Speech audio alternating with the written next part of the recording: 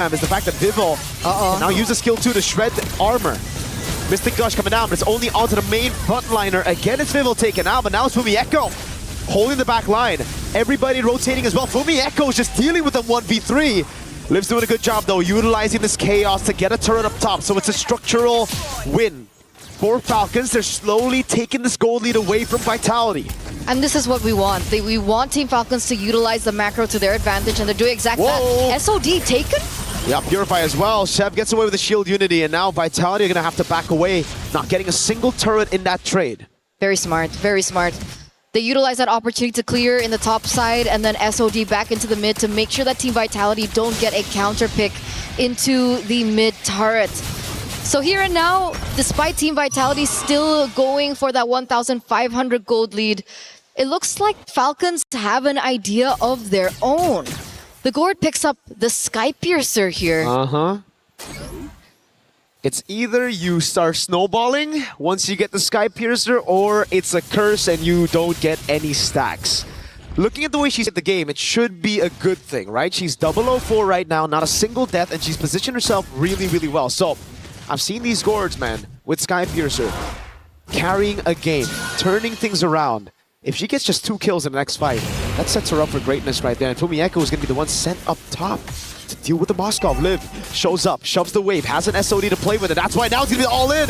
Chell with the Purify, Bauman locked down. That's a Mystic Gush. Vivol's able to escape right now with Vivian doing a lot in the backbite. Heavy spinning and bringing her into the Fatal Links of Cine. Livy unable to deal enough damage on Vivol. And now with Vitality with a 2-man advantage, straight into the Lord. Vivol at level 12. Zev not even in the arena right now. No chance. No chance. It's c'est la vie for Team Falcons at this point, right? They are going to lose that neutral objective to Team Vitality. A 3,000 gold lead once again. Going to be marching down in the bottom side of the map. Team Falcons, though, they do still have that hope, right? Liv is still catching up to her items. We do see the damage dealt rankings here right now, and it looks like Violet is also on the charts. Yep. But it's the sisters who are topping the chart right now. Violet's doing a lot of damage, and Liv, again, waiting for that item power spike that should have hit now, right? That should have been that 3rd item power spike for Liv already. So we'll take a look at the item builds later on to confirm whether or not that's the case. It should be, yeah. Been farming up a Storm the entire game. That is the 3rd item. So now we'll start seeing Liv deal damage. Good clear onto the Lord right now. They also have a Gourd. So now it's up to Vitality to start getting creative. Try to siege this base. Vivian trying to be creative, gets pincered. And the Holy Shield has already been procced. Up top, Tier 2 gonna fall as well. Tier 2 in the mid lane, the final one. Vitality have their sights set on it. And it's Chell sent over. Winter Crown for Fumi Echo to deal with that Mystic Gush if ever she gets caught in the pincer, and is a good take by Sev with the Retri. It looks like the defending champions here are covering all their bases right now. And Team Falcons, do they really want to experience this again? I mean, the qualifiers, right? They lost all their games completely to Team Vitality. And it looks like here and there, we do see moments of brilliance coming in from Team Falcons. We saw it in game number 1, and we do see it here in game number 2. And hopefully they find their moment. Hopefully they work around what's been thrown at them so far by Team Vitality, and they look for a moment of their own. Shell, is this it? Is this the moment that they're looking for? Purify's all up still. Vivian still has a heavy spin as well. That's why Raimundo is hesitant to use the Fatal Links. Now it's Cine with the Fatal Links over on Violet with the Vengeance as well. Fumi Echo, Conan's pincer. Now lethal counter. Vivol takes her down. A big shove it. Raimundo, perfect match. Trying to escape now, but the rest of the team comes over. And it's a big headbutt. But a good disengage by Falcons ID. Again, not the greatest of results for Team Falcons, losing Violet here. And again, more control over for Team Vitality as they are going to continue to look for more structures. You can see Fumi Echo already looking for a push and a control over the far side of the map, as they are going to be once again corralling over the Lord, the 2nd Lord of the game. As we take a look into the equipment, it looks like Liv is still working with that, right? They're staying with the Sky Piercer, going for a little bit more slow there with the Ice Queen wand. Hopefully it can be enough Hopefully that can be something that they fall onto, but if and only if Liv can get a pick here, because we saw that additional item coming out from Cini. That's a Divine Glaive. So on top of everything that she's been able to do so far, she's going to deal even more magic damage into the Team Falcons. Not just from Cini, but also from Chell. She has a Wind of Nature now, which is going to be such a big problem to deal with if you're Falcons. You think right now you'd be in a comfortable spot to try to look for these 5v5s, but Liv, one of the main damage dealers, the main damage dealer when it comes to consistent DPS, she's gonna have to deal with Wind of Nature. She's building towards a Melfic gun, so she's chosen to go a bit more glass cannon, Liv. We'll see how that works out. Violet also with the Sea Halberd. Not much survivability, but a heck of a lot of damage to try to bait out these resources before the skirmish, but it's responded over with Chastised Pauldrons at the same for Fumi Echo Eden. These are what the win cons are for Falcons, and they want to shut it down with these items. And she knows that in the grand scheme of things, she's going to be controlling the far lane a lot, especially as we get into the Lord dances. And in that 1v1 against the Moskov, that Chassis Pauldron is going to come in clutch. And here is the decision from Team Vitality. They're getting a bit desperate though, Falcons ID. Walking up aggressively. Perfect match already down. Cini stole the Fatal Links. Now Chell with the Blazing Duet trying to go for the shred already. Vivian with the flicker in and the heavy spin. Vivian is able to pick it up. Now the Fatal Links knocks Vivian down. The Fatal Links from Vivian. The SOD lands. The Mystic Gush comes around as well. And it goes through the Wind of Nature. Sheb frontlining now for Liv with a Melfic gun doing a lot of damage. Vivo has to run away. Vitality got the Lord, but Falcons ID strike back with a fight. Livy looking for the Mystic Projectile. Can she find it on Fumi Echo? Yes, she can. Now she's tied up. Good sprint. Vivo gets a lethal counter to take Raimundo down, but it's Liv sieging these turrets out. And that's what we were afraid of, right? The Sky Piercer and the Divine Glaive now on top of that. Livy gets a stack finally, and she's going to be able to work with that. Two, rather, in that particular scheme of things. The Lord does fall into the hands of the defending champions, but Team Falcons are able to strike back by winning out the skirmish, the team fight. And that's all they need at this moment, right? They need to buy a little bit more time, and it has worked. Luckily, Liv was on the Moskov. We were talking about the power spike hitting. It really hit at the right time. She was able to SOD into the team fight and help out Team Falcons to dish out that damage and eventually take Team Vitality down one by one. A 3,000 gold lead, and the Lord already dealt with. Falcons ID. Remember what we said, when it comes to scaling, they do have a very good comp once it gets to the later stage of the game. Liv, Melfic gun already, and the Wind of Nature that we saw from Chell didn't matter at all. They negated that with Livy flickering in forward, getting that Mystic Gush. But I think it all started, the mistake, all the way from the start. Cini kind of panicked with the Fatal Links, utilized it just on Violet, and it gave the chance for Raimundo to walk up, to get the fight, and also for Vivian. After she's utilized the heavy spin, they can no longer take the fights against Raimundo on the Fatal Links. That's one of the best ways to deal with it, and without it, already used on the Lord earlier, they need to start respecting Falcons ID's teamfight threat. So I wonder what the adaptations that Team Vitality are going to go for. Are they going to try and work out that execution in these particular team fights? Or are they going to create a situation where Shell is not as vulnerable? Do you think this warrants a magic defense item? Uh-oh. Right now, I think Vivian needs a lot more magic defense. That's going to be the heavy spin already. Fumi Echo with the falling star move. What? Huh? Dives in onto 4. Sprints ready. Cini with the Fatal Links lands on nothing in the bush. He's gonna get shredded down now. The rest of the team comes around with Chell. Is able to get the Blazing Duet. Now Conrad the Mystic Gush has the BMI to get away. Fumi Echo runs him down, but that's the backup from Liv on the Moskov. Some really uncoordinated fights by Vitality. It's been really weird. And this is so good. Falcons have been able to capitalize over and over here in game number 2, like they failed to do in game number 1. And that gold lead that Team Vitality were holding on to is slowly shrinking further and further away. Team Falcons have complete control over this neutral objective, and this time around, there's no gap in EXP lane between both jungles. This is a 4v5. Cini's not back up yet. Fumi Echo, they reset the Lord. Falcons are afraid of that CC threat from Vivian. The decision is still to go. Violet's already used the current call. Now he's going to falling star move for Echo. Vivian with the zone on Chev. But look at the Batman also zoned away right now. Vivos looking for the angle right now for the goal for it. It's Chell who seals the Lord away. Out of 2 retributions, it's Chell on the Claude. SOD from Liv. They get the fight again. And it's a crazy save of the game from the Claude with the Art of Thievery. That could have been so bad for Team Vitality. They lose 2 members in the process. You can already feel the damage coming out from Liv because of the items that she's already have under her belt. The Malefic gun as well with additional range to her kit.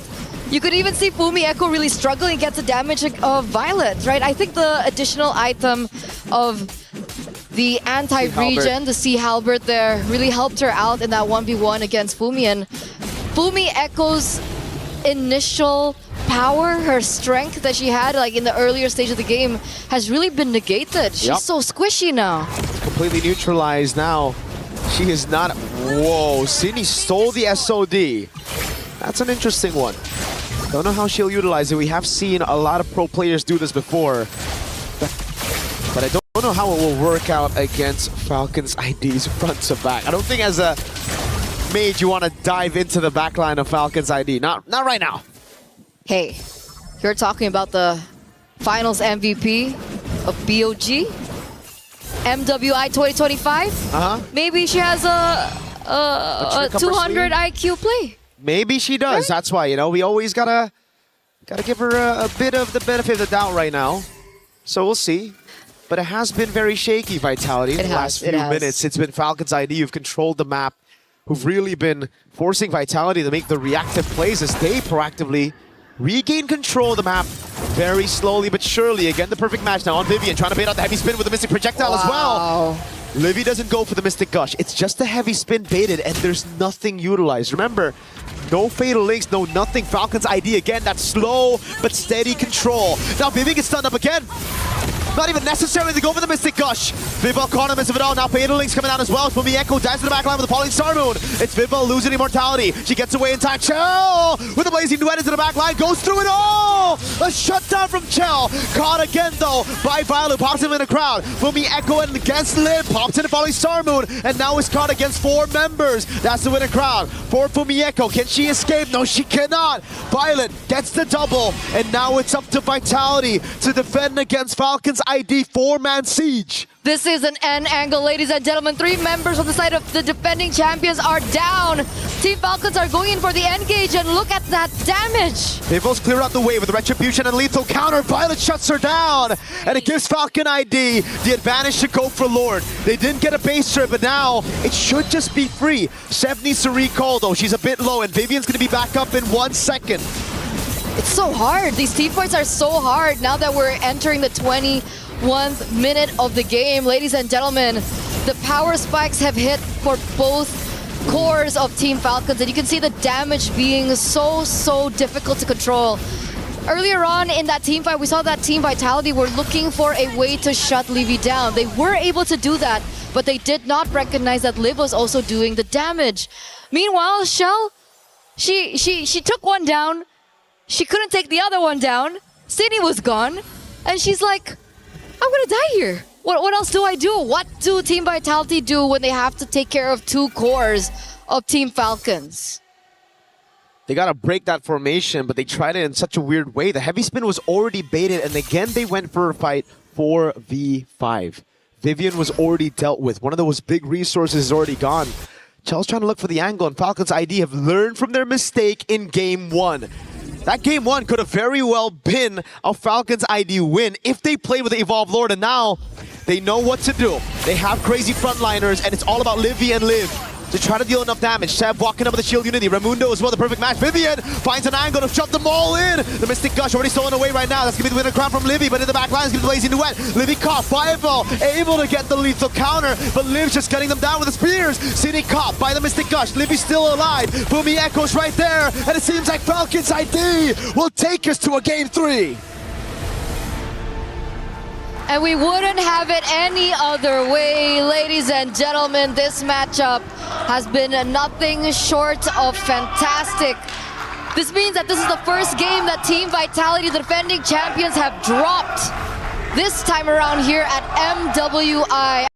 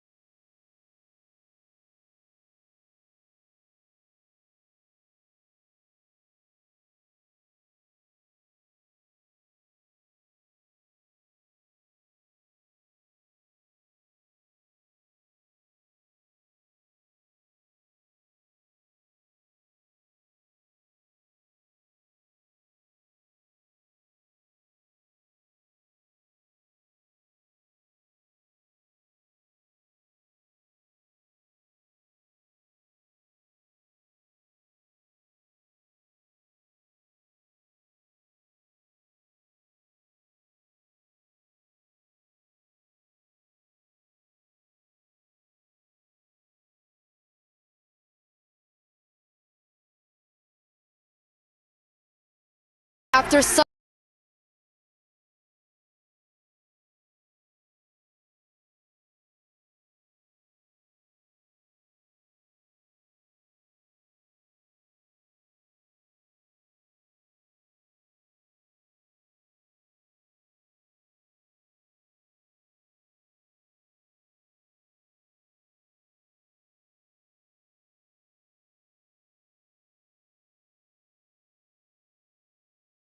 risk of having their key crushed and their championship repeat absolutely eliminated. Welcome to the desk. I'm Taylor Reflections Noble. Nice to leave for the first time today. Leo, first off, how you doing, brother? You all right? I'm doing well. Oh, yeah. Merci for asking. And I don't remember where I was 17 and 19 days back, but I do remember being in Saudi Arabia about a year back, watching Vitality run through MWI 2025 with a perfect record. Yep. So I know how historic today is that they finally concede a game, not a match, a game over to their rivals in Falcons Vega ID. But still historic. Nice. We take a look at the match stats and they tell the story. You go back even to game number 1, though. It was like, man, Falcons were so close to getting the win. This time, though, they did not waste the opportunity. They didn't at all. And I know for everybody out there, the gourd from Livy was great to see, but I think they had to come together as a team here because there was a moment, right, where they were struggling in the team fight. They really had to rely on Raymundo, Liv to come through, but the Sky Piercers from Livy is what I'm talking about, man, with that gourd. The big damn, Leo. Joseph, that's easy for you to say, given the gourd won. My sweet baby precious Balmond lost, all right? Despite the numerous shamalamalas that was dropped by Vival, just something about their communications and rotations and synergies, Falcons ran through, man. I think Falcons locked in when they knew that they fumbled it in game 1. You got to imagine this too, man. This is a 22-minute, 34-second game. The first game was what, 25? 25, yeah. Think about the distance and endurance now that has tested out Team Vitality. I mean, that's the big thing here that I would consider because, yeah, like you mentioned, what is it, 719 days? That's right. And for a team as familiar with Vitality as Team Falcons ID, right. This is the team to do it. I mean, you think about the history as well. I mean, Vitality has beat Falcons Indonesia, I mean, over 100 times in the span of them meeting up with each other. Minimum. So the fact is, getting this map win is truly historic just for that namesake alone, but also for the fact that Vitality, in their MWI run last year, went flawless. They did not drop a single map. Here, they went flawless in their groups. Come to knockout stage, now they show that they can bleed. They nearly showed that against MIBR loss, right? That 26-minute game. But here we are. Falcons Indonesia now sending it to a game 3. But Leo, the thing is that still might haunt them depending on how this game 3 goes. Falcon Indonesia could have already won 2-0. Taylor, if there's something I know about Vitality is that they have the heart of champions. Nay, I think they are goddesses walking among us on the earth, tasked to take over the MLBB women's division. So with that said, I think in front of their biggest fans, again, they are home court heroes right now. That's right, yep. Team Vitality is a French org. I think they'll have to look at the audience and say, it's more than just them who's hoping for us to win. That's they have right. to think of everyone else watching all around the world and they have to lock in. This is the gotta lock in. This is the lock-in of all lock-ins, because if they drop here, there's no second chance. That's right. Nice. Let's take a look at a couple of big moments from that game number 2. First moment here, maybe we're going to be looking at Team Falcons starting to look pretty solid. In fact, it is relatively close. Fumi Echo on the opposite side, though, looking pretty solid. What are we looking at? This is, once again, that Fatal Links was used there on Violet, but it's the spacing that we're seeing from Livy. Vival was a problem. She was shutting down so many members, and they had to kind of respond to it. That's the strength of the Ballman right now. We saw this in Stream B, but again, look at the playmaking ability of the team, being able to play together, help them disengage if they have to. I think that was the big showcase here from Team Falcons ID, the way they played as a team. That's right. Second moment, Leo, let's go ahead and take a look at it and see what ended up unfolding. Probably going to be towards the tail end of that map number 2. We're now 17 minutes and 49 seconds in. We have a battle for the Lord, and I think this is the Lord that ends up getting stolen from Team Falcons Indonesia. It's a very good position that Fumi Echo found herself in, but I have to commend how ballsy Shell was, and I think that's what they needed. The fact that they just needed to send one member to be able to at least confirm the Lord, and it was off of a rogue Art of Thievery from McLeod. That doesn't happen, especially since there were 2 junglers still alive. But we take those W's whenever we can get them. Hey, casters, we were watching you the whole time. I know that sounds weird, but it's true. Let's see what the casters were looking like during those clutch moments. There's nothing utilized. Remember, no Fatal Links, no nothing. Falcons ID again, that slow but steady control. Now Vivi gets stunned up again. Not even necessary to go for the Mystic Gush. Vival caught him of it all. Now Fatal Links coming out as well. Fumi Echo dives to the back line with the Pauline Star Moon. It's Vival losing immortality. She gets away in time. Chill with the Blazing Duet. Mirko holding that mic like he's about to whisper sweet nothings into my ear. Sounding great up there with a Turna. Hey, I like that we got the little caster reactions. We just started that today, and I hope we get more, Leo. I wish we had those on Stream B. Yeah, the physicality of what we were doing. But here it's clear, it's intimate, it's personal, given that Rachel and Frederick are Indonesian. They've seen these ladies just bounce off of each other for years now. They do it now here in France. In France, they're doing it big, man. They're looking great, too. Hey, this is a big moment. Will the Titans of Vitality fall? Will Falcons Indonesia? And let's go back to day 1, how they started their tournament against Seda Esports, a 2-0 loss. And mind you, it wasn't even a close 2-0 loss. Sometimes you can lose 2-0 and it's like, okay, we'll give them the benefit of the doubt. It was incredibly close. They had a chance to win. No, they did not. They got smacked around, but they returned to the stage, and now all of a sudden, they're going toe-to-toe with Vitality? I'll say this, something that has been very apparent throughout MWI this year, 2026, the other teams around the world are catching up to Team Vitality. Sure. They've been dominating for so long, and something that you always have to pinpoint is, you know, when you're sitting at the top, eventually everybody wants to take you off that, that you know, target that hill. on your back. Yeah, and that's what's been happening here, and I think this is also a very apparent of the challenge that's happening for Team Vitality, but they have been very dominant for so long that eventually someone's going to catch up, and right now it just happens to be on stage in this best-of-3 match with a familiar foe. Well, let's head to the stage. The competitors are getting ready once again to go toe-to-toe with each other. This is the battle for Indonesia. And who will end up ahead? Well, Falcons Indonesia, they want the glory. They want the championship. And if they do beat Vitality, there is a very real conversation that they, in fact, will be the favorites to win the championship. Leo, for Vitality, though, this is the first time. Now, I know they are veterans. I know they have a winning history. But let's think about it. Maybe now they're finally rattled. What was that? We just took a loss. We haven't taken a loss in the past 2 MWIs. What just happened? How can they regain? Taylor, it would be more than just a conversation if Falcons ID dropped Team Vitality. It would be a revolution. The world turned upside down. The favorites, the one who everyone swore has already punched their ticket to the grand finals, drops in the quarterfinals. Yep. I'll say this. Team Vitality, their wake-up call happened now, and they had a 5-minute timer to fix it. Team Falcons ID, as you mentioned, it was that Seta sweep. So they had, what, 48 hours to wake up and get into their playoffs form. Map reveal, dangerous grass. I think this is Team Vitality's chance. Some way, somehow, find an assassin on Vival. Dive a bit deeper. Assassin, why do you think Vitality on dangerous grass is the favorites? the Balmond, as much as I love it, is a very honest hero. It just walks up to you and says, I'm gonna stand my ground. It's up to the rest of my team to fix it. That's a 2-step, 3-step plan. In dangerous grass, if you can somehow get, what's the best assassin right now? Nolan? Nolan? Ling? Maybe? Ling? One of those, you can shock your opponents into submission. That's my game plan for Team Vitality.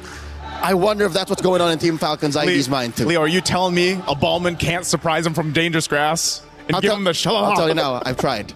This is not the best plan. That's true, that's true. You know, yeah, maybe one of the assassin picks, maybe also the roam, utilizing the dangerous grass map.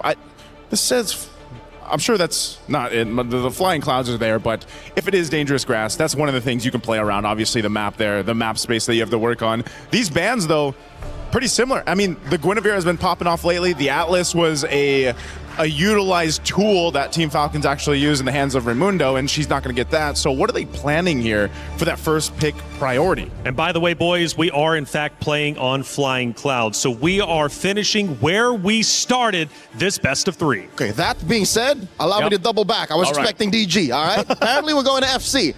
Flying Clouds, it's all about fighting. It's not flying, it's fighting. It's fine. So I'm okay with a fighter. I'm okay with like a Boxia still open. Yep. Belleric, Esmeralda. I take it back. Honesty might actually be the best policy. So maybe there is a room. Honesty is the best policy for this one. First pick is what we're going to find out. The carry being banned out too kind of gives some insight on what Team Vitality might be looking to pick up here. But this is the thing, man. We saw so much variation with first picks over on the teams that competed on Stream B.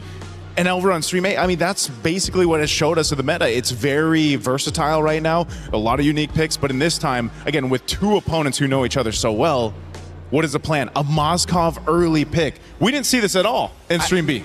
It's been months since we've seen a first pick Moskov, and if ever, even in blue. It rarely ever happens, but what this sends over across the red side is, yeah, we're gonna play for that mid-game power spike. We want some macro control. We want to split the map if necessary. And we're going to take whatever wins we got from game 1, how we won in game 2, and Vitality, it's up to you to adjust. For Falcons, though, they say, hey, this is our opportunity to strike. If it's been months since we've seen the Moskov, well, it's been years since we've seen Vitality bleed like they are. They're going, they're digging deep, and they want to win this. Goddesses do bleed. I think there's room for a Belleric Claude or Esmeralda Claude. Ooh. No, Vitality are still sticking to their guns. Literally, this is the game 2 draft happening right before our eyes over again. I'm surprised they didn't want to go ahead and take the Belleric, at least for now. Best roamer in the game right now. Best roamer in the game. Esmeralda, best XP laner in the game. Yeah, and they're kind of sitting on those, holding it, because essentially maybe they just want to wait to see what these next 2 picks are from Team Falcons, because again, they could pick up one of the Bellerics if they want to, pick up the XP lane early on. There's so many choices right now. But here's what we don't know: where that Akai is going. Yeah, flexible. It might have been an overcooked or shot over the moon type of situation wherein they forced the Balmond over into the Akai lineup, but now they can repair that. Team Falcons Vega ID pick up the Zushin and the Sora.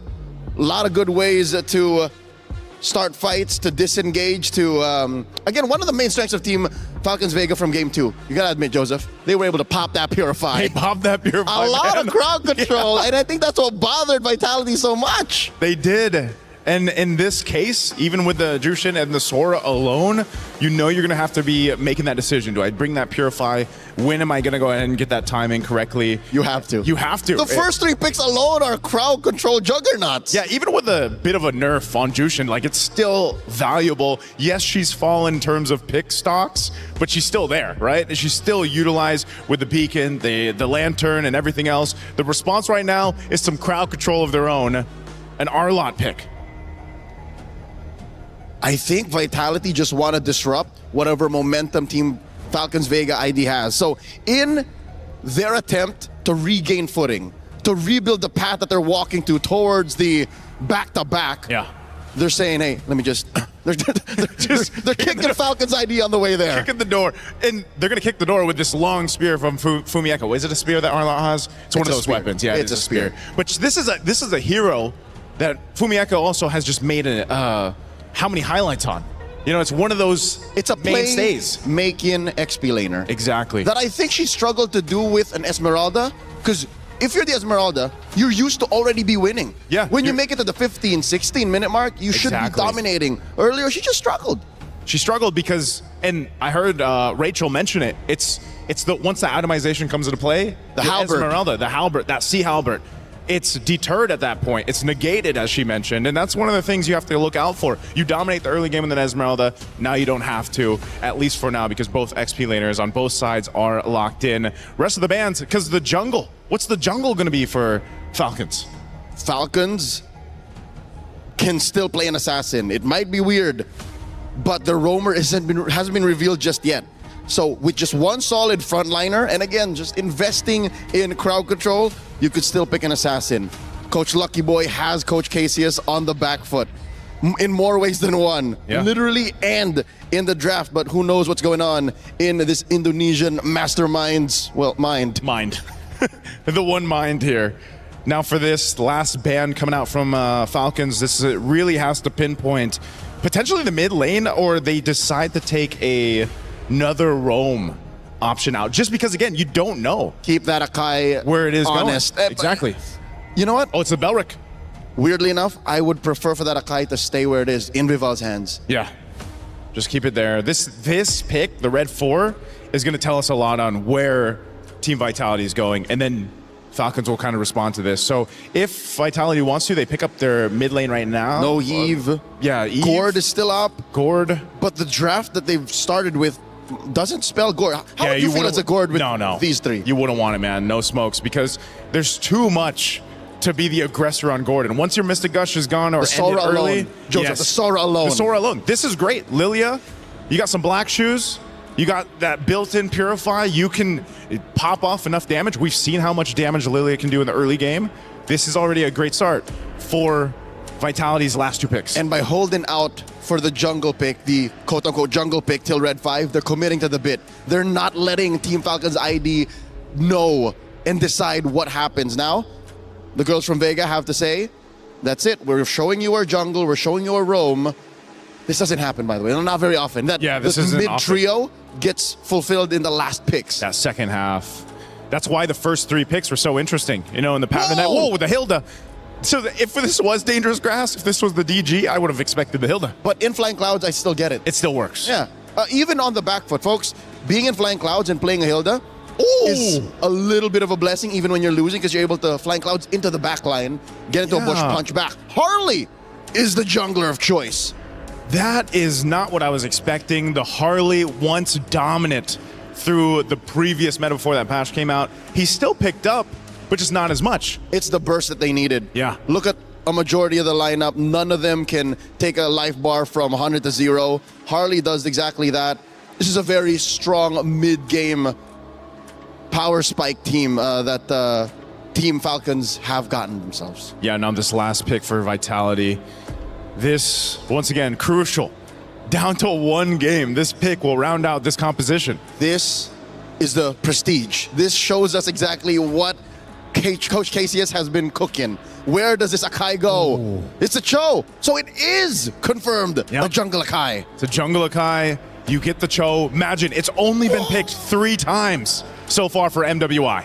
It's Vitality versus Falcons Indonesia. The great Indonesian rivalry, but it's been one-sided up until this point. Falcons Indonesia have finally shown that they can beat Team Vitality, but that was just one map.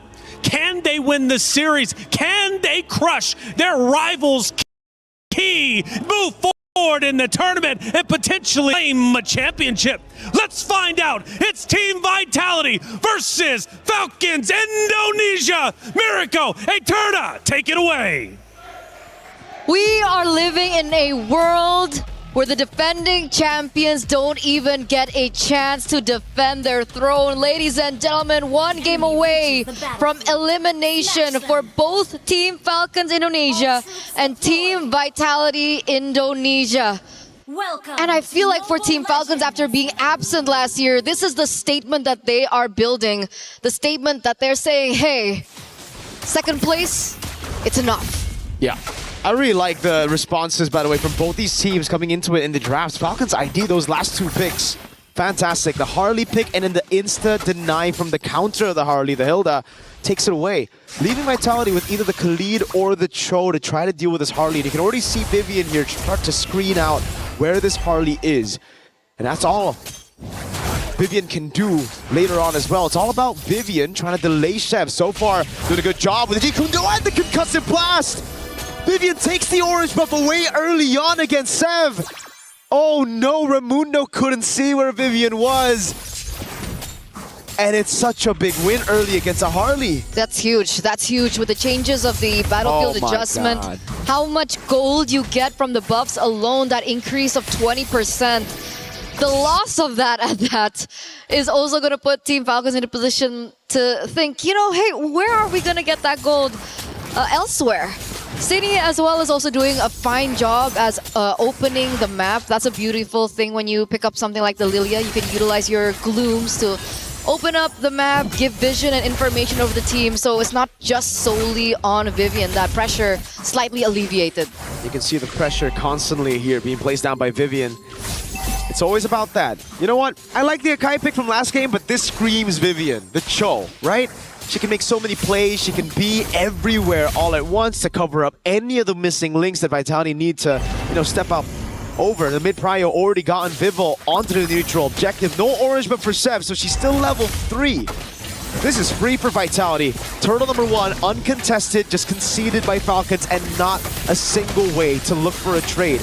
Without level 4, Chef can't even go into bottom lane to take Chell down. Which is why she's resorting to invading the enemy jungle. She's trying to get Vivian, though, that lizard away, but she's gonna be unable to. Okay, she gets it in the end, but of course Vivian would be able to, you know, stall that timing by just a bit, stall that rotation by just a bit.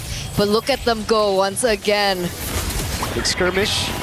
Vival just pops in a heavy spin. Zephyr has already utilized Deadly Magic, so Vival can actually just constantly go and put in the pressure, try to invade the jungle. She's got to respect Falcons with their damage though. So it will just be the disengage for Vitality. They'll be happy with the first turtle and they'll play their game again.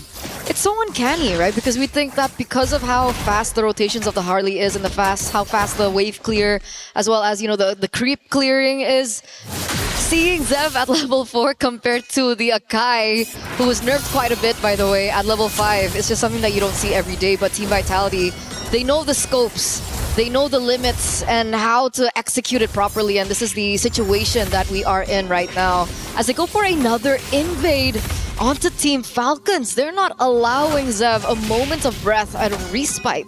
It's the patience as well from Vivian not to just use that way the dragon straight up onto the first girl she sees. Removing his pin down. The Shifting Skies takes her away from the kick. Way the dragon onto Livy. The SOD is accurate. Forces Cini with the black shoes. Now Vival, no heavy spin. It's an all-in as Fumi Echo is able to dive him the final slash, and now it's going to be Livy with the Crimson Beacon. Cini's already gotten rid of Shev. That's both the junglers down, but look at Vivian and Fumi Echo working in tandem together to get those resets for Fumi Echo. Now again, it's a vengeance over on Livy. Vivian with a dive as well. Fumi Echo wants to dive. The Purified there. The Lantern Flare to bring Fumi Echo inside again. But it's the dive straight up to Cini picking up a kill. And then the wave shoved in as the turtle will spawn. Perfectly timed for Vivo to respawn back in the game. Essentially, it's a 2-for-3 trade, a 1-for-1 trade earlier on as Fumi Echo gets that kill, but she has to give over her life for it. It looks like Team Vitality are quick on the second turtle of the game. Vival is still ahead by just a bit. Actually, Zev's caught up. So the setup is there. Let's see the retaliation coming in from Team Falcons. Free. The retaliation is a trade up top. Remember the main carry last game, Liv, getting all the free farm and then building up to be an absolute menace in the late game. And so far, so good for Liv. Done a good job against Chell in that lane. Rotates up top, stays away from these fights, and constantly just builds on gold, farm. Let's see if she can do what she did in Game 2. And I wonder if Team Vitality want to adjust to the mistakes from Game number 2. Do they want to go for more onto Liv? But it looks like Zev. That's a lot of damage. A flicker out as well. Vivi gets away! How? With a sliver of health. That's literally on the brink at Cini! With Fumi Echo takes the main win con of Falcons ID. Down up top. Raimundo on the Hilda, now going to be caught with the heavy spin. Free resets for the vengeance of Fumieko. Raimundo, very low, taken out by Fumieko. I never want to see Vivian on the Panda ever again. I just want to see her on show. And we haven't seen her on the show so far here at MWI, so it's a breath of fresh air for sure, giving her a hero that's a lot more active around the map, allowing her to make a lot more plays, and that's how she was able to secure the title in the first place. Mother of Tanks, being one of the backbones of Team Vitality in these team fights and these skirmishes, and there she goes again! Almost a solo kill against a tank. It's a solo kill for Vivian on the show against the Harley. Now she'll die, but she already did what she needed to. How is she doing this on a Cho? So worth. What a worth trade, a roamer for Zev. And I bet you Zev is going to be caught quite behind of the Akai again. Wow. What? Aggressive Team Vitality here. A different change of pace for them. Absolutely not the safe Team Vitality that we saw from game number 1 and game number 2. Here, active from the get-go. They get a structure down bot and they completely and straight away collapse onto the final turtle of the game. This is perfect turtle for the defending champions here in game number 3. There was an attempt from Zev on the Harley, who's been sokoliled by Vivian on Cho. Oh my god. The Harley should have an advantage by now at this point of the game, but now without the advantage, and then you take a glance over Vitality's composition, you look at their composition here, and there's no one to target for Zev. The Arlet's too tanky.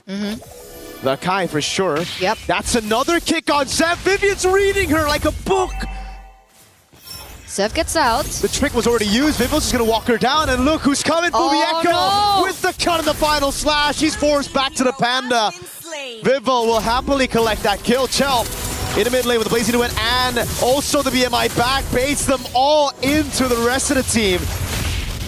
And all this time used by Cine up top to zone live from the farm. Fumieko with constant pressure, not letting them back away for free. They're shutting everything down this time around. A 4,000 gold lead.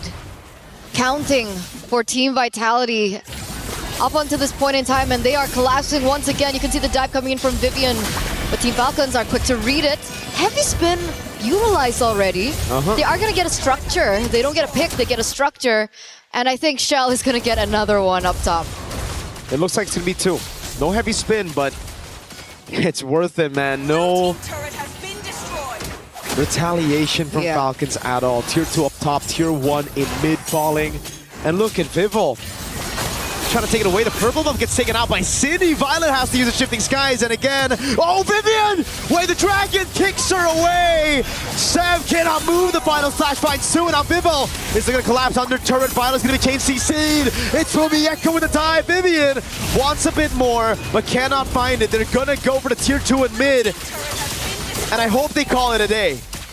It's only been 9 minutes. It's only been 9 minutes, and they're this deep into enemy territory. They've taken structures left and right like it's been nothing. Vivian constantly being able to look for these opportunities from a counter engage off of Violet's initiation. And it worked. And the person that she gets out of everyone there was Zev again. Zev is not having the greatest of times right now. 0-4-2. 1 level below of Vival. It's going to be very difficult for them to go for the contest on the objectives. And once again, they're looking for some revenge onto Vivian. And she just recalls on them. When a Cho can recall on the enemy jungle like that, and everything gets used with Vivian not feeling like it's a threat at all, that's a problem right there. Oh god. She's stickered. Zev, you don't have deadly magic. If Vivian gets a kick on you, I think Vivian knows. I don't think she knows. She would have already walked in the bush and looked for the kick, but Zev desperately wants to hold on to this position. Turret down below, already taken down. Vivian, again, just corralling over. Zev has a great position here, but Vivil's going to walk up. And she finds her. Vivian doesn't have the flicker, so Zev should be fine. Maybe not. Maybe Vivian just wants to chase her to the end of the map. Hello? She's forcing Zev out of the fight. Violet with the Shifting Skies in the mid lane. Now it's going to be a 4v4 as the heavy spin gets used up by Vivo, but he won't be able to find the pin. Spear of Misery. Vivian still chasing Zev. Up top she goes, running to the other side of the map. And there's no escape. This Cho is relentless on the chase. Finally, Zev gets a chance to recall. That was a good 30 seconds of just chasing one another down. And Vivian is able to actually, push out that top lane in the process of it. They're buying so much time. Vivian, again, she's not going to get touched here. They take a structure down bot. They're looking for the next structure up top. But even if they don't get the structure up top, that's already on the opposite side of where the Lord is spawning. And that means Team Vitality once again has the upper hand when it comes down to the Lord push. We've seen Falcons ID come back from this kind of situation. Actually, very much the same situation. Zev with the reaction already. As Vivian walks up, Violet though. Caught in the shifting skies, the heavy spin as well. The final slash comes around, and Violet's going to be taken very low by the Blues. Taken out by City, who claims the unstoppable. Now it's Cho, the BMI forward. One thing's for sure.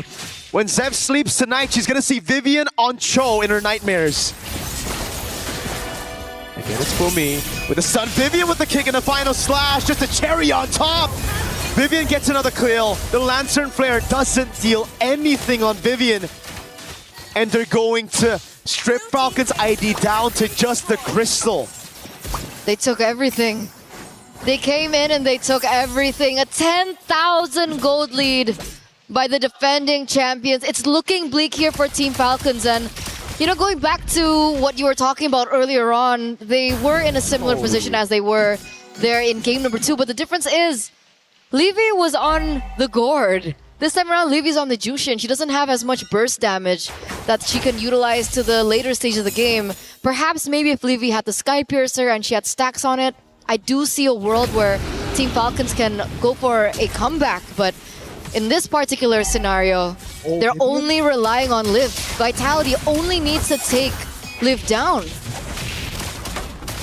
And for Falcons, they have to get everybody. They have a crazy read here. Oh no, Vivian.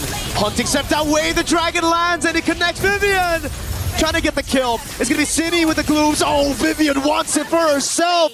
A flicker and a Jeet Kundo to take Zev down for the 5th time this game.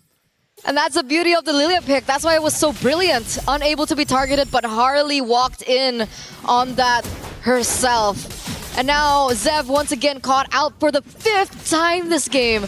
Imagine that, leaving absolutely no trace of respite here for Team Falcons. And the Lord, it's going to be marching here in the mid lane. Ladies and gentlemen, is this the end of Team Falcons Indonesia? After such a crazy run, losing their first match of the tournament, but then climbing up and improving as they get into knockout stage with a crazy game 1 and 2 performance. Now, it's Vivian with the walk-up. Lantern Flare and the Spear of Misery trying to pin him down, but Raimundo on the other side of the map will get bursted. Shifting skies by Violet, but that was been for Mieko with the final slash, and now Chell guns them down with the Blazing Duet. Back again, it's going to be Vivian trying to go on Zev. That's the hat trick already, but Mieko still able to survive with the resets on the Vengeance. The base is wide open, and Vitality will crush Falcon ID's key as they move to the semifinals.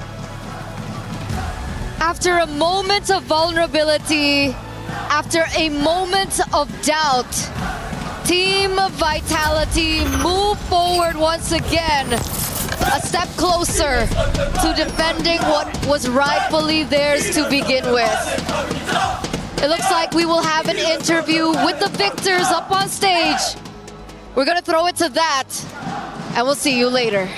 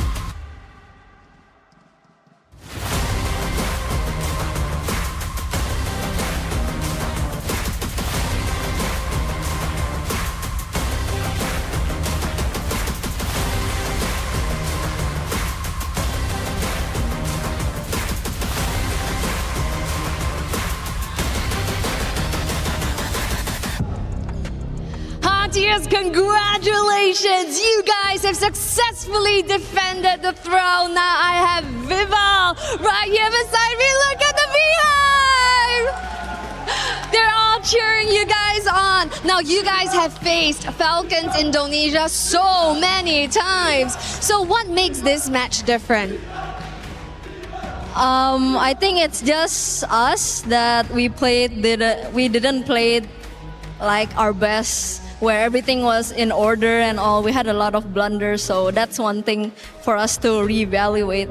But what makes this match different, given that you met Falcons Indonesia so many times? What makes this particular match, mean more? Maybe it's because we are finally battling out in EWC. This is like the biggest tournament there is for us, so that's what makes it special. Like both sides just now wanted to give it their all. Right, and of course on home turf as well. So yes, of course, a familiar foe indeed. But of course, they didn't go down without a fight. But still, Falcons Indonesia, you guys play valiantly well. Please hand over your tournament key. You fought valiantly, not without a fight. You did spectacular, but your journey ends here, Falcons Indonesia. Thank you. So now, finally, I do have a question. After today, we will see the culmination of 4 of the best teams here at MWI. We will also be seeing 4 of the best junglers at the Land of Dawn. Now, with that being said, what makes you think sets you apart, that makes you potentially the queen of the jungle? How do you like that title?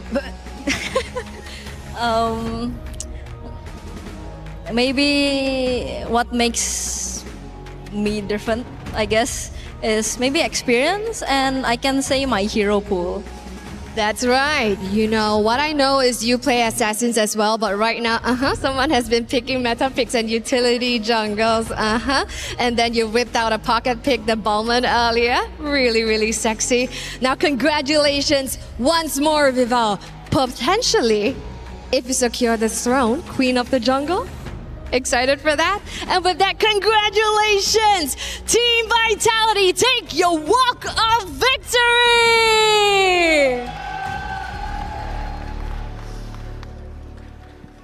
And now, of course, it is time for the classic, the key crusher. You take opponents' dreams and you crush them. But of course, this time, I got very special guests behind me. Les fans de Vita qui sont là pour faire du bruit, évidemment. Un max de bruit, s'il vous plaît. La première clé qui est détruite, on va continuer pendant tout le week-end. Oh, let's wait for this to be set up. Let's wait for this to be done. Of course, it is time for the security. It is time to take a look. But it is time to hear the noise.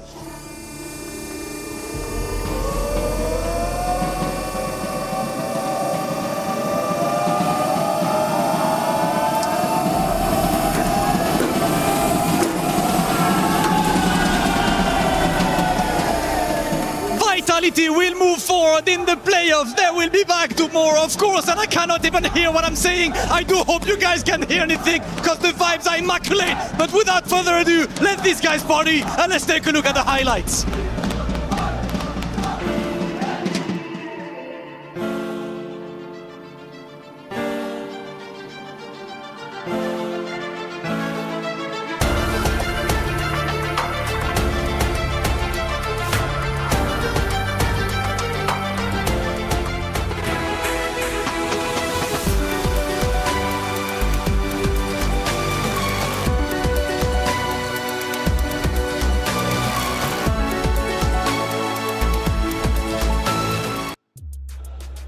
Excitement all around the venue as the home crowd supports the home team of Vitality as they get a tremendous win over their Indonesian rival, Falcons Indonesia. What a matchup it was. It went to a Game 3, but that Game 3 wasn't like the first 2. It was a blowout as Vitality was done playing around and they cement themselves into the semifinals. Boys, a great series overall. But man, oh man, do we got to go back to that game number 1. If Falcons Indonesia, if they just slow things down, work with the Lord, they win map 1, they win map 2, they are your victors. But that wasn't how it ended up playing out. that didn't happen that way. Unfortunate, for Falcons Indonesia. We usually say, these mistakes lead to objectives. Objectives lead to game losses or game wins, But that tends to be the case, and that's the nature of our game. I wish it was that simple, honestly, because the world we live in now seems to be the world that everyone expects to have been on. But for the past, hour and a half, it seems like we were in the Twilight Zone, or at least on the way through via a black hole. The stats, though, do confirm that we are still here in Paris, France in 2026. In reality. Watching Falcons versus Vitality, the head-to-head between Fumieko and Violet. Okay, just a quick recap of what the draft was all about. It seems like they both relied on a metagame and a draft that they would have just gone to if it was a championship match, right? Yeah. That's what it feels like. Even Cheryl went, oh, you guys have successfully defended the throne. No, they haven't yet. They're just on the way. But looking at this 13-minute, 52-second match, it was Raimundo who took so much out of it, and Chell and Chinny, back-to-back, just farmed out, dealt damage, and Fumieko, the best wing woman, was on her Arlott. That's a signature pick that she's won multiple championships with. Not just that, Vivian's Cho. I heard it as well, man. Right. I heard Mirko mention it as well. And Eterna, just give her the Cho. Did you see the kind of gameplay that Vivian was showcasing on this masterclass of a Cho pick? I mean, I feel the same. Just play the Cho. Map 3 was pretty much a domination from the side of Vitality. Let's look at one of those moments that led up to their ultimate victory over Falcons Indonesia. Leo, what are we looking at? This is, I believe, the first Lord push. And actually, no, it's the second Lord. Because all the base turrets are gone. Yeah, it's a second Lord push, and it's miserable. The fact that the Hilda on Raimundo can't go nowhere. This was post the moment where Sev was chased down by Vivian. There's at least Sev gets close to the base. It's the finish. I think there's very few moments that we could have actually watched and broken down, because if you all just check them out, it would be the same thing. It's just Vitality taking names and kicking butt. That's right. It was Vitality taking turrets left and right. And when they pushed the base, you could tell they were angry. They wanted to destroy Falcons Indonesia. They didn't want to just take the crystal. They wanted to take the entire base over, and they did so one base turret at a time, and then ultimately pushing in. And my lord, you could definitely tell that Vivian was angry too with the way she was playing. She is one of the more vocal players on Team Vitality. Of course, with Cindy as well, given our interviews earlier today. But Vivian said, enough is enough. I'm the queen of tanks. I am the queen of MWI, and I'm going to prove it here. I think she's more than just the queen.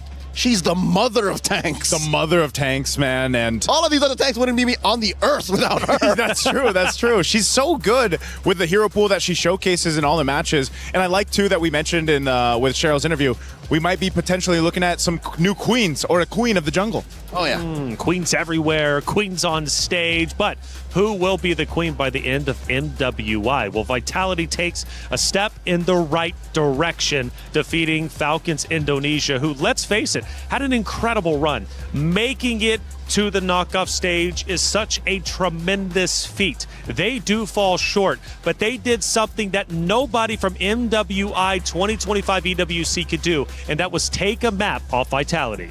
Yeah, I love that. Again, for Team Falcons Indonesia, they are a team, like I said, that knows Vitality so well. They've played multiple times against each other, and they are the team to bring them the distance. I mean, think about it. Yes, it could have been one of those cases where maybe they had swept Team Vitality. Think about the headlines that would have ended up being. Well, unfortunately, that doesn't happen for Team Falcons. You know, and Leo, you made up a great point before we headed into that match, and it was the fact is that the teams have truly caught up. Other regions are catching up to what Vitality is up to. They dominated an era, and let's face it, they're still dominating now, right? But teams are getting better and better, and Vitality needs to keep on their toes.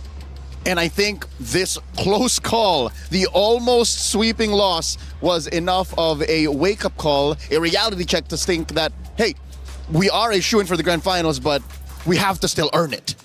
Again, looking at the stats here, this game shows just how dominant they can be for Team Vitality. You know, if you poke them too much, the whole team gets mad. And this is the type of result that you're going to have, man. Because, again, we talked about Vivian, her highlights there. Chell really didn't even get the opportunity on the Claude to just hit that power spike that we usually see on the Claudes. Game ended too quick. Game ended too quick in that case, but it was everything they had in the early game that just kind of took things all the way to the win there at this point in the game. I mean, under 14 minutes is insane. It definitely is insane. And man, I mean, honestly, by even just minute 10, I mean, we could definitely tell that the map was about to end. There would be no comeback attempts from Falcons Indonesia like there was in map number 1, sadly. But hey, again, a great effort. Taking a map off Vitality is something to truly be proud of. We've got Rose on site with an interview with Vitality's Chell. Let's listen in. Hey guys, Shell here from Team Vitality, and oh my, that was an intense 2-1 full series. First of all, congratulations, because you are one step away from defending your throne. But let's talk a little bit about Team Vitality as a whole this MWI. People online have been saying that you guys don't look as dominant as last year's. You know, every now and then you guys are dropping games here and there, and you know, hard games also come and go. So what are the preparations for tomorrow's semifinals match? I know that just now it wasn't the best game that we did. So I guess it gives us a lot of material to review, and we'll make sure that we come back stronger in the next game tomorrow. Okay, now Shell, let's talk about game 2. What happened there? There was a lot of mistakes from my part, like my bad. But I knew what I did wrong, and I'll make sure not to do it again tomorrow. I think it's nice that you guys are already self-aware on the problems at hand. Easier for you guys to revise it overnight. Now, I know it's a tough ID match, the first one, you know, as you enter the knockout. So perhaps a message for your fellow Indonesians in the room to Team Falcons ID? I think Falcons ID, they were solid as a team. Their teamwork is great, and they are the best opponent so far. Aw, thank you very much, Shell. Congratulations. We'll see you tomorrow. That's it from us. Thank you, Rose, as always, for that great interview. Again, not only from the interview on stage with Cheryl, but also, of course, with Rose. Vitality realizes we made some mistakes, individual mistakes, team mistakes. We've got to come back bigger and better than ever, especially if we want to win in our semifinal matchup and ultimately, potentially, the grand finals. So recognizing that even though we've seen fire from them, we've seen excitement from them, we've seen trash talk, it is nice to see them humbled every once in a while, realizing that potentially their tournament life could be on the line once again. Shell also mentioned that Falcons Vega ID are actually their toughest opponent yet, and she didn't give a time frame. I think she meant to say in the past 2 years, because they were the first to make them lose a map in that said time frame since MWI 2025. Yeah, and that's why I think, again, hats off to all the teams competing here in MWI, because I feel like they have improved so much. For Team Falcons Indonesia, again, they are the first team to give Team Vitality, I feel like, that kind of feeling like, oh no, we might not be able to move forward. That's right. Well, hey, we know Vival, she knows how to win with Team Vitality, but does she know about all the places around Paris? Let's find out in our Aramco Blind Rankings. Yo, what's up everybody? We're back at MWI EWC 2026. It's Mirko, joined here by the defending MWI champion, Vival. How you doing, Vival? I'm great. We are going to be playing a bit of a game, blind rankings of locations here in Paris. There'll be 5 locations. You're gonna have to rank it from 1 to 5, and there are no changes, no swaps. Got it. So you have to lock in for this one, all right? Our first location is Disneyland Paris. I gotta rank that at first place because I really like theme parks. Yeah, have you been there? I have been there before. Okay. Eiffel Tower. Second place. Ooh. Yeah, because the Eiffel Tower is the iconic place to go in Paris, right? The Louvre Museum is our third location. I think gotta rank that at 4. Oh, not an art person? No. The Seine River. Oh, that's nice. Yeah? Third place. Third place, have you been like on the boats? Yeah, I've across been, the Seine I've River? been on the boat. Have you been to all these locations? I actually did. Oh, there you go. So this is coming from experience. The Notre Dame Cathedral of Paris. Technically, it's locked in at 5th. Yeah, it's at 5th place, and I feel great about the ranking actually. Yeah? Is it exactly the way you would rank it if it's not blind rankings? I think I would move the Cathedral at 4th place. if I had So the Louvre would be at 5th if you were able to swap. Catch MWI EWC 26, see if she can defend her title with the rest of the team. That's it for us.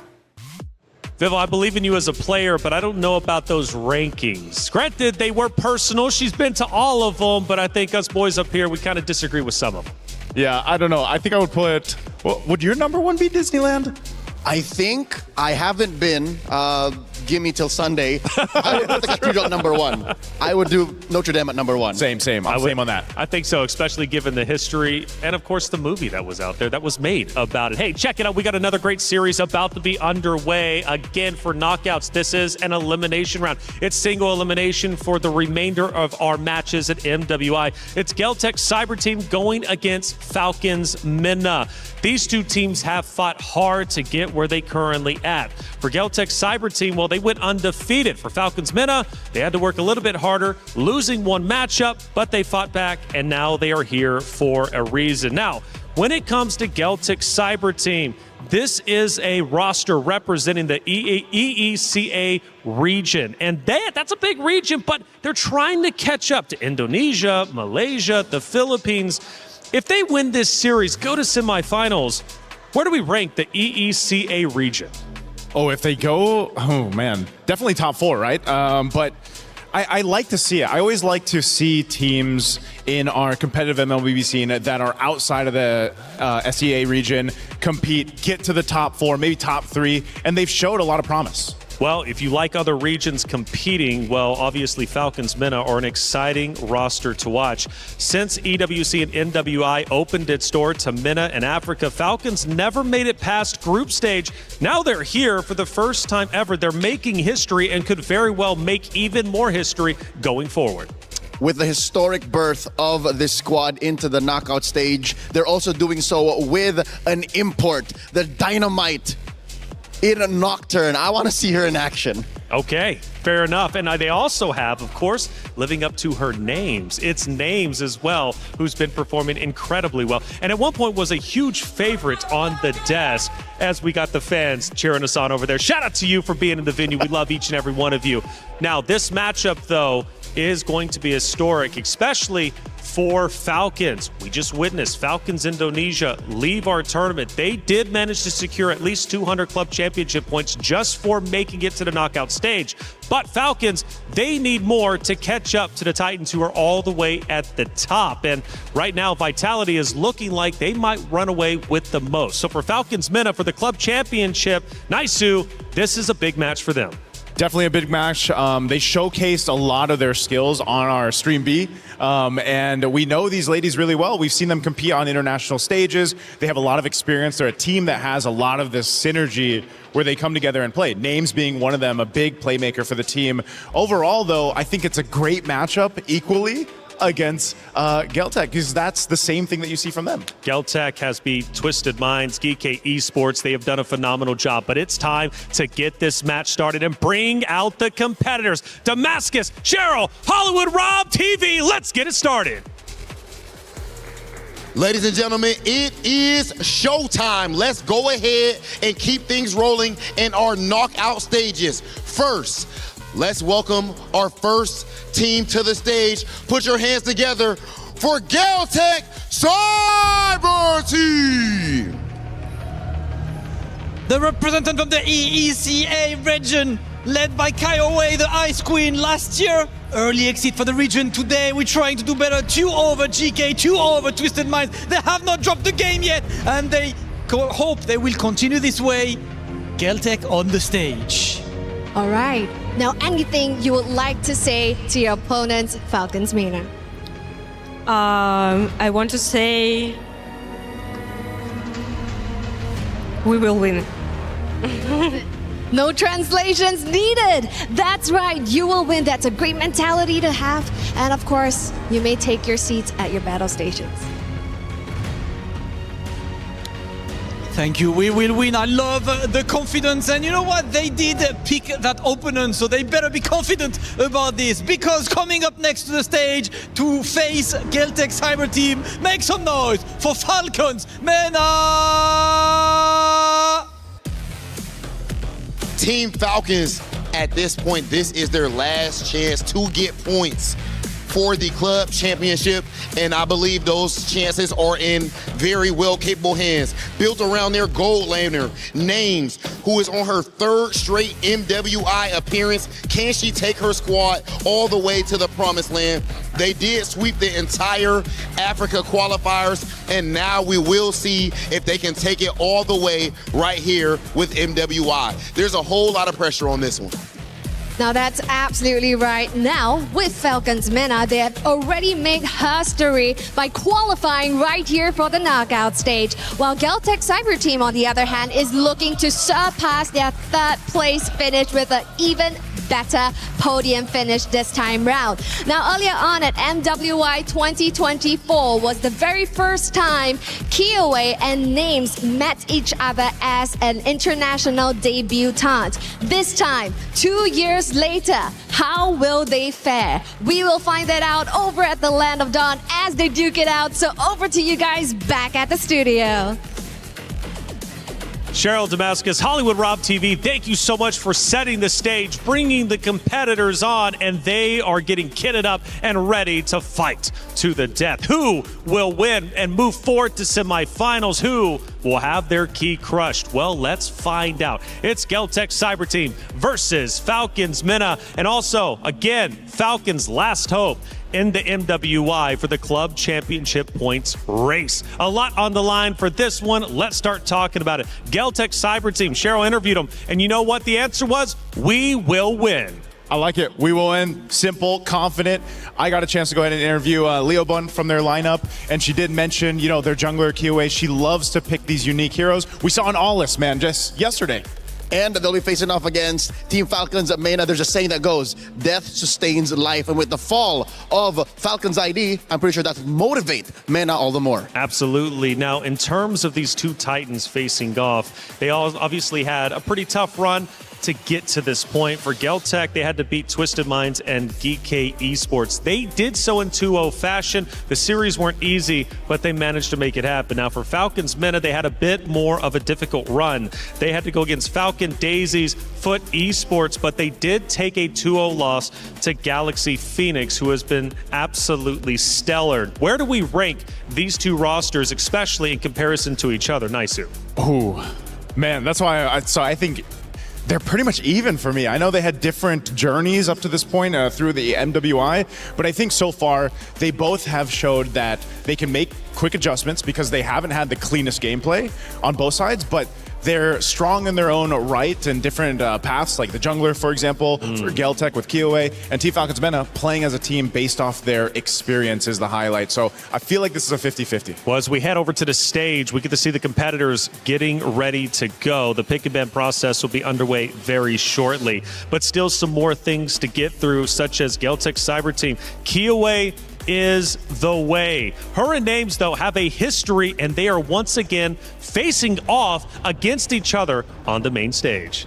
Going into the game proper, let's see if history repeats itself. When they both debuted, both very green, I think it's them now carrying the banner for both of their squads, leading the way, leading the charge. What an amazing turnout would be if either of these teams, well, that's actually how this works. One of them will be moving forward and proving that they belong on the top 4 stage. That's right. Kiowa is definitely one of the star-studded players on the Geltec Cyber Team roster, but she's not the only one competing, of course. Laiban, you mentioned the interview that you had with her a little bit earlier in the days over on the B stream. She's also going to be joining the stage with the EXP lane. Yeah, the XP lane right now as we're in the draft, you'll see just how important it is. A lot of the teams have actually opted to pick their XP laners first, especially on blue side. The Esmeralda being one of those heroes that does that so well. That's why the previous matchup was so interesting, because you had that Moskov first pick. And fun fact, by the way, it's Kyoe versus Nana for the junglers conversation. And Kyoe, to me personally, MWI is a motivation because behind every girl, there's a history. Everybody here worked very hard. That's why I believe everyone should take a look at what we can do on that very stage. Kyoe brings a lot of pride for her roster. I think it's good, man. Again, the way that Geltec has performed so far, their journey up to this point, they've showcased so many interesting things. I mean, and I know some of them might have been seen as mistakes. I'm thinking the Louis Yi diversion send with the Clint. The Aulus. The Aulus. There's been so many good moments from them that I'm wondering if they look at that and say, you know what, that's a part of us. That's our personality. That's the way we play. We laugh about it, we correct it, and we move on. It's a brand of the region. Davai. I would not want to see Geltec turn into the next macro team. This is them. You expect them to fight. You expect them to get in there, play in the paint. Opening picks, Beleric has been banned out, so that means Esmeralda's open. Carry might actually be a big pick here. You were saying? I say it's got to be. Yeah. It's got to be, I think, the Esmeralda.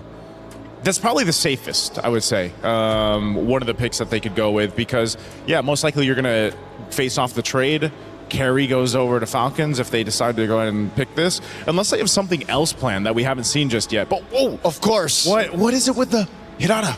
Okay, so Hirata has gotten relatively silent for the past maybe 12, 18 hours after yesterday, but here we are. If Kyoe decides that this is the way, then we're expecting a snowball. Beleric, again, already banned out. I'm expecting him to always be open anyways. Freya's open too. Yeah, the Hirara is a weird pick. You know, Seda Esports were the first ones to truly dive in to Hirara after the new meta, of course, ended up giving her a buff. But the thing that I've learned is Hirara is only one piece of the puzzle, and you can't rely on it. Oh, Joseph. Taylor, jungle. Look at this. Coach Koba getting real playful, picking a Carmilla early on, red 2, alongside a guard. I can see that smile on your face. Yes, sir. I'm not smiling about the Hirara, though. Yeah, no. This Carmilla says nothing about what the draft is going to be. This is mind games. Smoke and mirrors. Smoke and mirrors, that's the way to play it. Leo, I was saying this earlier on. I was like, man, I think when we get to the knockouts, we're not going to see a first pick Hirara. Right? I love the way Reflection says it, by the way. It validates me a little bit, but that's the thing. The Hirara is something that teams have been trying to test out, fumbling around with, and now in this best of 3, where it's this single elimination now in knockouts, can they utilize this? Can they actually make it work? They'll pick up a Claude to go ahead and put in the gold lane with this so far. Okay. Quick run through and a review of how the mechanics work. If Kyoe times it well, the Curse of Blood will actually not trigger. True. And that may even save heroes that get out of range, like, say, Tokyo's Claude, because if the Curse of Blood is triggered while the Hirara is in her iframes, it will not connect. It won't connect. So that's all, it's timing, but it's also the micro skills, that ability of Kyoe. And then there's Charizla, man. I'm actually so surprised. It's been a while. He's only been picked once in MWI so far, but the Rizzler is back. And is this the right move? Because you're working against the Carmilla. A good answer to the Carmilla. Exactly. Because when you're the Carmilla, you want to play in front. You want to be able to get the perfect COB.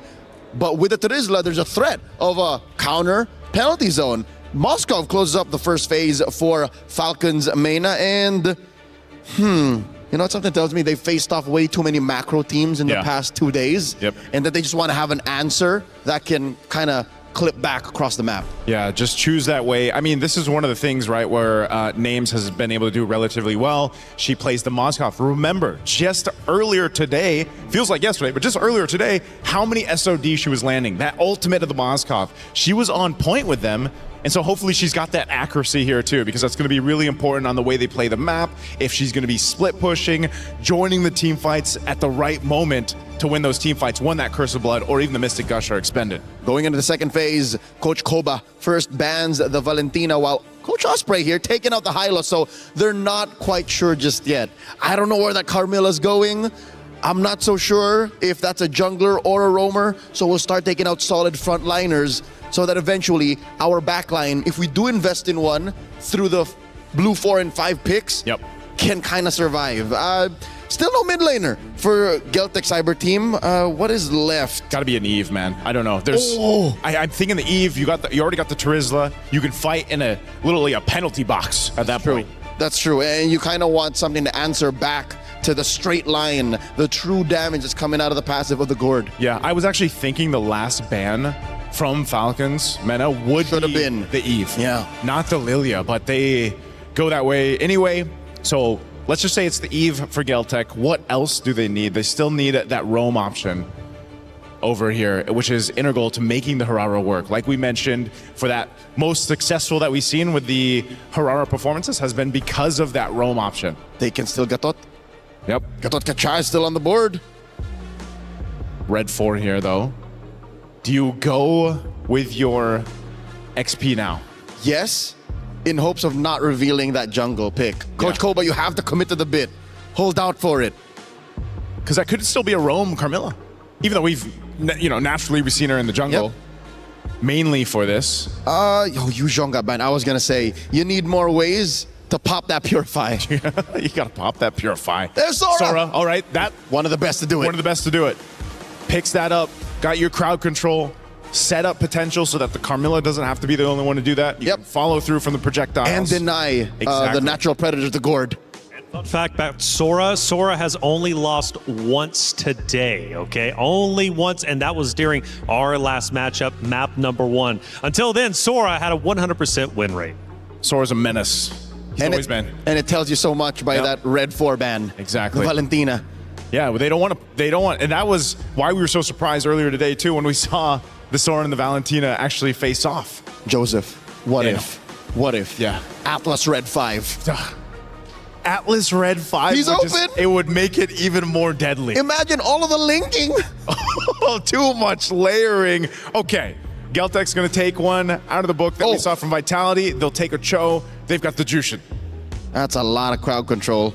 Everyone but the Claude can actually either slow, stun, or knock you up. Yep. Hirara to a smaller extent. But are we going to get it? Could this be the Atlas for the all-in? The Wombo combo, link y'all up and call it a day. This would be the most Wombo combo we've seen in a while if it is the Atlas. They can afford to do it. It's game 1. It's game 1. You might as well. What other roam would you want to take here? Unless it is a swing on the Carmilla, but I'm not sure if it's actually going to be. And I think that's the major decision that Team Falcons men are trying to decide right now, just because, again, the mere fact if they get the upper hand in game 1, they're off to already a momentous start in this best of 3 series. I would trust Nana to get there with it. Oh, so it is. Okay. Yep, it's the usual. It's a roam. Hold up. Wait, it's a roam Carmilla. Is it a jungle Alice? Huh? It has been a while since we've seen that. And it's been a while since we've seen these two teams face off against each other, but it's also a classic. Kiowa versus Names. Geltec Cyber Team versus Falcons Mena. For Falcons Mena, not only trying to make history, but also trying to stay alive for the club championship race and represent Falcons on the biggest totem we have at EWC. Geltec Cyber Team faces off against Falcons Mena. Let's get it started. Miracle Eterna, take it away. This was a matchup that Nucci really wanted after her previous accomplishment by taking her previous opponents down.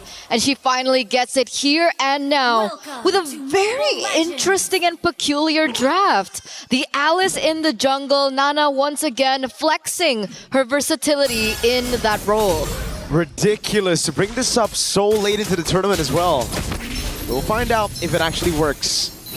Again, though, at the start of the game, we can see Sanjika and Koejo holding the mid very, very well. Already winning the trade. It names in the bottom lane. Gonna have to deal with Kiowa double dash. Baiting out the Purify early. Quite a big win for GCT already. Yeah, you can see the control coming through there, and it looks like GCT also want to look for something even more. Already going in for the invade into the enemy jungle. The Cho and the Jushin in the mid lane. That mid duo, it's going to be difficult to try and look for something. As the pickup happens, Syrinx getting caught. Nana with the walk up too on this Alice jungle. I think GCT will have enough shred to deal with Alice. later on in the game. I think they have enough damage as well early to just pin her down, especially with Lubon here already getting the XP crab. It's all about that first turtle. And yeah, the Sora has lost map 1 earlier, and also I believe it was game number 3 with Fumieko on the Arlet. Was that a flicker? It's very interesting. Series flickers out but walks up again, giving the opportunity for GCT to walk up and to get even more punishment down. Another battle spell already taken out of the play before the first turtle. It's Syrinx and Nucci having to use Flicker and Revitalize. I think it was a little bit of pressure. I think a little bit of nerves perhaps here in the stage, because once again, this is a elimination match. If they want to move forward here in MWI, they do need to take each other down. Meanwhile, now Nana already in position to pick up the neutral objective. Nucci, Nocturne, and Strings are there as well. Let's see what KyoA can do. Walking up, Shifting Skies, the immobilization already there. Nana picks up the retreat onto the neutral objective. Pops in a throw in a ruin. That's giving the lot of damage coming through as Nucci is taken low. But look at KyoA picking up a kill in the back line now as Kuejo's able to flicker out. But KyoA still in the back line, trying to get Syrinx assassinated. KyoA caught against 2. Mystic Projectile lands as Sanjika pops in a Crimson Beacon, and Kuejo jumps in with the Jikundo. Just one more hit onto Syrinx with no flicker. Great Mystic Projectile with the region, and now it's Kuejo stuck against Nucci with a stun. She gets away. Oh! Nana with a fadeaway pick. Eventually, it all gathers into a 1-for-2 trade, and it looks like Falcons Vega also pick up the neutral objective. So far, still, it looks like Falcon Vega pick up the control here, despite that early control from Geltec. And right at this point, KyoA, we don't really feel the impact just yet. What are we waiting on from KyoA? Wait a second, could be a solo kill up top. Right now for KyoA, it's the cooldowns. It's all about the cooldowns when you're playing Hirara. It's all about how you can get those sliding skills up as fast as possible. Kuejo gets away with the Jikundo there. Oh, the SOD from downtown Names! Playing it safe the entire laning phase, but striking when necessary. What the heck? And now the Spear of Misery to pin Tokyo down. BMI, but Syrinx is right there. Frozen Blaze into the throw to ruin. Gives Nana the killing spree, and it's Falcons Mena who are just running away with this game. The panel literally just talked about it. In their previous match, Names was able to pick up the Moskov, and the SODs landed perfectly. And then we see one right at the get-go here, 3 minutes in, and she gets a snipe of her own. An imbalance for the lane, despite Tokyo being able to survive for just a bit until, well, Nana came in and said, no, KyoA! Gets away with the untargetable Curse of Blood though. Double untargetable, now it's Kuejo walking up, getting stunned, and now a turret for Falcons Vega. Turtles up, but GCT Nocturne is the one who forces and book it straight onto that, and they also take a creep away from Geltec. So they're really denying the resources from Geltec. They don't want KyoA to farm. They know that one of the saving graces for Geltec is KyoA, and she seems to have not as much space as she'd like here in this particular game. Falcons Vega really pumping up the gas, a 2,500 gold lead, 2 objectives under their belt, and they were able to pick up the turret down bot as well. So Falcons Vega, they're playing it clean, and they're really just collapsing over and over. And yet again, they do it. Leobon flickers out, gets the penalty zone. Defensively, the SOD. Close, but not close enough. Kuejo now with the Jikundo, able to get the Jikundo down, but no way the Dragon just yet. Shifting Skies brings KyoA right into the midst of it all right now. No untargetable. It's still on cooldown. Names takes her out. And Sanjika has to use the Crimson Beacon defensively. Now, can they get a trade in the bottom lane is the question. Nana rotates over. Tokyo's going to have to respect this. And up top, it's all Falcons Vega. Picking up a turret for free yet again. Down below and now up top. They don't get the trade. They don't get the trade. They deny it away from Tokyo. And Tokyo is forced back here. You can see Nana just chasing her down. And it looks like the composition from Falcons Vega is working really, really well. They're using brute force between Nana, Nucci, and Nocturne, and they're facilitating Names and Syrinx. Quite similar to, I would say, Game 2 of the other Falcons that we saw earlier on. Unfortunately, yes, Falcons IP sent home earlier today. Falcons Vega have no intention to suffer the same fate as their sisters. So far, so good. They've done a good job at balancing that safety with the right amount of aggression. Speaking of aggression, man, forcing it out. Oh, it's still in range of the Mystic Gush and the SOD. Again, at this point, that SOD is an execute. Who needs Flame Shot? Who needs Flame Shot when you have an SOD that lands like that? 2 out of 3 so far for Names. And she is really working with this Moskov. I think this is one of her new power picks from the, you know, old Clint, Brunos of the world. She's finally picked up another hero that really suits her. And it's working really, really well for them as well. 4,400 gold lead. You can see the turtle already spawning back into the game. But Nocturne is already in position to deny KOA from entering into that vicinity. And I think she knows that. KOA only focusing on the buffs and looking for something elsewhere. There's nothing for them to trade it with. This is getting very scary for GCT. It's only a best of 3. Getting that game 1. Huge momentum, huge morale boost. They're always doing a good job here just farming up a storm, but question is, will it be enough? Tokyo on the cloud as well, under farm compared to Names. Uh-oh. Yoey spotted, unable to get these waves. Falcons, Vega, such a good way to suffocate their opponents, not to conceal. Cancel for the Mystic Projectile, straight into the Mystic Gush. Now Kiyoe jumps onto the Moskov, but Names has a Spirit of Misery. Now Kiyoe's on cooldown. The Curse of Blood, not even necessary. Lantern Flare knocks Nocturne up, but Nucci gets the stun on Kuejo. Now Names with the SOD and the Misery. A double for Names. What a follow-up there by Falcons Mena.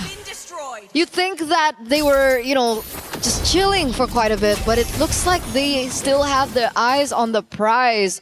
The insta follow-up coming in from Names and the initial stun from Nucci.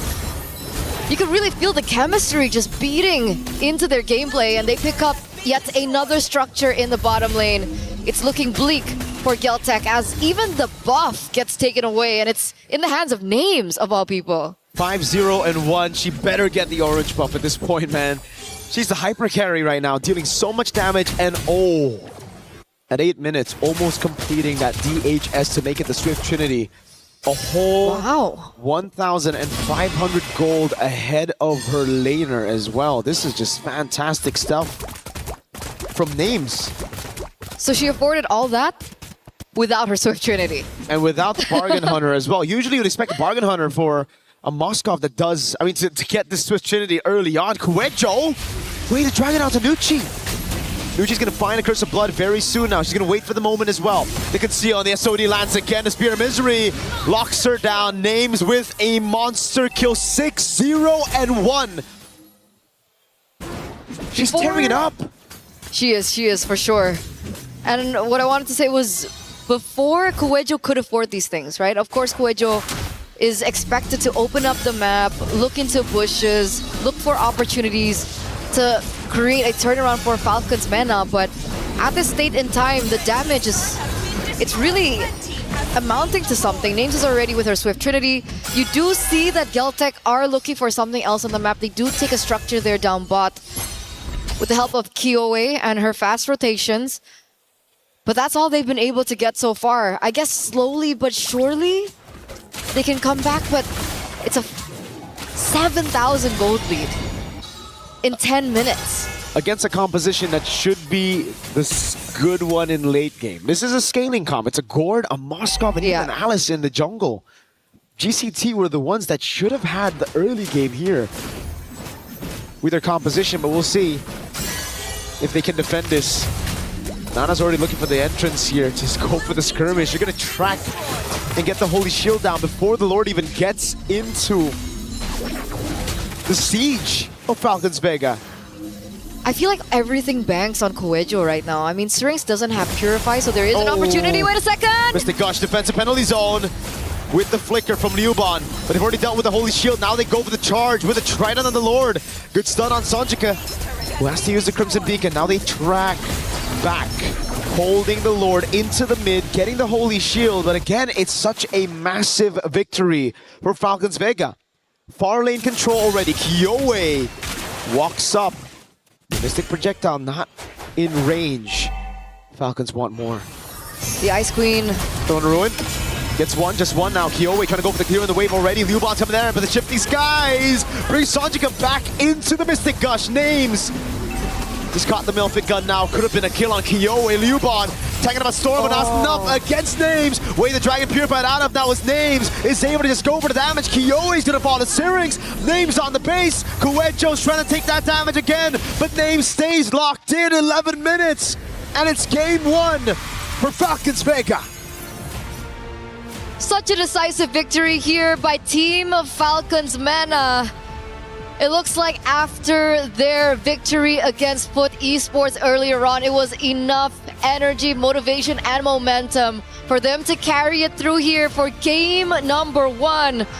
But remember, ladies and gentlemen, this is a best of 3. This is just the beginning. Geltec Cyber team still have a chance to come back and force a game number 3. It all depends on the reset here. But my oh my, did not expect Falcons Vega MENA to come guns blazing like this in game number 1. And I think you even had some thoughts about the draft. When you snowball like this with a late game composition, when you beat GCT's WinCon and take it away from them that early on, it's chopped either way.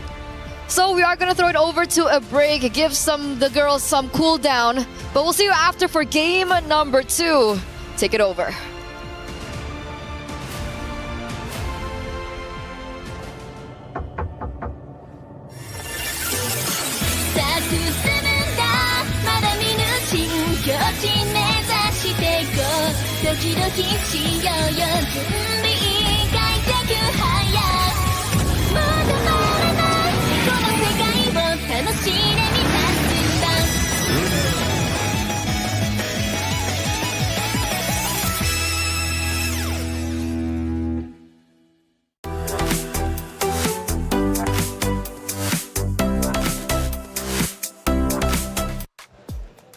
Falcons MENA have already made history coming to this very stage, making it to the knockout rounds. They continue to do so by winning round number 1. They are 1 round away from moving forward into our semifinals. Boys, a great matchup. Falcons MENA coming in a lot stronger than I was expecting, quite honestly, especially given the fact that Geltec Cyber team won 2-0, 2-0 in their respective groups. Falcons MENA surprising everybody.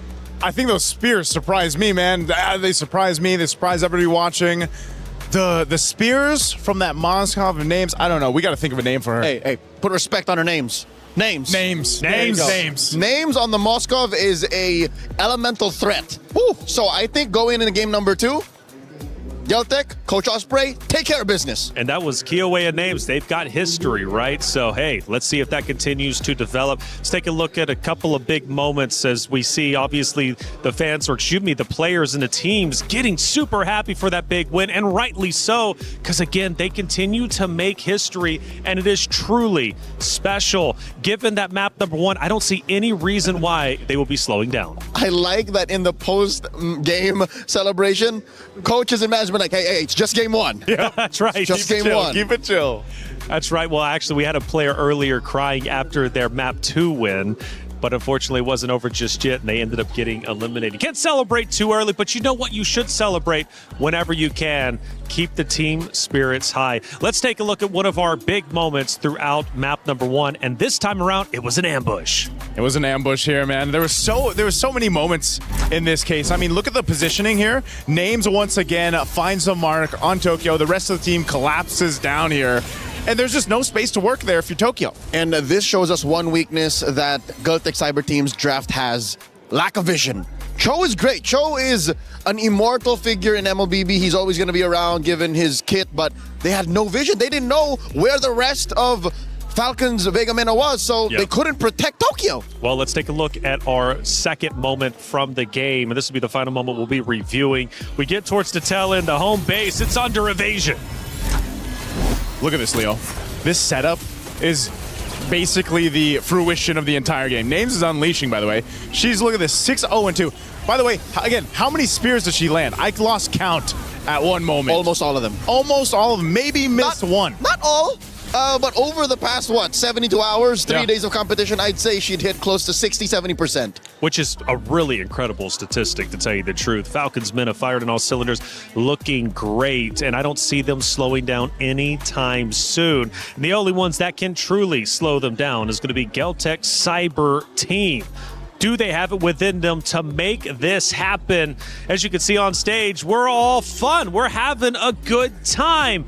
But you know what? Things start to get real when you move into map 2 and you are down a map. Your key is at risk of being crushed. I'm dying to know what kind of joke was being told amongst the members of Falcons Mena. Yeah. Because Names and Nucci were losing it. Yeah, Nucci's really always in high spirits. I mean, even in their interview earlier on when they finished up on B Stream, you can just see the excitement that they all have. And this is, again, a showcase of just how well they know each other as a team, as friends, and it showed in the land dawn even. And I'm afraid to say it might be the opposite for Geltec right now. They are on the cusp of getting eliminated. And I'm just reading body language. Nobody's laughing. You can't at this point, man. You got to be all serious. Now, talking adjustments going into map 2, I'm curious what you guys are thinking. Until then, though, Esports World Cup has been truly phenomenal, and there's so much going on. And if you want to keep up to date with everything, you got to get yourself the EWC app. Thinks he can come in here and play my game. Go. He knows nothing but go! Tyler Wine, you're done. This is my ladder. You can't climb it. That's an L airline. Somebody better hold me back. Okay, yeah. Do something then. Raw energy. Blow the house down.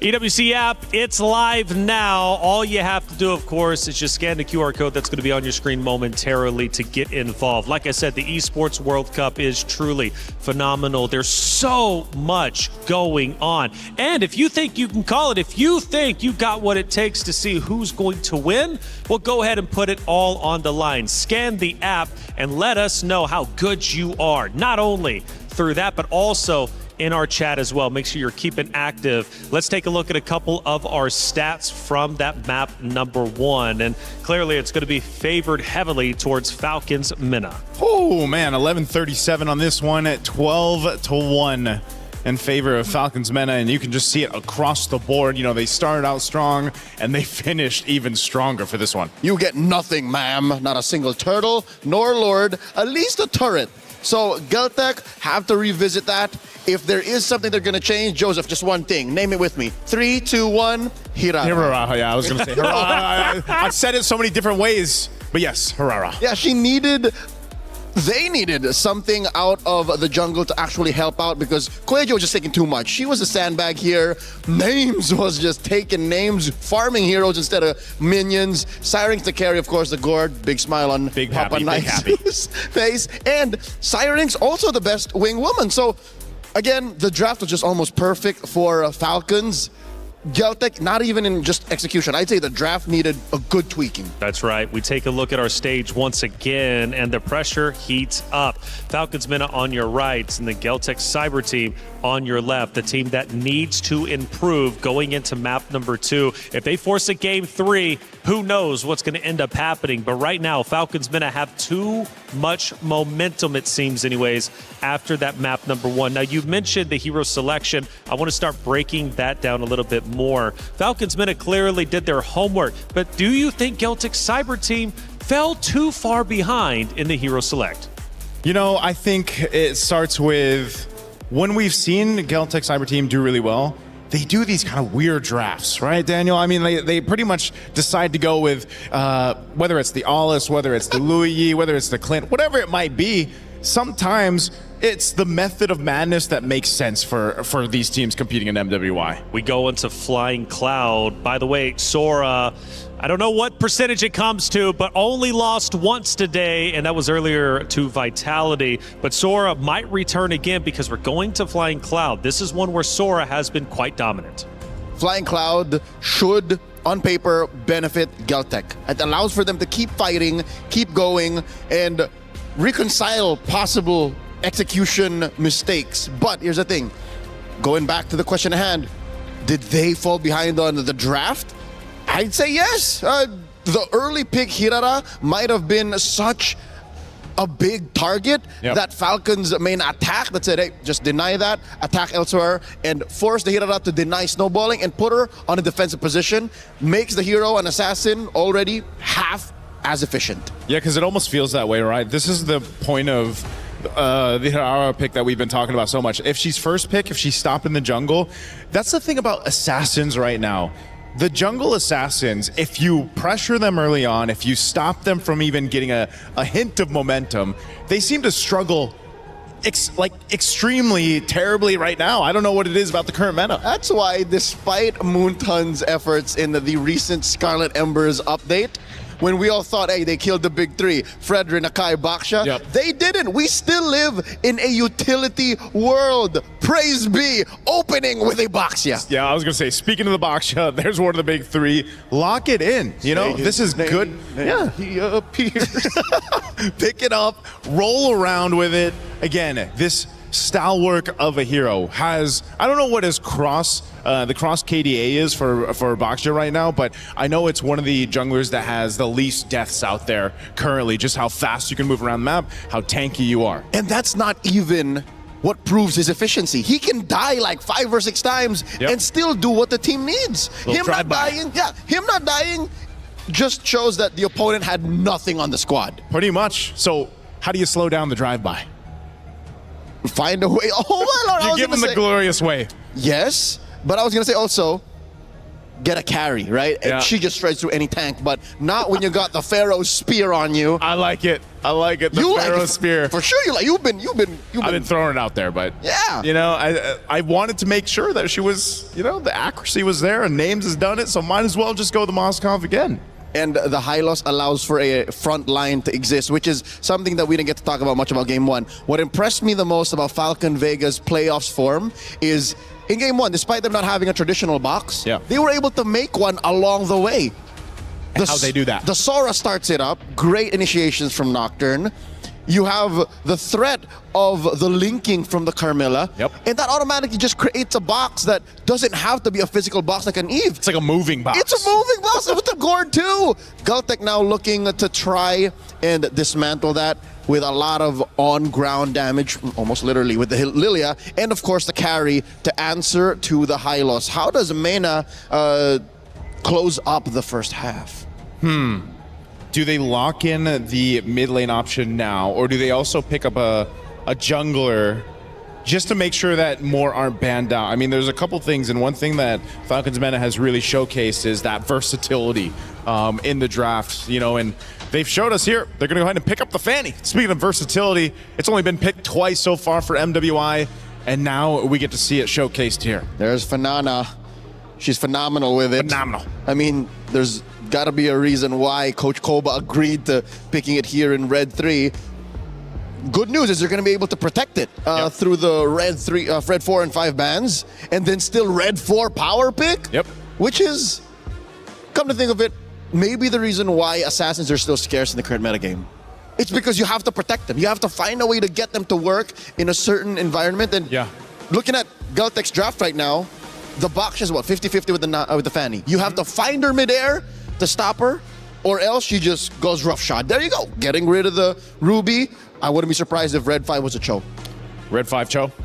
Something to support that Fanny pick. These are basically the picks being banned out that just counter the Fanny directly. Yeah. The Hilda, the Ruby, deny her the purple. Yep, get rid of those. What's the last ban going to be from Galtech here?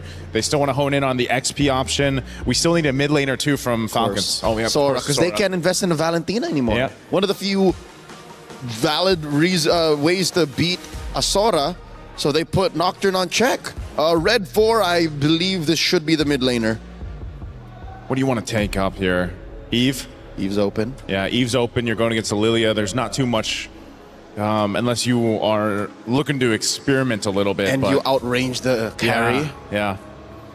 Eve seems like the only answer, unless there's something else up the sleeves here of Falcons Mena. This might be the swerve. There could be a swerve. But I do think, yes, Eve is the categorically correct answer. Because other than that, it's just, what, the Farsa? They're gonna hold off on the mid lane pick. They'll pick up a Lapu Lapu for now. Yeah, no rush. They know it's a Lilia, and they know that there's no way that Eve can get denied anymore. I wonder if that's something Coach Osprey at this current moment is thinking about, or if did it even cross their minds or come up in conversation? Yeah. I almost thought they'd just hold off on the XP just to see what the XP lane would be for Geltec first, but I think this is also just kind of showcasing how confident Nocturne is in her play and her ability to go ahead and fight off. Yeah. Coach, give it to me. Coach, let me take it. Coach. Also, it's another way to, in the early to mid, put the carry on check. Yeah. Keep that in track. Enough pressure towards the Lilia if you need to. You're kind of that front line. Yeah, which is just how they won a majority of game one. So just by being in your face. What's this answer here? Phovius. Phovius goes in the XP lane, and then a Kaja. Debut Kaja.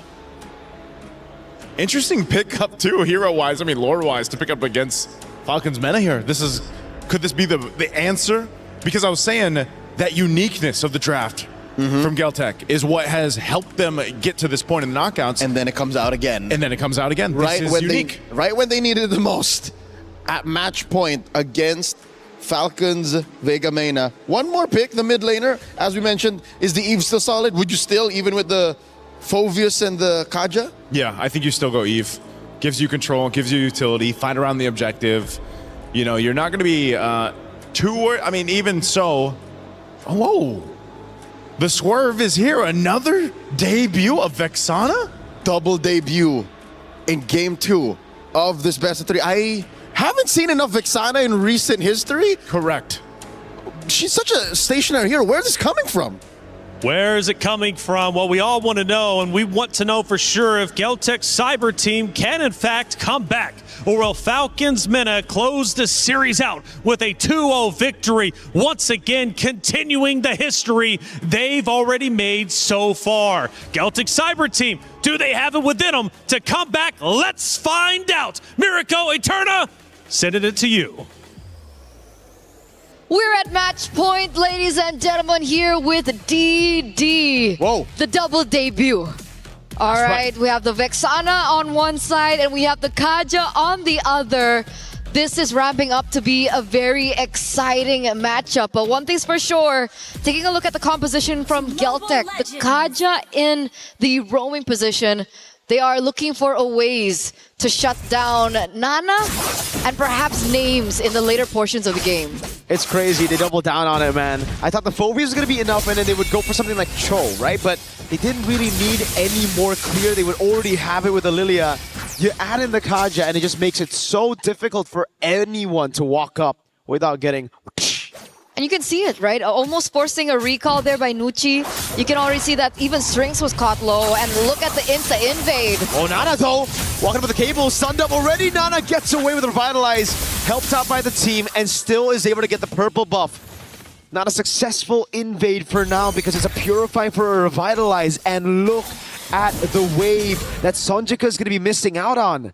Yeah, not the greatest of trades, but obviously they are trying to look for ways to shut down Nana early on, and they're gonna look for something more. I mean, technically the Lilia still clears very quickly. Kaja as well should be able to help facilitate that, so we can expect more aggression and more rotations, especially with Kyoe on the Baxia, ever as mobile. The zoning as well now for Nucci. It should have been one of the winning conditions for GCT, getting instant mid-prio, but it doesn't seem like it's going to be the case coming into turtle number 1. Sonjika, she won't be level 4. Nana's already level 4. On the other side of the map, Liubon is going to have to play it safe here. If she walks up, she's going to get chunked, and it's just a bit of damage by Nana. And so far, Nana doesn't really have anyone to use that kill pressure on. I guess you could go for the gold laner, but even the Lilia is not a straightforward target that you'd want at this state in time. Level 4 advantage. No Eternal Guard, but Kuechu's down to Syrinx already. And now Syrinx going to throw the Eternal Guard straight into the Raven Spider. Kyoe locked down. Now the Raging Slashes and a Flicker as well by Nocturne. Nucci with the Revitalize. That's a Dark Wave and a Flicker into Sonjika's Glooms. Tokyo with the rotation all the way from the bottom lane. No SOD. Just a turtle for Falcons Vega.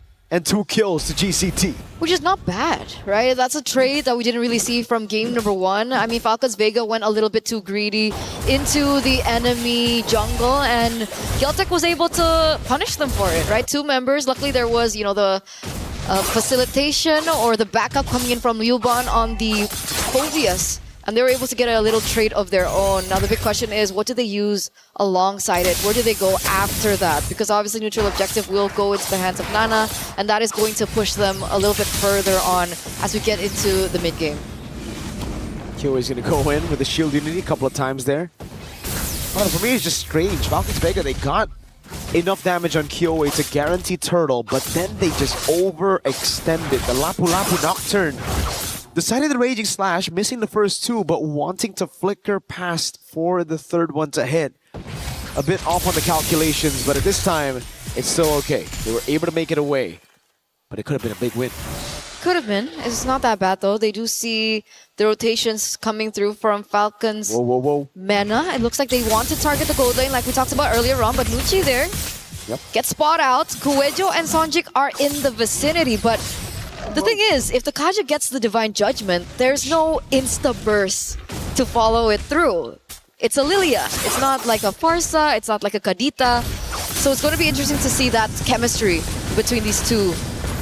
Yeah, the combo will be for later. I agree, the Lilia won't be able to go for it, but that's why Nana is trying to deal with Tokyo. That's the real one-shot that they have right now. With the Divine Judgment straight into the carry. Now that the carry, Tokyo, has already used the ultimate, I think Falcons Vega have just depleted GCT of that resource, that main resource, negated the insta-kill with the Divine Judgment now.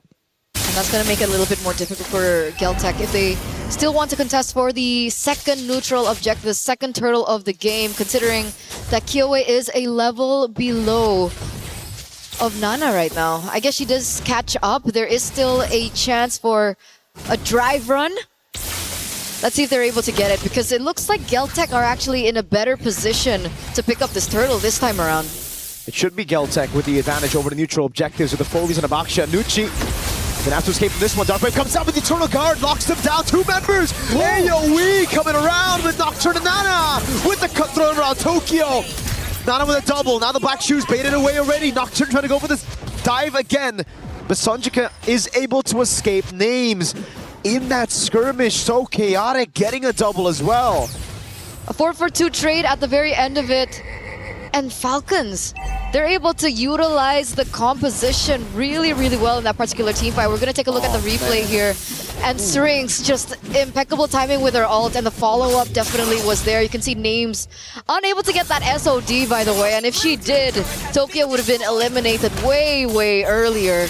But it looks like it's a reset for the neutral objective, and eventually Falcons Mena are going to be able to pick it up for themselves. This is a 1,000 gold lead now for the Mena reps. And yet again, Eterna, it's Geltec Cyber Team who find themselves in the same situation. Divine Judgment on Names, no one there to follow it up though. And now it's the Eternal Guard. Names still able to cut away as Nana's going to try to go in. Able to clean up on Sonjika. Forcing the Black Shoes, and a big Cursed Blast to send Liuban running back to base. It's uncanny because game number 1, if we're looking at the composition from Geltec, right? Kyoe has always been like a really important figure in the team with the way the team fights go and how the tempo of the game goes as well. Game number 1, risky play. Wait a second. Nana 3v1. Still able to clear. Not a good, not a bad job there, as it looks like Kuejo might be looking for something, doesn't necessarily get it. And it looks like they might be able to pick up that structure in the bottom side of the map. A good trade, unless Nana can do something about it again. She should be able to clear, but she's got to be careful of Kuejo. Yes, we know there's no Divine Judgment, but the timing is a bit different on their side. Sonjika up top. So it's a turret for turret, but this is still a big problem for Geltec Cyber Team. If you look at their composition, it's the exact same thing we went through in game 1. It's a composition that should be the one ahead right now. It should be the ones dictating the tempo, looking for picks around the map, and taking away the purple buffs, mainly from Nana at this point. So what do you think went wrong for them? I think they botched that early invade, man. Sonjika not getting level 4 for that first turtle played a big, big role into Falcons Vega's win. Kuejo didn't want to flicker for that, waited a bit too long, and gave Nana the right amount of time to react to it. It seems like GCT They're hesitating a bit too much. Divine Judgment? It's on Nucci. It's such an awkward skirmish, and the rest of the team, it feels like they didn't want it. It's almost like Coelho just wanted to get a Divine Judgment. The rest of the team called against it. And now it's a wasted Divine Judgment. Now there's no real lockdown to Nana, and they're going to have to rely on the Phobius. Liuba's bottom lane. Nocturne now with the Bravest Fighter. Zoning them in the back. Law and Order lands on Coelho. 3 turtles to the fanny of Falcons Vega. And it's so big. Nana 2-1 and 3. The Moskov is scaling again. What do they do at this point? Geltec Cyber Team, this is very uncharacteristic of them. I mean, the last time we saw them, they looked sharp, they looked precise, even in the drafts. So they lost that window in the early game. And now there is still a ways in the late game because they do have Tokyo. They still have the carry that scales into the late game. And I feel like that earlier Divine Judgment just really didn't work out. Wait a second, name's Flicker. Gets away, pins them down with the Spear of Misery. Now the rest of the team coming over. She gets out? She does. Oh! Donovan's getting punished. Now the Flicker, but it's onto Nucci. They get a kill in the end. The SOD goes wide. Nana now on Liuba. The Dark Wave doesn't land, and it's going to be the trade. XP for Rome in the end. They take what they can. They take what they can at this point. And to continue on the earlier sentiment about the Divine Judgment is that even if they were able to get that Divine Judgment down, there is no burst yet. Tokyo is still very far. Black Shoes already utilized, burnt out. The cooldown isn't as bad, and it should be up for the next neutral objective to spawn, which is the Lord, in under 40 seconds. But there you go, the items aren't there yet. Corrosive Scythe, and we also have the Golden Staff. But she's away from, you know, DHS and so forth. You can see that she's falling behind of Names, who already has that Swift Trinity down. We're still losing out on so much farming space, so you can see Names and Nana constantly in the side lanes working up. Nocturne knows the Black Shoes was used earlier, so now the Purify gets sped away. Nana's going crazy with the cables, but it's on to just the frontliners. A few of those shots. Nocturne getting caught by Divine Judgment straight up into Tokyo. Dark Wave lands on 2 Syrinx. Trying to cut away, but Kyoi's going to be able to cut her down as Tokyo gets a double. It might be the way for them to come back in the game. That gold lead now erased completely. Fana need to be careful when they choose to pick their team fights. Yep. Right? Because in situations when they take the team fights in the enemy jungle, you know, the nooks and the crannies, those are prime positions for Sonjik to deal out the damage, for Ryubon to go in for an engage. So that's why they lost 1 by 1 there. And Geltec, they finally find their rhythm, they finally find their footing here in the 10th minute of the game, and it feels like that gold lead that Falcons was able to get earlier on easily taken back. Well the comeback play. It really is. It's a punish.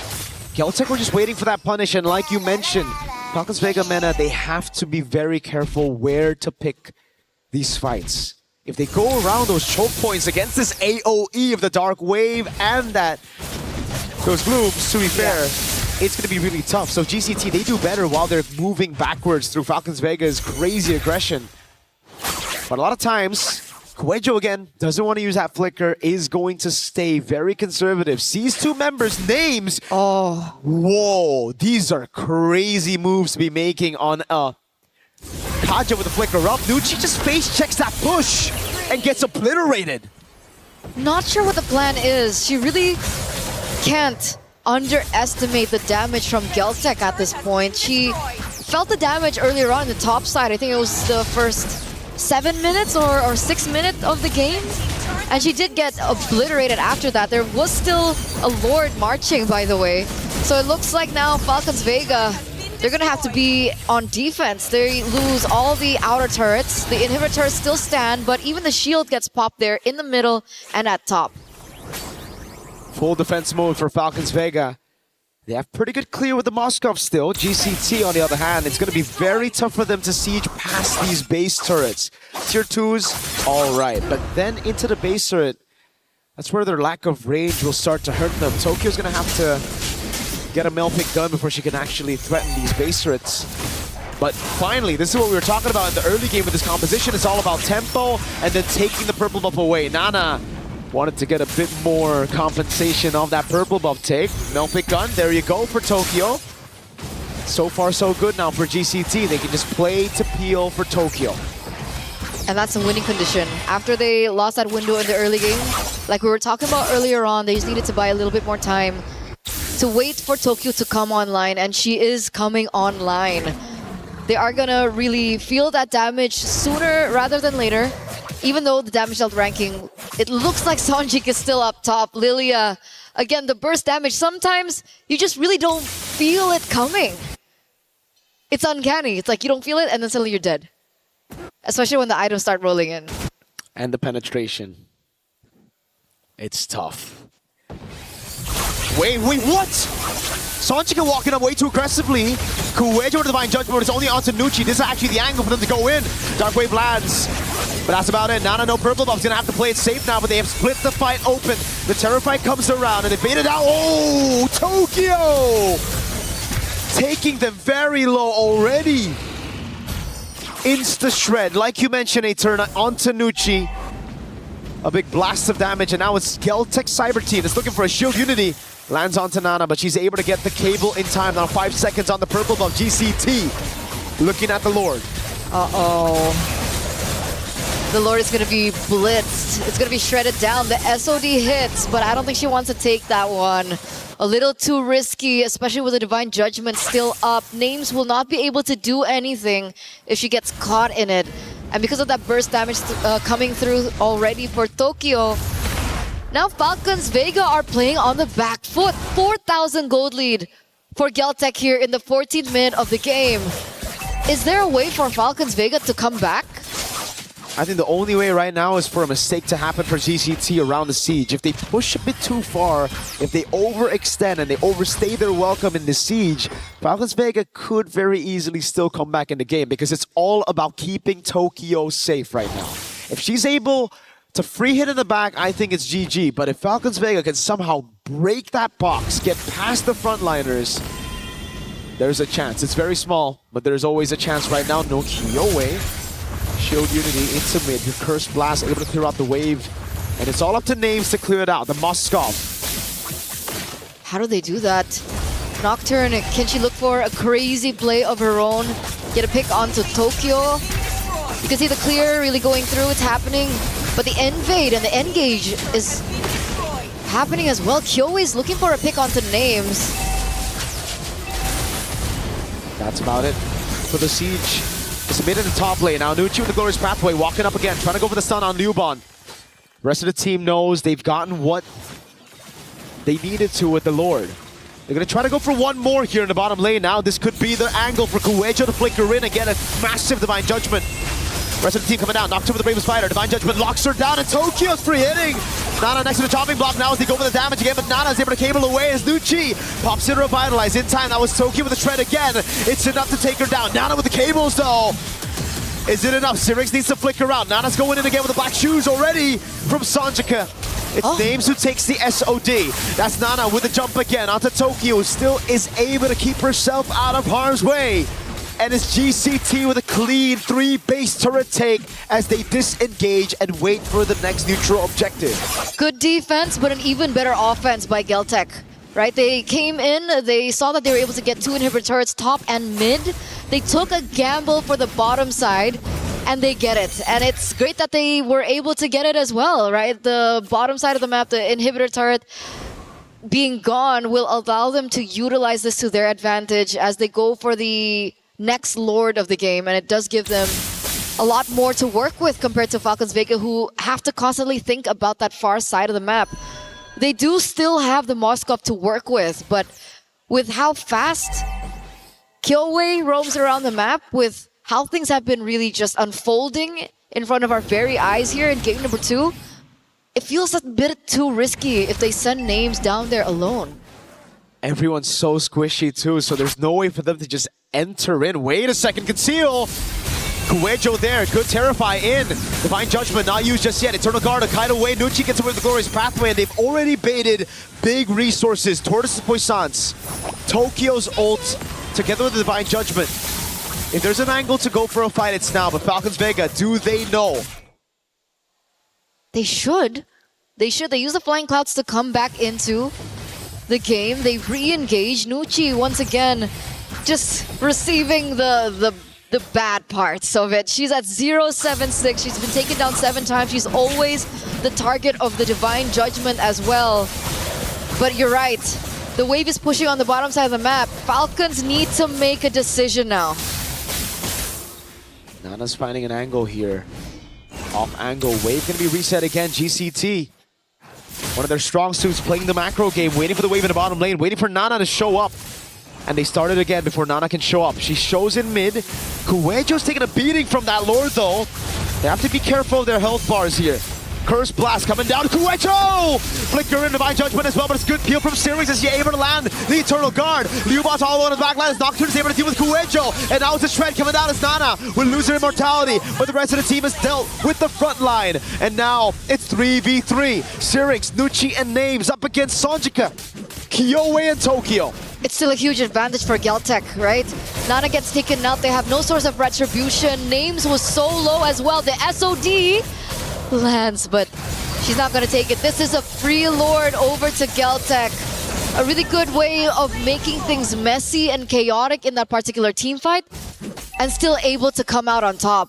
Tokyo is hitting like a truck. She certainly is. She's shredding anything in her way, and that's why she sold boots. It's Windtalker and Immortality just in case. But the thing is, for Geltec, they don't have 5 members up already just now. Only now do they have them. The Flying Clouds will get them back into this Lord quicker, but Falcons Vega, they have the advantage of having their members spawn right next to the Lord here. It's into the base they go. They couldn't manage the waves properly, so we're going to see another delayed end. Falcons Vega have another shot at coming back in the game. But they can do it all over again, right? They can try to go for the exact same thing. Because again, despite the Lord spawning on the opposite side of the map, it's still an advantage for Geltec that they can utilize. But look at this weird rotation from Kuejo as well as Kyowe. They're anticipating for a buff take, and they're waiting in the bush there to open up a trap. They see no one picking up the bait, and Tokyo picks that orange buff for herself. They're just abusing this map control, utilizing to get everything out of Falcons Vega. No purple buff, no orange buff, not even a single green camp given over to Falcons Vega. They're literally suffocating Falcons Vega inside of their own base, waiting for the neutral objective to spawn and not giving any chance for them to build a lead in goal to try to swap those items later. But it looks like there's a gamble. Wait a second, Nucci again? Does she want to go for 8?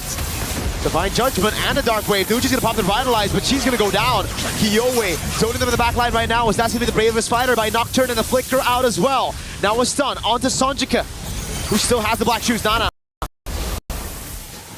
tries to walk up for GCT. Nucci is down. It's a 1-man advantage. It was a gamble. It was a gamble made by Nucci once again, opening up the map, but they're not going to get anything out of it. It's just another death. The Black Shoes gets picked up there, and it looks like they want to still look for the end. The Curse Blast is doing a lot of damage.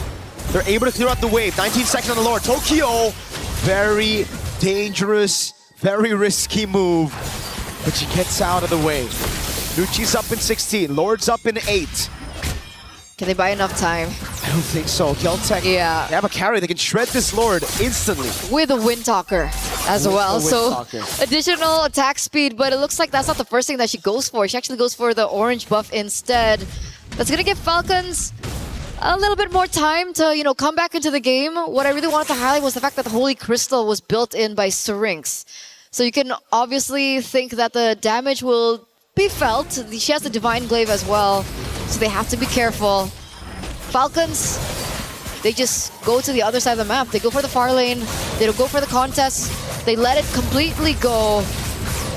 And Geltec pick up this Lord uncontested. Falcons pick up a structure on the top side of the map. It's the only thing they can get. Yeah. They can't walk up to the Lord. If they do, it's an easy insta-kill for any one of their frontliners. And at this point, they need all their members to be alive if they want to defend this Lord. Geltec Cyber Team this time around, not losing a single member to... Well, what? Yeah, 300,000. No, Jesus. Damage taken, rather. Sorry. Not the best game. I mean, feels bad for her. Depending on what kind of roamer you are, this is the best game, right? You want to be taking damage. It's just... That's crazy, dude. 300,000? It's like more than the rest of the team combined. It's definitely a lot. But Mirko, this might be it. This might be game 3. Oh, Divine Judgment lands. Names. Immortality already. The Rose Gold. It goes through her. Monster kill for Sonjika. Now it's Nana in the back with the cables. Immortality going to be popped as well. Lord Evolve still in the mid lane as Nana buys the Rose Gold Meteor in time. And it's Kiyoe to take Nocturne down. Nana again with the cables. Still has the Rose Gold Meteor. Series is right there. But the rest of the team will target it down to bring us to game number 3. A back-to-back game 3 here in the knockouts, ladies and gentlemen. The reset came in clutch for Geltec Cyber Team after their loss from game number 1. They completely turn it around to game number 2, bring it back to the tank junglers and bring it back to a surprise Kaja pick, a debut Kaja pick that eventually works out for them in the end. We're back to a best of 1 between both teams. Again, everything is on the line. Elimination match and match point. So we'll see what happens in game number 3. But before that, we're going to throw it over back to the panel. We'll see you after.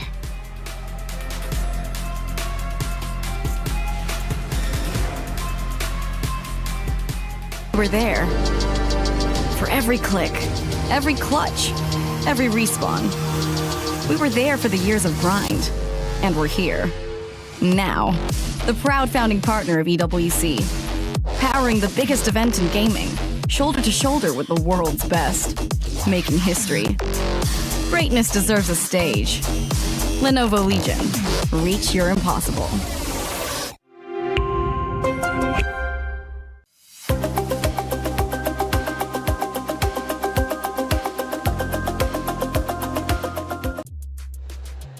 Against all odds, we go 23 minutes for game 2. And Geltec Cyber Team take the win, which means we're going to yet another game 3. The knockout stages has been anything but entertaining. It's been incredible. It's been wonderful, and it's been awesome. And we will continue to go down the line of our quarterfinals, but still, we've got one more game to get through for these 2 amazing rosters. What changed from game 1 to game 2? Because game 1 wasn't even competitive. You know what changed? The draft. I think the draft was a big part.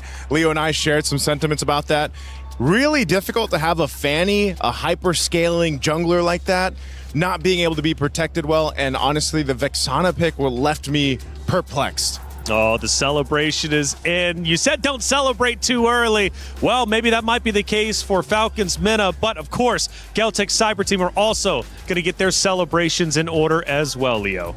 It's the opposite of celebrations that fans of Falcons Mania are having, because I had a conversation with just with Joseph. Of course, we have friends out there. Jonas, one of Mena's great names in MLBB, he was asking Leo, why Vexana? Why Vexana? We were saying that it was Geltec who needed to adjust, but they did more than just adjust. They actually optimized their picks. But on the other hand, it's Falcons Vega Mina. I think they got carried away. Coach Koba, why? Why the Vexana? Carried away with the Vexana specifically? Yeah, I think okay, a lot of players say Nana's Fanny is almost the best. Some arguments to be had there, asterisk, but she's good on it. But Syrinx's Vexana. Joseph, when was the last time you saw Vexana in competitive play? And that's the thing. It hasn't been picked up at all in MWI just yet. They decided to go with it. Again, not sure why, because the Vexana works in a really specific way, right? The main thing is you have an Eternal Guard, it's your ultimate, you drop down, you have this extra kind of body on the field. She does have good damage within her first and second skills too, but other than that, it's just not the protection value that you would have got, for example, with an Eve that we were thinking would come up from the draft. Vexana almost has 0 combat resilience. You need so much more than that in the current metagame. Looking at this 23-minute bout once again, names still, the rich guy, she was given everything she needs. It's just, it was too much to ask for that lineup to win. Songjae, the carry, of course you're going to get that kind of damage down when you have a Divine Judgment on. Nucci took so much damage. What was that, 300k? 300k, I have to agree. That's significant. Yeah, that's so much damage to take. All of it. That's all of the damage. All of the damage indeed. We'll get to look at some of that damage heading into our first clip from game number 2, which went the distance. A far cry from what game 1 was. We're now at the 15-minute mark. We're now approaching the home base. Yeah, a lot of these base defenses that they tried again, you'll see that whole choreography. The Eternal Guard goes down while they deal with the Lord. But it just, again, when you're trapped in this kind of space to work with, once those tools are used up, where do you go from there? You know, and Leo, we were talking about this, especially on some of the later base defenses. It just, they didn't have much of a choice once the tools were gone. Like, what else do we do here? And our Fanny doesn't even have a buff. And that's tough, isn't it? When you get that pressure on, it's tough to come back from. Only few teams have been able to accomplish it and be successful, right, in backing the team away from their home base. Let's look at our second clip, Leo, and start breaking it down from the perspective, obviously, of yourself as an expert of the game. What are we looking at? We're now at 20 minutes, and this was quite the oopsie. Nucci just face-checked into 5 members of GCT, and there's, I can say, about 100 other things that you should have been doing with that Flying Clouds, with this kind of map, and I'm pretty sure they're talking about it now. That's what I hope they're doing, so that we don't see the same kind of result, because no one saw this coming from out of nowhere. It was a draft that shouldn't have happened, with a result that no one was thinking could happen in game 2. Nice suit. Let's go to our third and final clip from game number 2. And I'm sure it's going to be towards the tail end of things. Now 22-32, and the Crystal is at risk of being eliminated. Main point there, Names gets dragged by the Divine Judgment. That's the Kaja ultimate. Once Names is gone, your main point of contention in defending this base are pretty much out of the picture. And Names was such a big part of what their concept was. Other than the Fanny, you rely on, okay, well, we can split push with a Moskov. We've seen it many times. She's relying on the spears. But once you're taken out of the picture with a Divine Judgment ultimate, you're pretty much gone. We have to appreciate, though, the composure from Galtech Cyber Team to be able to come back after that map 1 loss, because we were thinking personally it might be a quick 2-0 series. Not the case here. After all, Galtech Cyber Team didn't make it to this very stage by just rolling over and dying. No, they won and dominated their respective group, winning 2-0, 2-0, and they're coming in with a mission. Game 1 was their very first loss in MWI 2026, so that puts things into perspective. Now it comes down to one more game. No more flexing, no more experimenting. If you do, this could as well be your very last chance to do so. I'd hate to see a weird pick from out of nowhere again. We have to stick to the metagame. As Joseph put it, it's one or the other. The Vixana or the Fanny. Pick your lane. But sometimes going with the comfort picks, especially in stressful situations, seems to be the way certain teams end up going. But the question is, Naisu, who would feel uncomfortable going into this game 3? I mean, they've both been neck and neck. They have, and I would say that's the nature of the competition, right? For all of this, for all our competitors here, for all the female athletes competing for that championship, and to potentially get to the grand final, you're going to feel the pressure. Now, do you crumble under that pressure, or do you rise above it? And both these squads now have that opportunity to do so in game 3. I think there's a... And look at the pop-off, by the way. Big victory, slamming the table. Ooh. I love the celebration, but also the sigh of relief right after that celebration, thinking, oh, we finally did it. Okay, we're going to a game 3. We still have a chance. After the dopamine and adrenaline hit, I'm pretty sure there is a valid reason for both teams to actually be just as confused. Number 1, for Geltech, why would they do the Vixana? That did not feel like a real game. And by the way, if you feel like you can predict our tournament winner, scan that QR code and get involved. And let us know if you did it out in the chat. We'd love to hear from you. And more importantly, who did you end up going with? Are you so bold to make that prediction yourself? A lot of great things, though, happening, of course, on the stage as the ladies once again are getting set up for now a finale. Final map, best of 3 going to map number 3. They've gone tit for tat. Now, map 1 again was a dominant form for Falcons Mena. Map number 3, or map number 2, excuse me, went the distance, but Galtech Cyber Team looked in control. What will map number 3 look like? I know we're all waiting on bated breath to see how this is going to end up unfolding. Again, for both of these rosters, history is being made. You know, for Falcons Mena, especially for their region, they're looking to catch up to the top dogs such as Indonesia and the rest, right? They want to be the best region when it comes to the MWI, and of course for the ladies, for MLBB. but you've got to beat Celtic Cyber Team. And for the club championship race, Falcons need this win in map number 3. Oh, I was hoping it'd be Expanding Rivers for map 3, man, because I was like, give them even ground, you know? Flying clouds from the last map, it either works for teams or works against them, like we just saw. It gives you so much room to just make mistakes and shoot yourself in the foot. Yeah. Hence that last clip featuring Nucci. But now in Expanding Rivers, you can just play fully optimally. Make the right rotations, draft better, and make the right calls to respond to your opponents. Not just a plan for the sake of planning. And I think that's where... Take a bands. And Falcons Mena are going to be on that blue side, so they got the priority. Bands kind of adjusted here too. Paquito, Matilda, Marcel being banned out by Falcons Mena on the blue side. Over on the other, Belric, Carmilla doing the due justice here. What's the last one you want to take out? Do you opt for one of the gold laners right now, the carry maybe, or something else here? Carry, Freya, still Esmeralda, out there. Sora.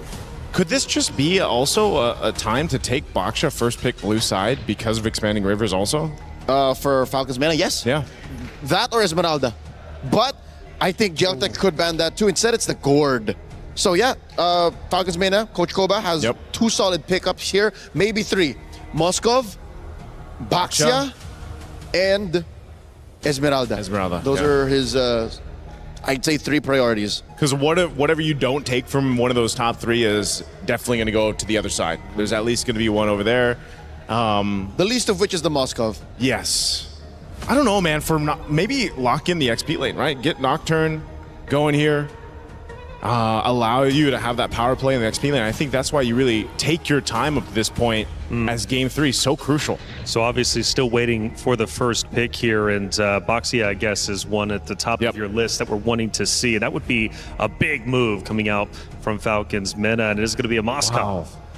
They're still leaning on names. The Moskov for names, man. Now... You think it's a comfort pick more than anything? Oh, 100%. You know, even granted how the previous game went, I think still names has been phenomenal on the Moskov, and there's a reason why they pick it up first. More than a comfort pick, it's a power pick. Yeah. She is the Pharaoh's Spear. She is. The tip of the blade that might make Celtic bleed finally and just lay down and take it. Them or Falcons get shot out of the sky, one or the other. So the answer here is, do you pick up a Belric Baksha? Do you go, oh wait, no, Belric's banned out. Valentina, Baksha again, maybe? Just because, again, it allows you that space to work with in the jungle, but they'll take up the carry instead. I think this is a clear tell from Celtic that we're not banning the Sora. Make my day. Pick it. We're going to answer to you. And the Baksha, they get away with it. They can actually still, no. You know what? It's a 50-50. I think Baksha going into a carry can still win. I'm not fully against it. Yeah, neither am I if it ends up being that case. And I think Falcons Mena, they're the decision here after they already picked up the Moskov is they could do Baksha, then they're mid, or Baksha and then go with a roam. Esmeralda still being open, but they'll take the Hylos again.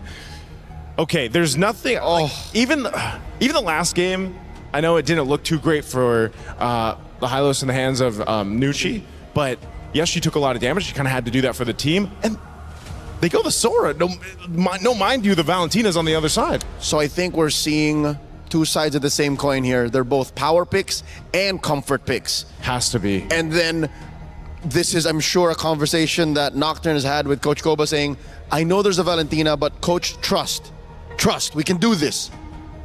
Hoping for no Vixana. I was going to say, so you're at that point where it's down to the one game. Give us our comfort. Our tournament lives are on the line. Let's just do that. Why not? I think comfort picks at this point might actually be a smart play because, like it was brought up earlier on the desk, if you don't have to really worry about playing around the hero, you just know how it works inherently. I mean, that's a comfort in its own right, especially going into a Game 3. Definitely so. Atlas is going to be one of the main picks that we've seen in the Roam work so far throughout the current meta. Yep, he is a rising tide. The buffs over the past couple of patches have done well to make this bombastic setter really make an impact in the current metagame. Going into the bans, attack the mid lane. I'd say, given the I don't know, bold decisions Falcons made. You still have to watch out for that mid pick. Take out the... I don't think you want to take out the Eve. You want to give more to the Valentina. Take out the Lilia?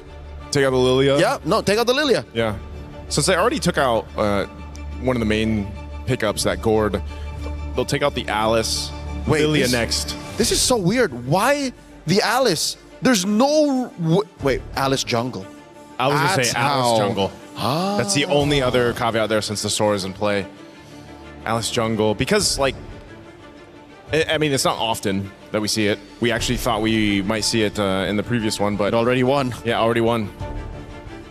What else do you want to go here? At least for Falcons meta to take off the XP lane. I think they're still going to hone in it. They go with the Guinevere. Also a solid jungle pick. Jungle. So it's both. 2 birds with 1 stone. Geltec, this has to be a mid. I'd say. Mid lane? Yeah. Go with the mid lane ban. At least to... I don't know. Like you said, you can just leave the Eve open. You can let the Eve go through. Yep.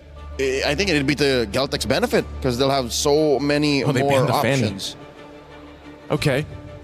Take out the Fanny. You mentioned about Nana's Fanny in the previous one. I think it would have gone a lot different if, again, the composition was a little bit different because Falcons meta need that support if you're going to pick up an assassin jungler. So now that the Fanny's gone, I wonder if they're still going to opt for that. Knowing that both junglers haven't been picked up and how this has changed the course of the meta in its way, at least here for MWI, has changed where sometimes it goes this way where it's down to the last 2 picks for both sides. You don't have the jungler yet, you know, and you kind of leave that swerve opportunity. So here for Geltec, do they just go with an XP laner now and then hold off on that jungle? Or just jump to the best jungler that they can think of now because they want to see what the XP laner has to deal with in terms of early rotations after Mena's blue 4 and 5. You're not thinking it could potentially be an Aulus again, right? An Esmeralda first, so we're going to have Exactly. the suspense. That's what I'm saying. Yep. They want to have the element of surprise. So that could possibly be totally nothing, and they just go back to like a normal meta pick, or everything that just shocks Falcons meta into submission. Now, 4 and 5, Coach Koba back in the driver's seat. I'd say, looking at Geltec's draft for now, and knowing how Falcons meta rely so much on names, maybe a tank jungler or a fighter, a tank or a fighter jungler. Tank or fighter jungler, Eve, but they'll go Lilia. Very good. At least a Lilia's there. Either of the 2 were great. Now for jungle option, what do you pick up? Oh, the YSS. Okay. So fighter. I mean, and a hybrid. Hybrid, basically. He's a tweener. Yep. In between right there. And then now for the last pick. And I think it's just so much better given that his ult Mountain Shocker provides vision, something that Falcons meta was struggling with in game 2. 100%. So now this is up to Kiowe. What is she going to put in the jungle? Ice Queen, what you got? Is she going to be cold with it, or is she just... Because if this is a standard pick, this would be one of the most standard compositions that we've seen Geltec actually play. And I would be all the happier for it. Same. I don't want no shenanigans. I want them to earn their slot in the top 4 by playing the best MLBB they got. Oof. Decisions made. It is the Aulus. And I'll say this again. Leobon mentioned, I asked why the Aulus. She said, you know what? QA just likes playing the Aulus. If they're going to make it a top 4, they're going to make it with style. Geltec Cyber Team, their key was at risk of being crushed. It still very much is. However, their chances are a lot better as they force a game number 3, putting the pressure back onto Falcons meta, who is once again trying to achieve history. They've already done so, but do they want to end in quarterfinals or progress forward to semis and therefore closer to the trophy? It's up to them to decide. Miracle, Eterna, let's finish this story. And finish the story we shall. Ladies and gentlemen, welcome to game number 3, the final game of this best of 3 series between Team Falcons Meta and Geltec Cyber Team. Tournament lives are at stake. Keys are going to be crushed after this. The question is, who will move forward and who will have to bow out? We're going straight into this with a very signature and unique Aulus for the ice queen. It's just so weird to see the Aulus, but it's already something that we've seen from Kyoe, right? She won on it too. It was with a Hanabi, I remember. It was kind of a crazy game. It's just give it up to Coach Osprey and the Geltec Cyber Team girls to pull off a pick like this and a Hanabi. Looking at the emblems though, nothing too crazy. Nucci already maybe suffering the same fate as the previous game. But Liubon's taking a beating. Has to flicker out. Nocturne. Cancel that regeneration. Flicker for Revitalize. A win for Falcons Vega. So she still gets out this time around. I think her last KDA was 0-8 something, but she got punished a lot. And I think the panel also mentioned it, right? She was struggling with visibility. She couldn't see around the map. So it does make sense that the YSS comes through, gives her the opportunity to help out Nucci in that respect. She was the highest damage taken earlier on. Had to chuckle a little. And not because it was funny, it was just, man, what a fate. Must have not been as easy for Nucci, and hopefully this time around it will be different for them. But as it stands, still at a 0-0, no one has been able to get any pickoffs so far. Yep. A slower game. They know what's at stake. They're literally fighting for their tournament lives still here. 1-1. It's all or nothing. Nocturne first onto the XP Crab. This is going to be a big battle for the XP Crab because whoever gets it first, they get pure tempo over the turtle. But it seems like Liubon doesn't want to go for it. Kuejo baits out the Mountain Shocker. That was Kyoe with a walk-up, gets caught in the Mountain Shocker. This could be the chunk of damage they need to start the fight. Sonjika with the steal in the black shoes. Now it's Liubon. Getting a bit of damage. Kyoe having to use the ultimate to get out of harm's way. Sonjika now holding the position. Splashing a bit more damage. Nucci with the Revitalize. Taking a heck of a lot of damage. Toki with the rotation. Nocturne diving in. First blood. The SOD lands as well. This could very well be a 5v5 as Nocturne takes to the skies. Very well. No! It's Terrified. Cancelled out. Nana gets the turtle. It's level. 2 kills for a kill and the turtle. Huh. They went in for the re-engage. Eventually it does pay off because they do get 2 kills because of it. And it feels like a similar story from Game 1, Game 2, right? Falcons being able to get the neutral objective first, Geltec being able to get the team fights, and usually they're able to capitalize over that with another domino effect around the map. But so far, again, still very equal on the board. Nana, though, I didn't expect that much damage from YSS early game up against the Aulus. It's so tough when you get chunked like that, right? You're built for CC immunity and long team fights, but when you just get bursted at the start of the fight, when you're down to a quarter of HP as an Aulus, it just gives over the neutral objective for free. Luckily, the rest of the team, Sonjika, definitely the MVP of that fight, coming back into the fight, rotating over, getting space, and then Tokyo, always rotating quicker than names. Certainly going to be a big problem as we get into the later stage of the game if Tokyo is this active. There's no one on the side of Falcons Vega that can really zone Tokyo. That was why, you know, the Yeeve could have been an answer. The Mountain Shocker now opened up. Nana comes perfect match, thrown back again in the rotation instantly from Kyoe on the Aulus. The SOD this time doesn't land. Nocturne with the shifting skies lands it on Sonjika, but she has the black shoes. Stunned up constantly. Oh, few recalls. Sonjika's feeling it. Spear of Misery into the CC immune. It's still so close. 50-50 in the mid lane. Flicker out. Syrinx with the black shoes. A win in the mid. 13 seconds for the next neutral objective. And it does seem like it should be Falcons Vega with tempo. It's a battle of micro. It's a battle of macro. It's a battle of flare as well in that mid lane. Both took black shoes out. And luckily, both of them were still able to escape with their lives. But with that being said, it's another reset as both teams are going to be corralling against the next neutral objective. You can see that Kuejo is already in position. Unfortunately, the Fatal Links isn't there just yet for her to utilize. Sonjik as well with the IMU doesn't have anything prepared. So we'll see exactly how this falls down because Nucci is already there. She knows where the positioning of Liubon is. But I think Kyoe has the better grasp over the turtle. It's all up to Kuejo to find a big set. She doesn't have the flicker, but she's waiting right in there for the legs! A massive combo! Kiyoi running it down as well. The SOD lands, but Kiyoi still able to survive right now as Nocturne's gonna get taken down. Names just teleported straight into harm's way! Kiyoi and Tokyo running it down. Sanjika gonna be taken out, but Shu Bond is still there, chasing Nucci away. Nana's out of the fight. Nucci's getting chased by Liu Bond under the turret. This should just be a kill, a falling Star Moon to take Nucci down for the first time in this game. Sorry, rather the second. A 4-4-2 trade, and unfortunately it was Kiyoi that was able to pick up the neutral objective as well. It was a big Fatal Links, a really good initiation play coming in from Kuejo, and everyone collapsed over that really, really well. Falcons are now on the back foot here in the first 6 minutes of the game. You can see the gold gap instantly take its place. 1,000 gold lead and counting, and they were able to pick up a structure in the top side as well. Things are not looking good for Falcons men. Sanjika and Kuejo, redemption from the previous games, especially for Kuejo.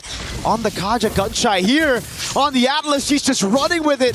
Perfect match lands. Fatal Links. Whoa. What the heck? That was Nana with a traceless forward. Luckily, the rest of the team was there to help her out. But this could be a tragic day for Falcons. Hey, Turner, just earlier, Falcons ID sent home by Vitality. Falcons Vegas started off really strong with game 1, but game 2 slipped out of their hands. Then we have a game 3 where Geltec Cyber Team, for the first time in the series, hold a lead at the start of the game. They came in this knowing that Geltec was a strong foe. They wanted up again, but that's a Fatal Links. Baiting out the Purify, shift these guys by Nocturne, delaying the skirmish a bit. Nana with a rotation as well. Nocturne just walks into it. Tokyo with the tread. That's a big mountain shocker, but there's no follow-up now. Black Shoes in the midst of it all. Black Shoes again from Sanjika. Lubon, falling Star Moon, stops Syrinx in her place, but no more kills. Just an open turtle for GCT to take. Another advantage that they are able to put in their belt, or under their belt rather, a neutral objective, a kill over, and they have as much map control as ever. You see the SOD being placed but doesn't get its mark. Nucci tries her best to try and prevent this structure take. They go ahead and open up that ult. I think it's fine if they lose Kuejo. That's a sacrifice that they should be willing to take. Kiyoi, CC Immune, gets out of the mountain shocker. Tokyo picked up the turret while all that was happening. So it's value.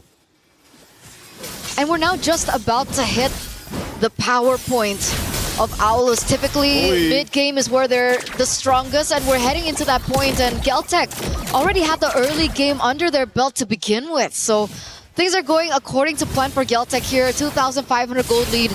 You could see the top lane being bullied. Names and Liubon. Look at the damage that she's outputting onto Names. Names has absolutely no space to farm. Nowhere to farm. Wherever she goes, there's one of the Geltec Cyber Team members just stalking her. And this time it's Liubon, always on her. In the skirmishes as well, what makes it so good for the Aulus is that usually as a normal, assassin jungle, you gotta be creative. On an Aulus, you can just brute force your way into it with CC immunity. Through the front line, right into Names and Syrinx. And Sanjika, always stealing the Black Shoes, has given Falcons Vegas such a tough time because there's no one that's vulnerable on this team. It's really hard to look for an advantage. It's really hard to look for something to trade with. And now you can see that Nana is taking a risk there, trying to push in that bottom side of the map. She should be able to get it, but wait a second, the SOD does not land. Esme, she's gonna be able to clear it. They don't even get the structure down bot. It's almost like Names made a sacrifice in that game 1 to land all the SODs, but never to land them again in game 3. Tokyo with the shred on Nucci. Sanjika with the Terrify! Purify comes out, but Syrinx gets away in time. Now it's the pullback. Tokyo shut down. In the midst of it all, the Fatal Links lands. Now with Liubon on the falling Star Moon. Sanjika trying to provide damage. Oh, the AoE is big. Names survives Liubon. Flickers in forward, but Names is able to blink out in time. Signs of life from Falcons Vega. It's mid for goal. Tokyo finally shut down in this game. Really, really worth. Really, really worth. They don't even lose the structure in mid, so they do still have a control over their own jungle, but Nana's in trouble now.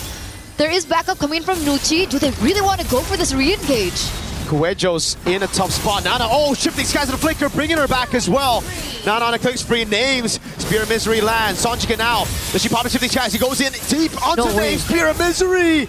Peels for herself. Gets Nana the double. That would have been too much. That would have been too much if Sonjika could get that kill over names. Luckily, she still had the spear to bring her back and eventually have the damage to take her down. Tokyo. And this does mean that 2 members are down. Falcons should be able to pick up this Lord. Kyoe went for the chase. Lord's already very low. Kyoe won't be able to make it in time. The retreat from Nana is good. And Falcons Vega get their hands back in the game. 10 minutes in. Only a 1,000 gold lead. And I do think that Falcons Vega have a very good scaling comp. It's a Lilia and a double marksman composition. They should be able to shred now with items. So they're still in the game. They still have the foot in the door. It's not a 50. Wait a second, Kyoe, what is she doing? Nocturne goes in, but none of the other members capitalize on that. Nana, Mountain Shocker just a zone. 2 levels ahead of this Aulus. She's fine, she's fine. Falcons take something of their own. They pick a structure up top. What it was really peculiar for me was during that entire Lord. Wait a second. The first time she got away. The second time it might just be a bait. The whole team coming around. Oh, Cuejo! Fatal links into Tokyo's free hits. That's Nana taken down, and Nucci's gonna be next on the chopping block. Kyoe gets baited them. Sonjika with the SOD!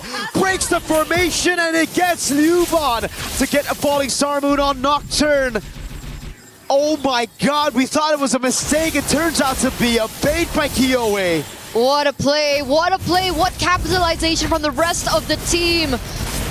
Early pick Valentina. Black Shoes was the choice. Suddenly she picks up the SOD and she gets a pick for themselves. 4 members are down from Falcons. They're gonna be up in a few seconds. Nocturne, the only one left standing here as Geltec look for more and take them away from Falcons. How did they go from a 50-50 to what we're seeing right now? It's these very thin margins. They literally just out-mechanic their way into that win. Logically, it shouldn't have been a win. Kyoe is out of the fight. It was a 4v5 they were taking, but they split Falcons Vega just right for them to capitalize. Again, Nucci walks up. Now the glorious pathway backwards. Oh! Cuejo! Fatal Links finds everybody! Kyoe gets a triple. Tokyo gets 1 on top. And it's Nana to try to cut the waves in mid. Wave bot is good. Nana's gonna have to pull a miraculous defense, but she's still handling the wave mid. She won't be able to recall in time. This is it. This could be the very end. And it truly is. And Nana will not be able to deny it away from them. Geltec Cyber Team pull a reverse sweep to make it the top 4. And they move forward, ladies and gentlemen, up against an experienced roster in Team Falcons Mena. QA has brought her experience from her last run at MWI and have brought Sonjika, Cuejo, Tokyo, and Liuban forward here in MWI 2026. It was a symphony of skills together, baiting out those purifies in the prior fight, and then a massive Cuejo set into a follow-up from Sonjika. It was immaculate. It truly, truly was. We want to hear from them. We want to know what they have to say about that victory. And with that, we're going to throw it over to the stage.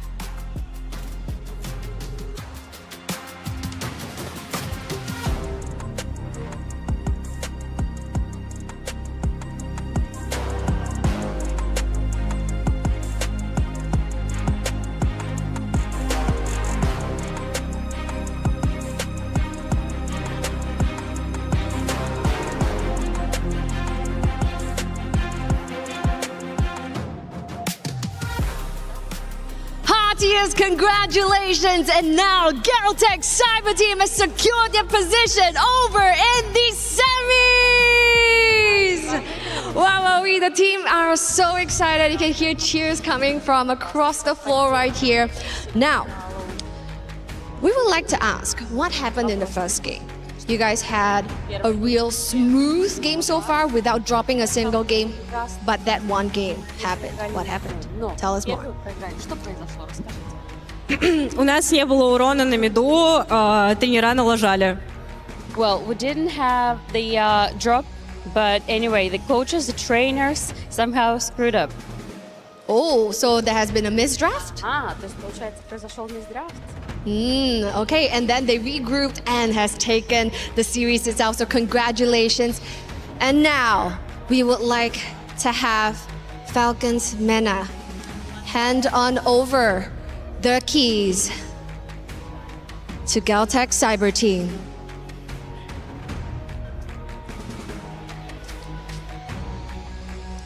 You fought valiantly well. Thank you, and your journey ends here. So now that you have the keys of Falcons MENA in your hands, how are you feeling right now? Ну, тяжело немного. Well, a bit heavy they are. You guys are really happy. You know what will be even happier? When you hear that pop. Congratulations one more to Galtech Cyber Team. Take your walk of victory!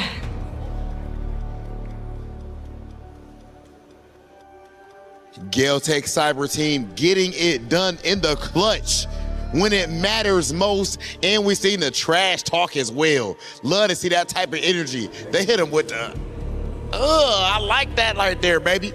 You know what I mean? Galtech Cyber Team showing that they are here to stay, and the trash talk wasn't enough. You know, they're about to savor. You can hear their fans in the background. They're about to savor this key pop. It's gonna get serious. It's gonna get serious all the way.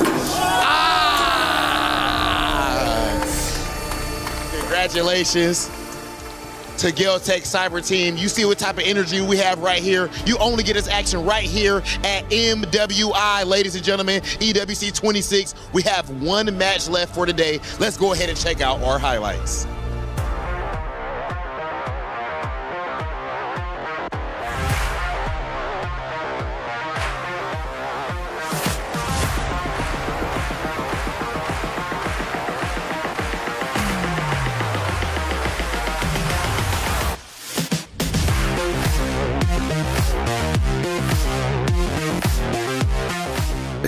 Is in our DNA. Whenever we let it out, it becomes our superpower. Now imagine an entire city being built to supercharge it.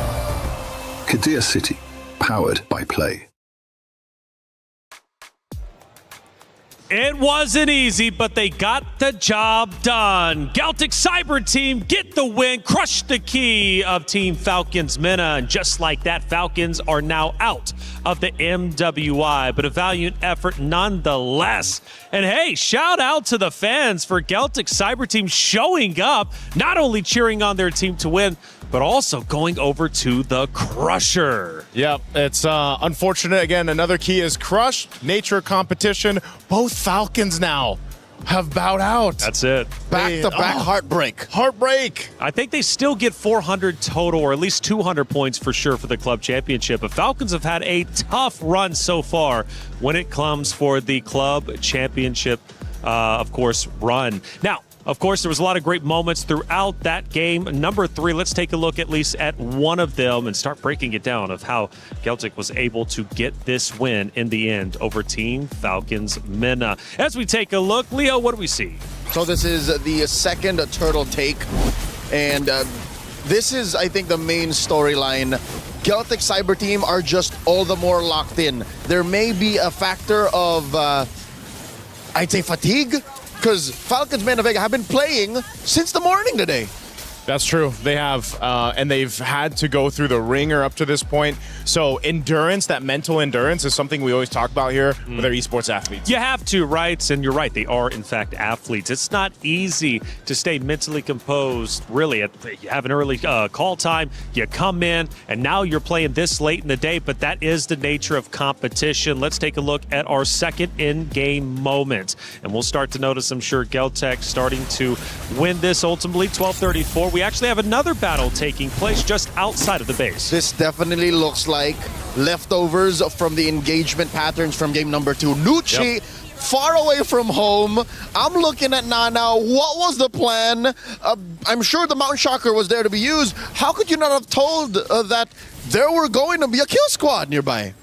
How could you not be told that? Well, communication is key. They move on in, they destroy the crystal, and ultimately take the win in just 13 minutes. And we did get some insight as to what happened in game number 1. Well, nice, maybe a misplay on their part. Yeah, it comes down a lot of the times we hear from the interviews and even our own kind of sentiments. The draft is so important in the here, but also too, again, I was wondering, would we see that Ollis in the hands of Kiowa go through? They leaned on it, and this time, again, it works out. She's the only player now to bring out this Ollis twice. The way, loud. Let's take a Fire. What? Lord. Kiowa. The first time Again? she got away. The second time it might just be a bait. The whole team coming around. Oh, Kuecho! Fatal links into Tokyo's free hits. That's Nana taken out, and Nucci's going to be next to the chopping block. Kiowa just baited them. Sonjika with the SOT! Breaks the formation, and it gets Liuban to get a falling Star Moon on Nocturne. Oh my god, we thought it was a mistake. It turns out to be a bait by Kiowa. Mirko and Eterna have been bringing the energy throughout all of our best of threes that we've watched for the past 2 series, and they've got one more to go. But make no mistake about it, they are giving their all. And Eterna was giving some dance moves, I think it was at the beginning of that clip. It's like, was it like this? Something like that. Something like that. You know, hey, us as casters, when we're in the heat of the game, that's right. We can't help it. We do what we do, and don't ask any more questions. This was a great series. Falcons Mena to celebrate them. Again, making history for their region. It was a tremendous deal that they made it to the knockout stage. Yes, they fall short from what they wanted. Everybody wants that championship, but only one team can get it. And now, Geltec Cyber Team are in true dark horse territory. Much like their counterparts in the men's division, they are the pride of ECA, and they can legit just upset almost anyone, especially in best of 5. Ooh, that is a big talking point. We brought it up at the beginning, right? EECA, maybe an underrepresented region now looking to make headway and join the likes of Indonesia and the rest of them out there. And they very well could do so, because now they are officially top 4. Top 4 secured right now, and yes, a big representation for the ECA region is something that they can hold high, because top 4 against some of the best teams right now currently in MWI. Let's see how they compete in the days to come. That's right, we'll have to see. Oh no, the disrespect after winning, the crying faces, and you know what? Well deserved. We love when personality is shown out there on that stage. No hate, of course, towards the other roster. It's all love at the end of the day. But in the heat of the moment, sometimes you just gotta emote on your opponents after getting a big win. And speaking of emoting, maybe we'll have that coming up. From what I'm hearing, Damascus and Trev were roaming around, and they got into some crazy business. All right, we're on the EWC venue. There's plenty of stuff to do for the competitive minds like us. We played basketball yesterday. We're going to play some more, Trav. Yeah, we're cooking. We're going to do this the reactions game here. It's going to be Hollywood Rob TV up first. Hollywood Miles Morales, he said. Listen, give it a try. Let's take a look. How much does he catch? I don't think he's going to do too well, and he's been dealt in it as well. No.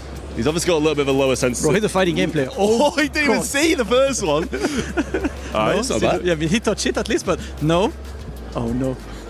He's adapting. Close enough. Brother. Bro, he's not even seeing him drop. Peripheral vision is cheeks. No. No, this is... Come on, this is easy now. There aren't many. I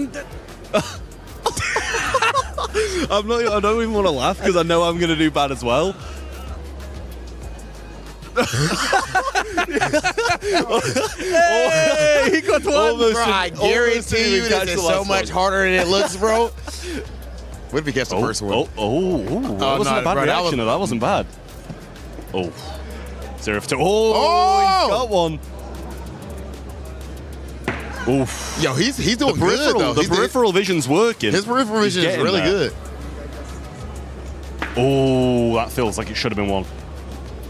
Oh, did he catch that? Oh, he did. That's two. Oh. Oh. Yeah, there we go. Man, this is going to be a 4.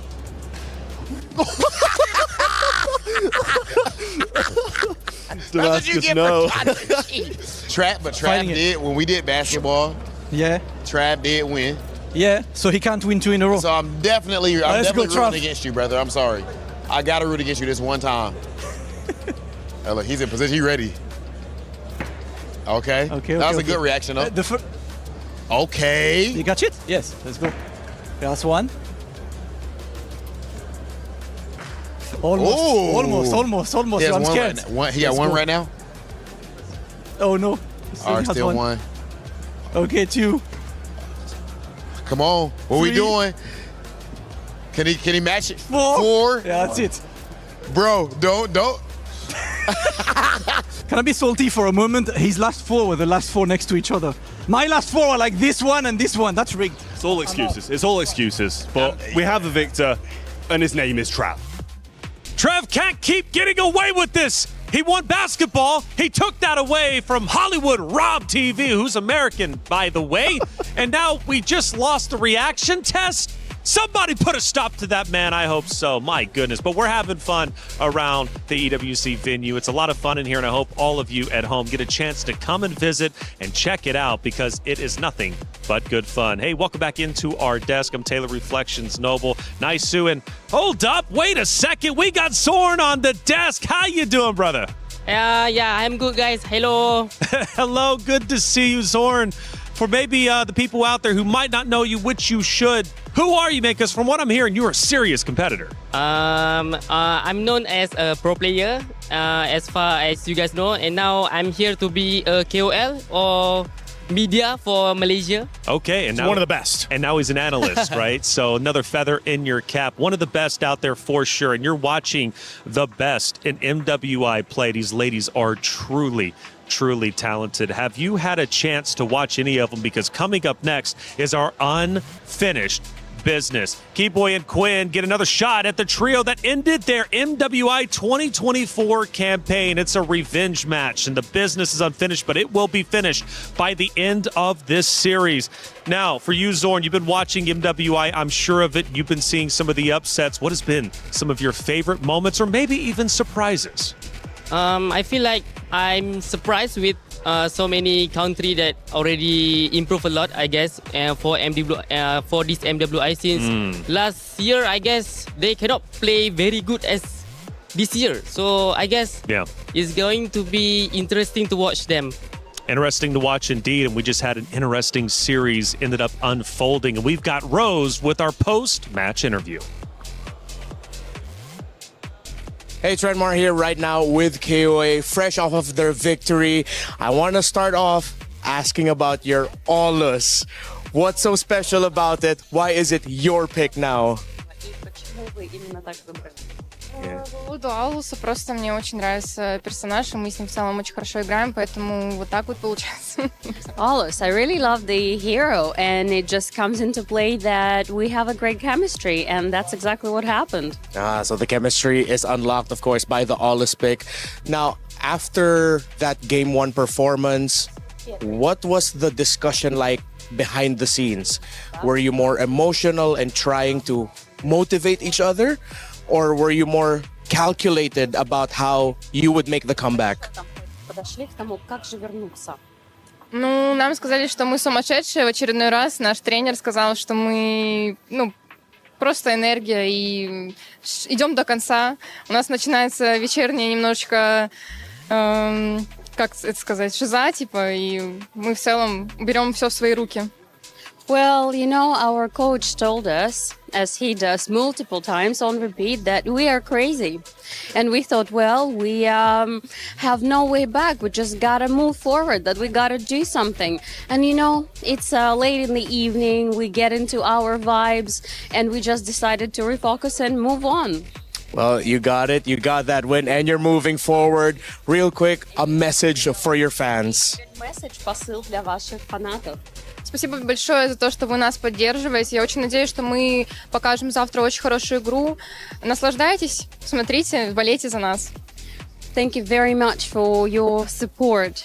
Thank you. Tomorrow we'll try to bring out our best game. And yes, watch, enjoy, and continue supporting us. Thank you so much. Thank you. Congratulations. Geltec continues to fight. И Geltec идет дальше. Geltec continues to fight. They're now top 4, but we still have one more spot in our semifinals to determine what it's going to look like. Let's go to the stage and get it started. Thank you, Taylor. It's time to kick off with our final match of the day. The knockout round has been incredible, and once again, there is one team that will stay away as a victor today and one last out. Without further ado, let's get our first competitors onto the stage, qualifying out of Malaysia, Team Rey Young. Team Rey Young has pulled up this year with an absolute vengeance. They are representing Malaysia, the phenomenal region, a phenomenal country, and they are led, of course, by Quinn and Chiboy, who missed last year's event and have come back here to right all wrongs. This is a newly assembled team, but make no mistake, they play with the chemistry of 10-year vets. Chiboy, remember 2 years ago, exact same team. Anything you would like to say to Navi? Good luck, have fun.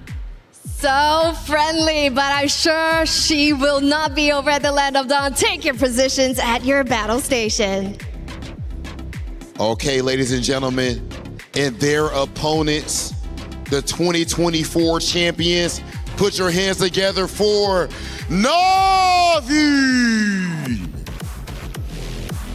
We talk about regional rivalries. NAVI qualifying out of the Philippines, and that team has been going through the trenches, losing early to Galaxy Phoenix, but then a big comeback against Falcon Daisies and eliminating last year's runner-up Gen G to make it all the way to the knockout stage. And now the mission is simple: keep winning, come back tomorrow. All right. 2 years ago, you have met the exact same team. Any comments to your competitors? Just say good luck and have fun. So friendly, but I'm pretty sure there will be absolute bloodshed at the Land of Dawn. Please take your positions. And here's a story for you. 2 years ago in the path to victory, NAVI PH took down and crushed Quinn and Chiboy's dreams, sending them home in 2024. Now, 2 years later, a revenge arc in the making. This time, they stand before NAVI PH without dropping a single game. On one hand, it seems they look ready. Question is NAVI ready? Let's settle that score over in the Land of Dawn. Over to you guys at the studio.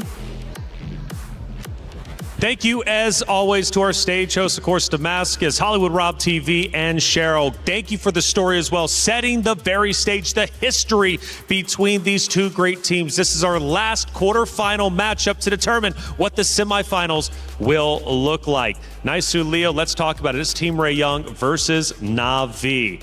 This means a lot for both regions. Just to add a chapter to the story that Cheryl told 2 years ago, yes, NAVI PH, then known as Smart Omega Empress, dropped Quinn and Chiboy, and they lived happily ever after. In case you missed out, they became champions. They eventually did, and they rode their way all the way in a sweep, I believe, in that championship in 2024. So this is a great story of redemption, revenge, however you want to put it, for Team Rey Young.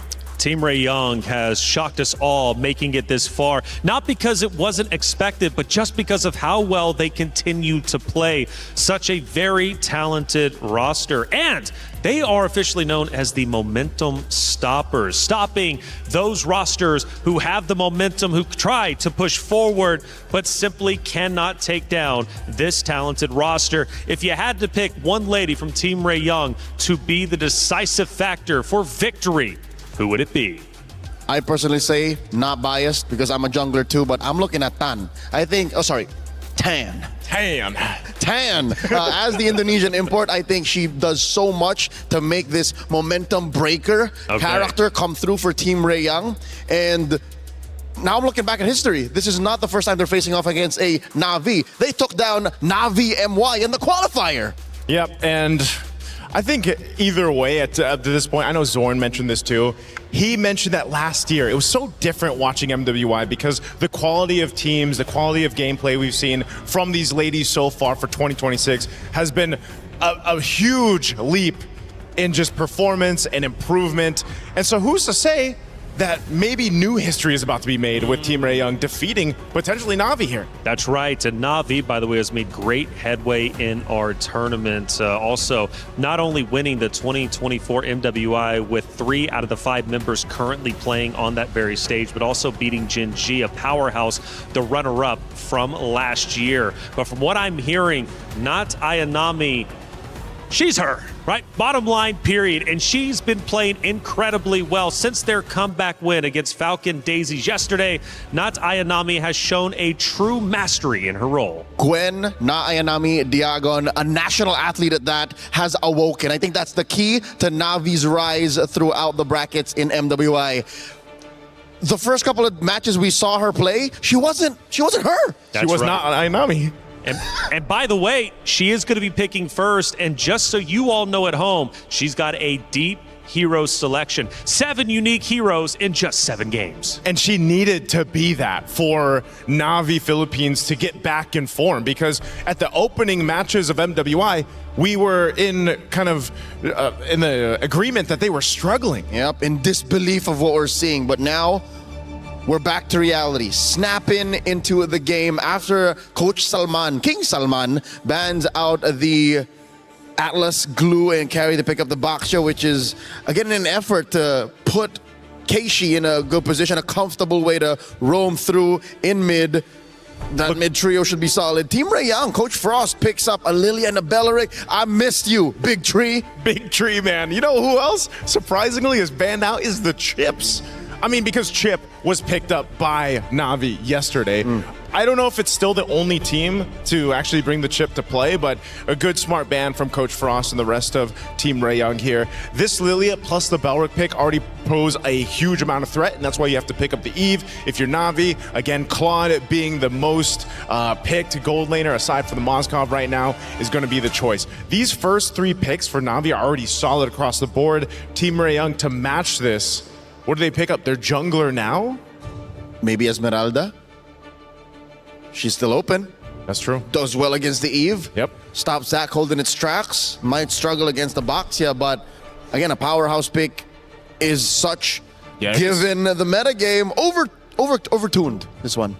Esmeralda? Still, I believe so. She's a little OP. Yep. And look at that. In your first 3 picks, you get 2 out of 3 best in lane. Yep. Eve is on the other side. I'm going to die on this hill. Eve is the best mid laner right now. Yeah, that's unfortunate. So I would say Gord is like, it's weird how much he's climbed in the meta. 50-50 maybe? Do 50-50. they share the podium? I don't think they share, like almost there. You know, maybe I put him at like number 3, maybe 2. Who's the other choice? Other than Eve? Valentina? Lately Valentina, yeah. Lilia's working her way up. Lilia is starting to get there too. Maybe 5. A solid start for Team Rey Young. Going into the bans, Gatot Kacha, get out of here. Moskov. So, NAVI PH, the play seems to be choke out Quinn. So this could potentially be, because the carries already banned Moskov, you already picked up the Claude. Harith? Is it gonna be a Harith, a Harith, who we haven't seen picked up as much as we used to, which I'm not complaining about. It needed to change. That gold lane was getting a little stale. What else is there for the SEA Games gold medalist in Quinn? Granger? What else? Other than the Granger, maybe, I don't know if there's room for a Bruno. A Bruno. We've seen that in the hands of the likes of Lunar. These are the choices left. Alice taken out of the equation by Coach Frost. King Salman. Oh, the there you go. Another one. There is an absolute that you have to get out of your opponent's hands. Now Quinn has to have a conversation with Coach Frost. They took it all away. What do I pick? Maybe just the Granger, Harith. Who else do we have? Bruno. Granger, Harith, Bruno. Those are your choices. That's about it. Unless they have something else planned. I know we did see a Clint also come to play. That could be something they lean on. But that's outranged by the Eve. Exactly. Guinevere for now. So this is the your combo. jungler. That combo we saw on Stream B. What's the name of it? The Bellavere. Bellavere. Yeah. Bellavere. The Belric and the Guinevere combo is deadly. And it's worked a lot of times, just those two heroes alone. Yep, they set each other up. Exactly. Belric can taunt them, and then the Requiem or Lancelot's sister can come in and then extend the crowd control, and then, you know, have the rest of the damage dealers come in. Deep in thought is Rain. She'll be playing the Eve here. Yet to see not Ayanami's pick, and of course, a roamer. Yeah, a roam option. Atlas being banned out. Glue's not potentially there. CC for now for the XP Good lane. solid answer to the Esmeralda. Exactly. And the roam option, it's going to be an Akai. Okay, so we've seen Mirai. Is there a world, Leo, yeah, where it's a roam Baksha and a jungle Akai? I don't know. I was about to say, Keishi and Yakai, at least here in France, at least in MWI 2026, did not look good. Yeah. So I'd say stick to this. Stick to this. Heavy spin people into the RWM. Yeah, that's true. Last pick, Team Rey Young. They still need that gold lane option. What are they gonna throw in here? There was so many bans towards Quinn. What is Quinn picking? Yeah, 3 in the last half of the draft. I'd say Bruno. Bruno's the safest. Yeah, Bruno's probably your safest. You can move around the Wrath of the Dryad. You have that setup potential already, but they don't. They go the Hanabi. How do we forget about the Hanabi? Of course. Now, in a lot of people's heads, she's still more a meme than a dream pick. On Stream B, it was a pick. Hey, but already in the opener, Quinn won via split push with a Hanabi. That was the first win, I believe, of Hanabi, of MWI. I hate that we forgot, Joseph. It's Team Rey Young versus NAVI. Unfinished business. Chi-Boy and Quinn get another shot at the trio that ended their MWI 2024 campaign. But just because you get a shot doesn't mean you will be victorious. Team Rey Young takes on NAVI now. Miracle Eterna, let's get it started. Another team on the brink of elimination, ladies and gentlemen, as we get to the final round of the best of threes of the day here at MWI 2026 at EWC. It's a time to be alive. Another Hanabi pick, a signature pick at that, and we'll see exactly how this all pans out. If it's pure front to back, the Hanabi can work. And I think Team Rey Young, yeah, they've made it work a couple of times. They mentioned it on the panel earlier. Young man from the Philippines, Leo, in the building, Naisu. That's not very nice. What? Oh, he's a building, dude. He's massive. He's like, he goes to the gym and stuff, right? Team Rey Young, though, this is a problem, Nora. Nora in XP against a CC. I think a lot of players now, they figured out the winning matchup. We were talking about this as well, right? Who wins against Esme? Not a lot of picks. CC's one of them. Does well. The other pick that I would like to see is a Dyroth. Ooh, the Dyroth. I think a lot of people have been mentioning it, you know, Stream A, Stream B, the Dyroth pick. Technically, it does really great in lane. I've yet to see whether or not the Dyroth really pays off later on. Wait a second, Miko gets caught really low here. Yep. Did she get it off quick here? Okay, she still gets out. Yeah, it's just revitalize out, boom, there you go. The Dyroth, I think, especially if these teams want to start playing more of those assassins, physical assassins in the jungle, can work really well. Imagine Dyroth Paquito. Paquito jungle? Yeah. Or Dyroth jungle and Paquito XP? Yeah. Oh, you know what? You might be cooking there. Could also work with the Balman. I think the Balman is technically the better version, right? Because you have that shred. Leo loves Balman, by the way, just saying. We saw Bauman earlier on. We're not going to see it right now, though. We're going to focus on the Gwyn and the Boxias of the world. So far, everything has been quite passive. No crazy plays just yet. But we do see a rotation coming in from Tan on the Guinevere here to the top side of the map. But little do they know, there's 4 members from Navi up top too. Yep, Keishi with the shield unity. I mean, to be fair, it's expected. Team Rey Young and Navi, they're both very calculated. They don't just go in randomly and go for skirmishes. They wait for neutral objectives and they play it slow.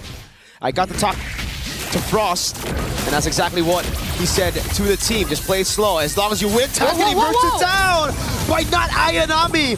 Ben just procs as well. She's able to survive the RBM. Peels for Ayanami now with the yo-yos. Gets away just barely. Oh my goodness! Ayanami! With 1 HP, gets away. Now V on the turtle. It's free. She was there, and then she wasn't. Tan early exit even before the objective, really allowing Navi to pick up the first neutral objective of the game. And my oh my, did we not account for the damage of not Ayanami? What is that shred? That's a shred you should expect when you got a lot of HP. And to be fair, Team Rey Young does have a lot of HP in their composition. Now, losing in the early game ain't all that bad. They can still play for that scaling game. But listen, if this composition snowballs... Oh my god, Nora? Hanabi won't have a front line to rely on. That's the problem. Yeah, Nora, not gonna have a good time. Not Ayanami. I'll be surprised if she doesn't go see Halberd first item. And it feels like if we, go back to the discussion of the gold lane, Hanabi requires a little bit more time to get rolling, to get online. She needs a lot more farm. She needs to scale. She needs to get to her items maybe a lot later than compared to the Claude. So Team Rey Young right now are in a peculiar position where there's a window that they lost early and they need to rely later on, and hopefully they can withstand the storm coming through from NAVI PH, because if we know them for anything, NAVI PH are great at looking for opportunities and looking for weaknesses in the enemy composition, and they're doing just that. Uh-oh. Headbutt baiting on the Purify, the RBM as well. Chiboy's gonna get thrown back by the heavy spin. Now Mirai with a pin down on Miku. The current call on both of them. Oh, they gotta run together. Synchronize Ayanami. Almost takes Miku out of the skirmish. Kin, all she can do is clear bot. Right now, that's the case. This is the weak side gold laner effect. Absolutely. Now things are shaping up to still be in favor of Navi. We do see that the turtle is going to spawn in under 7 seconds. Keishi's already in the area, just picking out her own jungle, looking to farm a bit more. And something important to note is Keishi's actually a level ahead of the enemy jungle right now. Tan, does she really want to go for that 50-50 on that neutral objective, or does she want to get a pick before she goes for that 50-50 retry take? I don't know. It's going to be very, very tough, man. I don't even think it's 50-50 with all the poke that Navi have and the heavy spin. That's an all-in over on Chiboy. Wrath of the Triad going to be used up, but look at the heavy spin again. Able to pin her down for Keishi to get a free retribution as Rayan walks up with the Blazing Duet. Rain gets away as well. Now Riyadh goes back to the BMI onto Nora with the anti-regen honor for the passive. Ayanami just tearing her apart. Nora goes down. Rian's on Quinn. She has CC immunity. She's going for a little bit more damage. Keishi's going to walk up, slam onto the minions. 5-0. Navi are just clean. Brutal, brutal, brutal, brutal. They made a decision there, Team Rey Young, and it really didn't pay off. Maybe they'll understand that they need to play for Hanabi more. It looks like there are rotations coming in from Miku and Chiboy to the bottom side of the map. Maybe looking for a punish on not Ayanami, who's sitting at 2-0-2. Let's see if they can make it happen. Ikebana lands, the taunt doesn't. The Wrath of the Triad though lands, but Ayanami is still able to survive for a bit. Gets 1 kill before she dies, but it's now going to be 2 on the board, and Miku might just follow next. Rain is going to go for the chase right now, and Mirai is looking for the cut. RWM dropped on her, and the Panda gets a big body slam to take her down. Rihanna instantly with the Blazing Duet. Headbutt and the heavy spin. Hands just pinned down. 8-1. This is a stomp and a half for Navi. Whoa. Nora with a walk up. Huh? Yeah, she just purifies out. This is very unlike Team Rey Young. Okay, I think they're really playing into the tempo and the momentum that has shaped from NAVI PH. And you would think as an experienced roster from Team Rey Young, they even have a gold medalist in the midst, that they wouldn't, fall into that kind of momentum. But Navi, again, taking so much control over what's going on right now here in the 7th minute of the game. That was a 1-for-4 trade, by the way. They only took not Ayanami for the price of everything. But luckily enough, Team Rey Young, they do get something in return. They get a structure. Keishi just really wants to go with the fights, man. This is Spatial Migration and the Vilo Requiem landing, but Keishi with the Poisons is unkillable. Quinn, though, is very vulnerable. Mirai with a pin down of the heavy spin. Tan and Chiboy isolated from the rest of the team, and it's just pickups here and there. Nora gets a trade in the end with Ayanami falling, but Mirai is practically soloing Miku with the helmet of the Blazing Duet. Now Rian's gonna take the kill on Miku, and it'll be all good as Rain flickers out to safety against Nora. 13-3. That's a 10-kill gap in the span of 7 minutes. We were talking about them being two teams that really love the objective plays. Two teams that really play slow, and yet this is what we're getting here, as it seems like NAVI PH are playing like they have something to prove. But here it is, the replay. You can see the collapse coming in from Mirai as well with the heavy spin and the follow-up damage coming through. Not Ayanami still is just wreaking havoc, and it was somewhat of a staple before, and it has come back again. Not Ayanami, again being one of the pivotal roles here in NAVI PH from then and now back here again. And you can see it already, perfect turtle, that impact showing right in the land of Dawn, man. Dominance Ice picked up by Mirai. She's got to be careful. She has a bounty on her. 3-0-6 on the roaming panda. That's kind of crazy. Huh? That's your what? She got more kills than right. Rian. If you swap, if you cover the names, you'd expect Rian to have that KDA. Maybe she's like, you know, Rian, it's okay. Just chill. I can do it for a bit. I thought that was going to be like an inspirational message. There. Just, okay, Rian, it's okay. Do I want to bring up stoicism now? You know stoicism? That's how I deal with it. Yo, Winter Crown picked up by Tan. RWM straight onto Quinn. Blazing Duet is, whoa. Maybe they need a bit of stoicism. It's a bit too crazy, a bit too bonkers. Rian gets punished for it, and now Keishi as well. Spatial Migration and the Violet Requiem. Right when you bring up stoicism, they start going a bit too bombastic here, Eterna. Okay, maybe it was stoicism for Team Rey Young. See?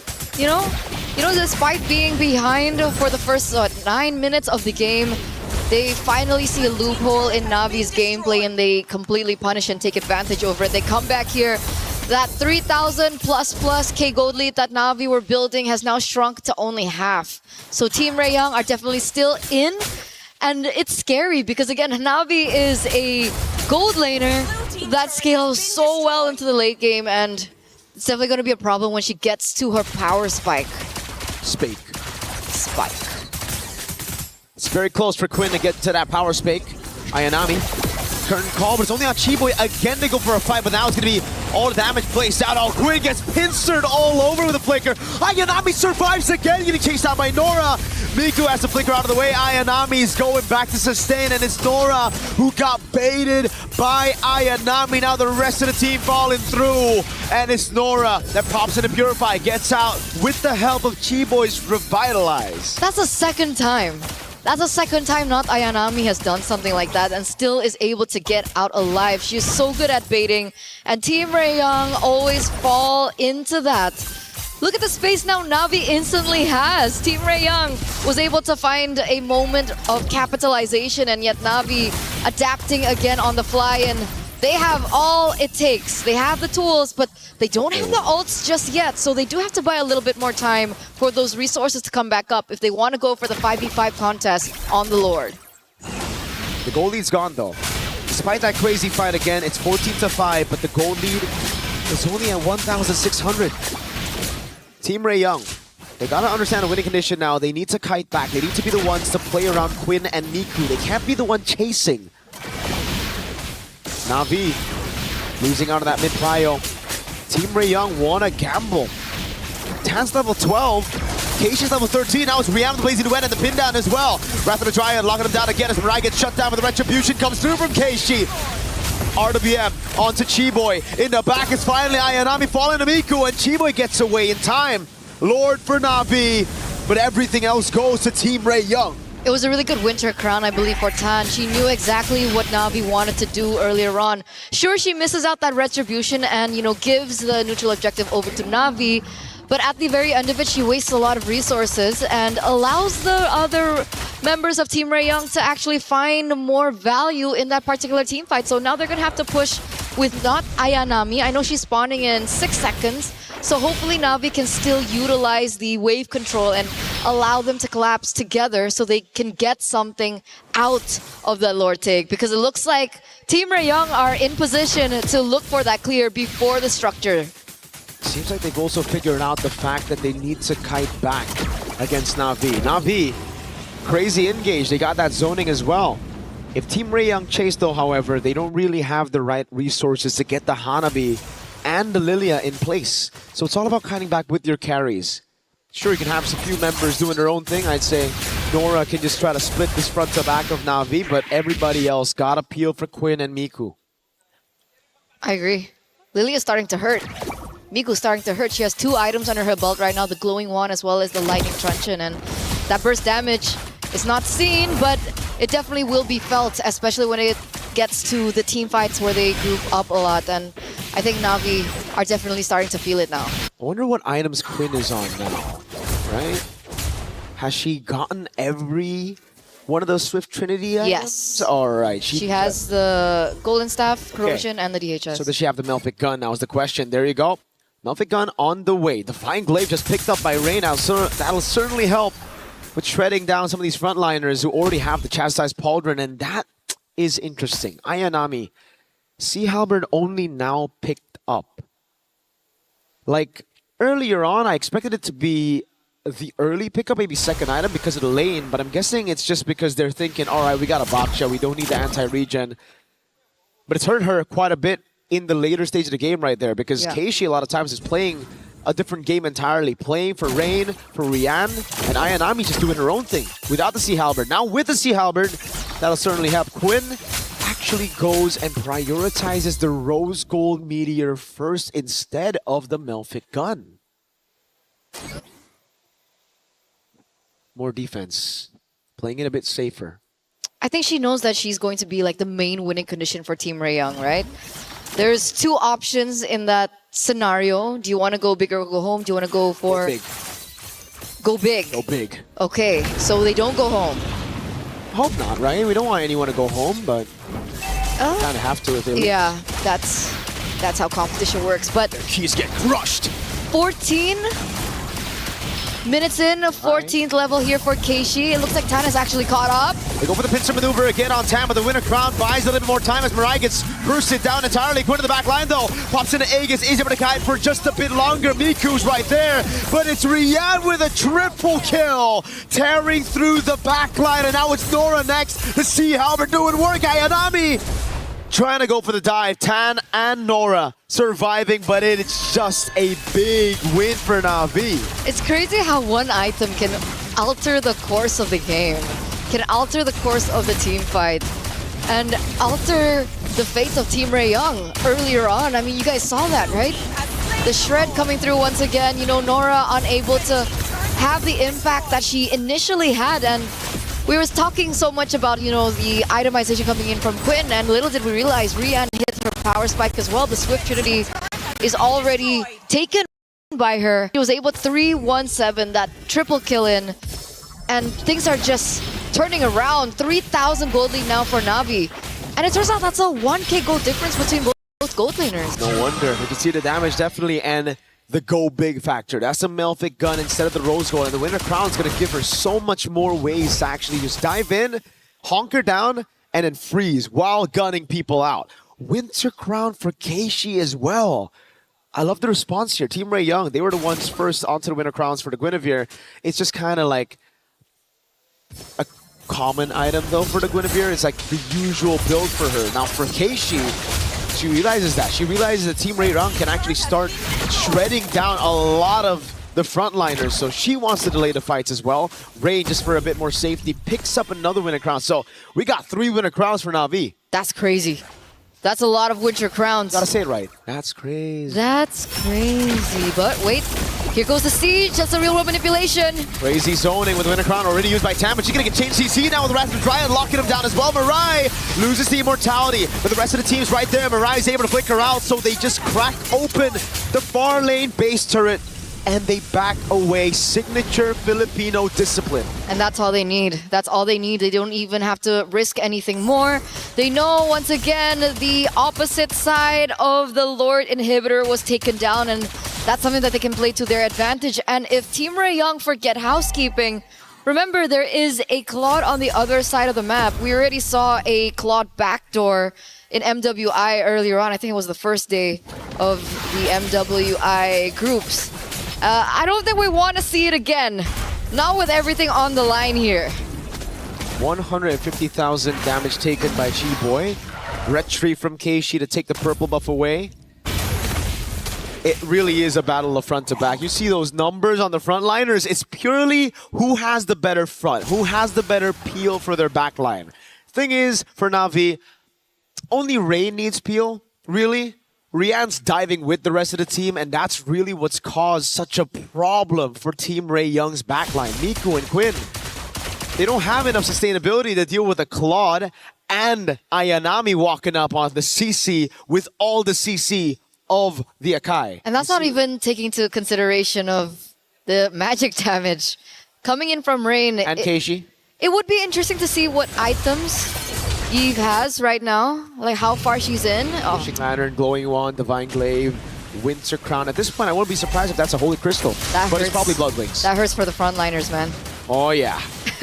That's the reason Chi-Boy's been taking a lot. Number one in the damage taken, and look at the waves in the bottom lane. This is why Navi just back away after getting that base turret. They have a slow push built up bot, and they know for a fact no one on Team Rey Young can be sent down below. So right now for Team Rey Young, it's either you gamble on a 5v5 or a Lord take, or you lose out completely on the bottom lane. They need to make a decision now. They need to make a decision quick, because the waves are still crashing there in the bottom side of the map. Tan, Macroed. You want to go 50-50? You're both at level 15 now. Oh, What? no. Huh? They sent Quinn to mid? Just for a bit. No vision, though. So that's why Navi are going to play with it. And the bottom wave's going to crash into the base. This is big. Who are you going to send? Oh, they're hesitating. They don't know who to send, and it's already going to be crashing in. And again, they're just going back and forth with the waves still there. Navi love it here. They thrive in this position. It's Team Rey Young that need to make a move.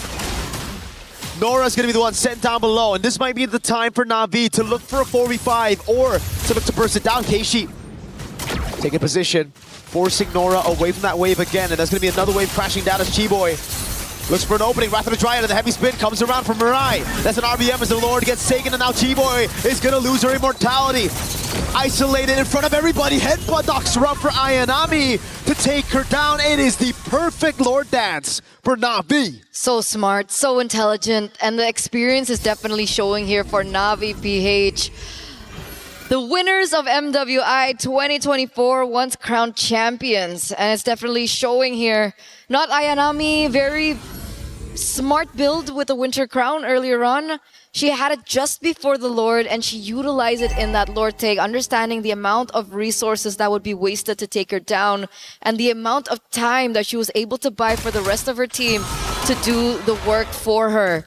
7,300 gold lead now for NAVI PH. 20 minutes already has elapsed, and that enhanced Lord is marching in the bottom side. They're relying on Miku and Quinn to be able to clear this as fast as possible. Whoa, Quinn's doing so much damage. Ayanami down very low. Blazing away in the ground. Mirai's gonna be caught by the Wrath of the Dryad earlier. Keishi with the Poissance. And look at that.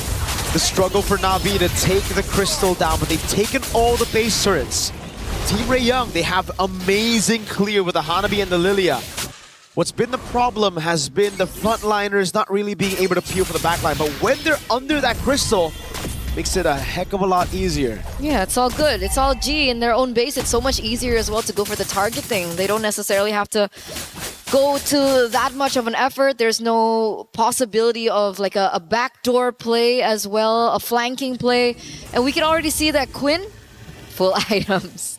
Swift Trinity, she has the Malefic gun, and she also has the Immortal, just in case things go south for her. There's also another layer of defense with the Rose Gold Meteor. So she's going double defense actually here. Love to see it. Team Rey Young just doubling down on defense. Winter Crown again. Rian swapped it out earlier after utilizing the Winter Crown, going straight to the Immortality. Now we have a slow game again before the Lord spawns. And this time around, folks, it's another Evolved Lord that we're waiting for. Another Winter Crown picked up. Mirai baits out the Purify. Big resource spent. Down for 90 seconds as the Lord will spawn in the game. And the bottom wave is still in favor of Navi. Hell, it's not just the bottom lane, it's mid and top as well. So Team Rey Young, they're going to have a lot to deal with. It's these small things that NAVI PH are able to get out. Like something as simple as a spell that can really alter the course of these particular team fights. So it looks like they do and will be able to clear in that bottom side of the map, but it's still going to be pushing in favor of Navi. So again, Team Rey Young are the ones on the timer here. They have 2 waves pushing in favor of Navi. This is a headache, if anything, for Team Rey Young. They really have to dig deep into this one. And Navi are not giving them any chance. Constantly resetting the Lord, not giving Team Rey Young any space. Ayanami will shove in mid to force these rotations and to force Team Rey Young to reveal themselves. Quinn and Miku both visible on the map. That means Navi are going to go straight for the Lord again. They know Team Rey Young have no hold, even in their own jungle. Navi, a free Lord. This time it's Evolved. They're going to have that damage reduction as they look to close this one out. They don't go for it. They don't go for the gamble. And No chance. I guess it makes sense. Their only hope now is to wait for maybe an overstep or an oversight from Navi as they push in with the Lord. But like you mentioned, an Evolved Lord is not a Lord to underestimate as well. So we'll find out whether we're underestimating the Lord or we're underestimating the clear potential of a Hanabi Lilia combo. Because if there's a composition that can clear an Evolved Lord at 23 minutes, it should be one with a Lilia and Hanabi. That is true. That is true. Game 1 on the line here for Team Rey Young. Navi Philippines looking to close this, but will they be able to? Chiboy jumps very low. Look at the zone already. Mirai in the back line now going to go for the zone and pins her down with the RWM as well. Hanabi and Lilia not able to go for the hits. The base just gets wide open and Navi close it out with beautiful macro. Match point now for NAVI PH. As they were able to get that very decisively, very clean, very macro-centric. And NAVI PH show you just how the small things in the game can lead to something big, can lead to mountains as well in the particular game. But of course, Team Rey Young, once again, like we mentioned in the previous game, they do have time to go for the reset. We did see a reverse sweep in our previous match, so let's see if we're going to game number 3. How they reset come game. We're throwing over back to our hosts.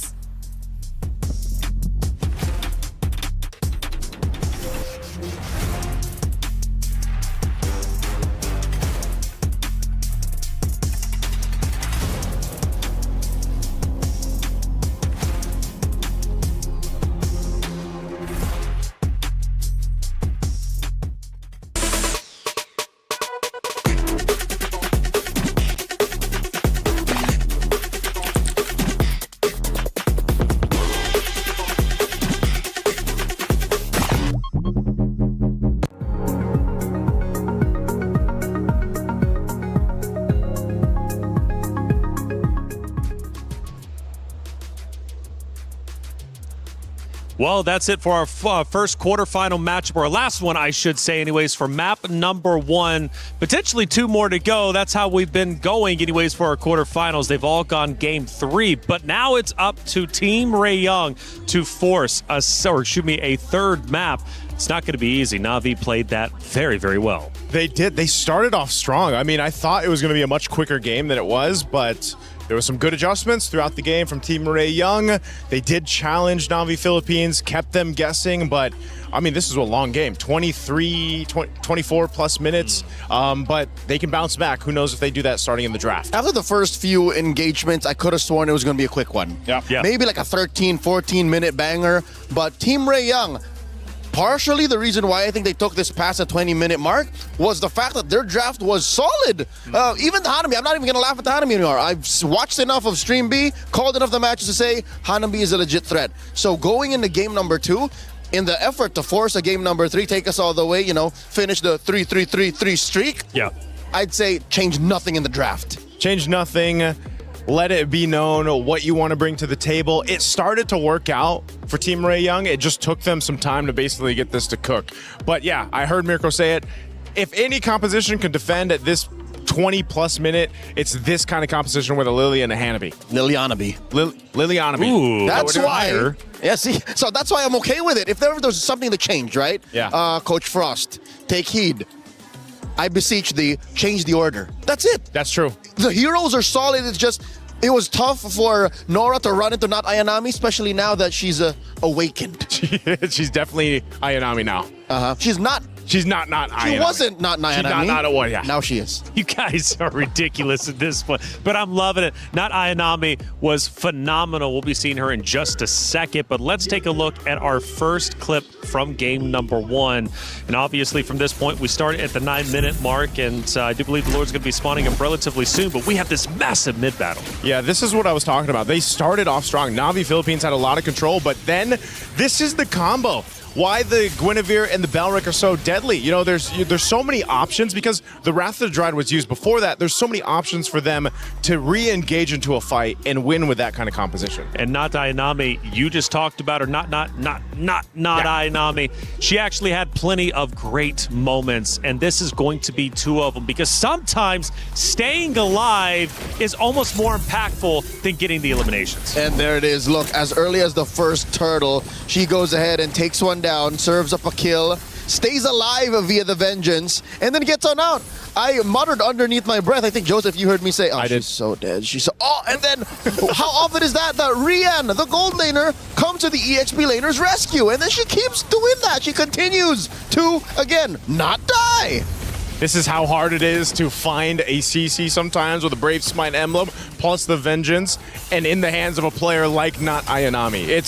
It's a little finicky to try to even catch the CC, but then again, with the way the team played in the early portion of the game is what made it so deadly. You know, again, staying alive like that is, I mean, it really does take talent, it takes timing, and just overall experience. A phenomenal job as a whole in general. I believe that's all of our actions, but hey, I do want to say that we have, I believe, our competitors about to get set up. It's going to be a lot of fun, and I'm ready for that to take place in just a second. But of course, plenty of storylines still to come, obviously, between even just these two varied teams like Team Rey Young and NAVI.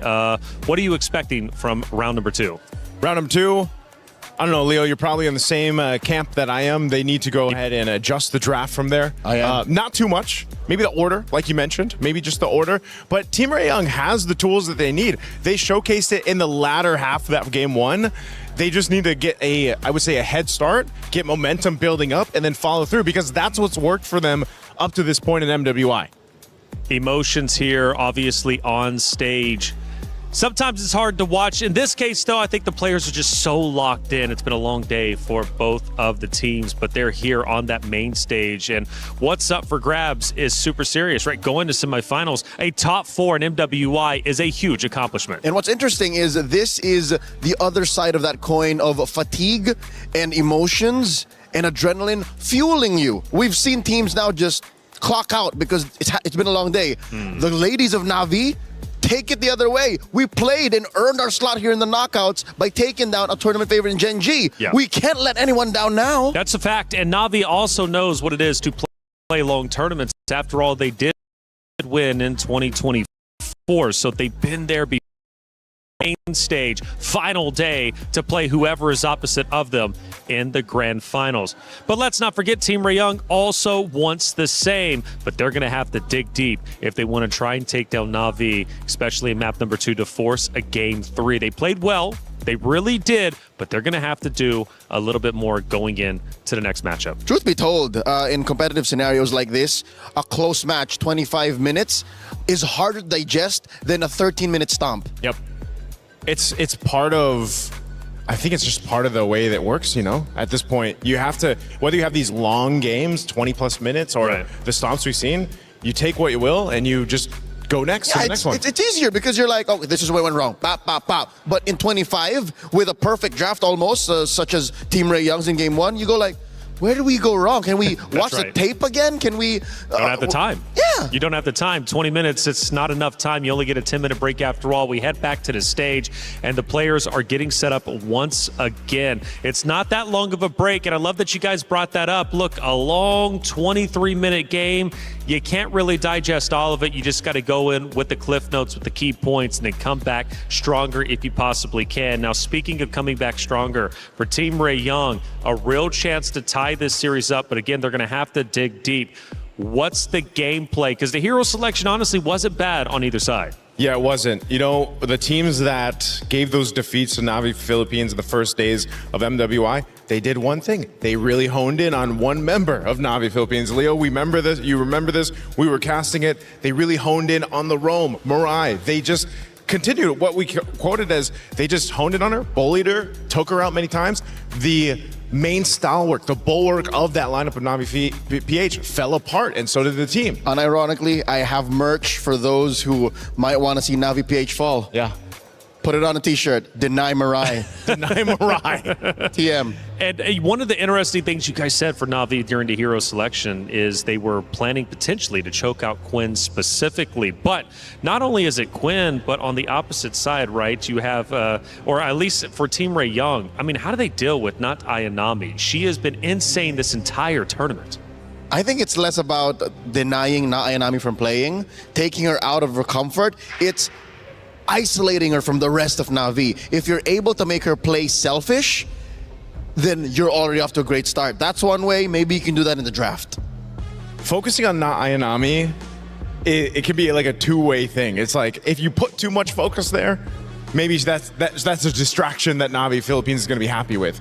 But if you let her to her whims, again, depending on what hero she picks, that could also be devastating. Are we watching the same game? This it looks like it. Same mirror bands. of game 1.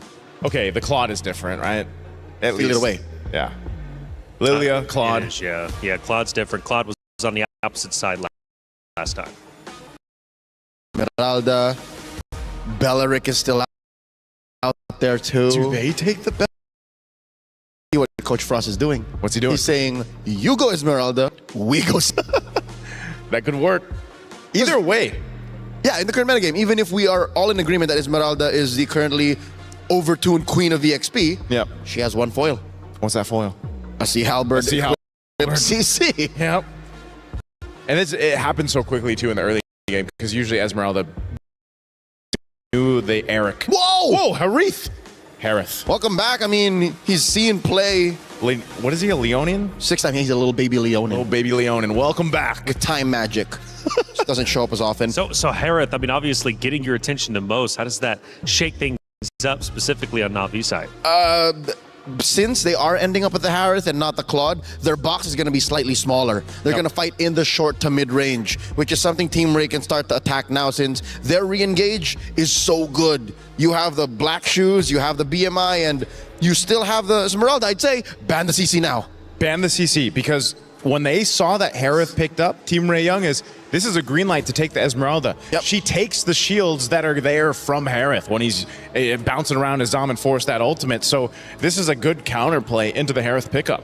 Wait, let me just put on my tinfoil hat here. There's a world where possibly this is not a Roam Belleric, nor is this a Roam Baxia or a Jungle Baxia. What if, hear me out, Taylor, hear me out, Joseph. Here now. What if Roam Baxia, XP Lane Belleric, Bammond, What if it's Valmond, right? Has it been that long of a day? That's one of the few answers to an Esmeralda. It came from the horse's mouth. That's Navi. true. Navi explained it, right? That's how you dealt with that durability that Esmeralda has. Shred it out.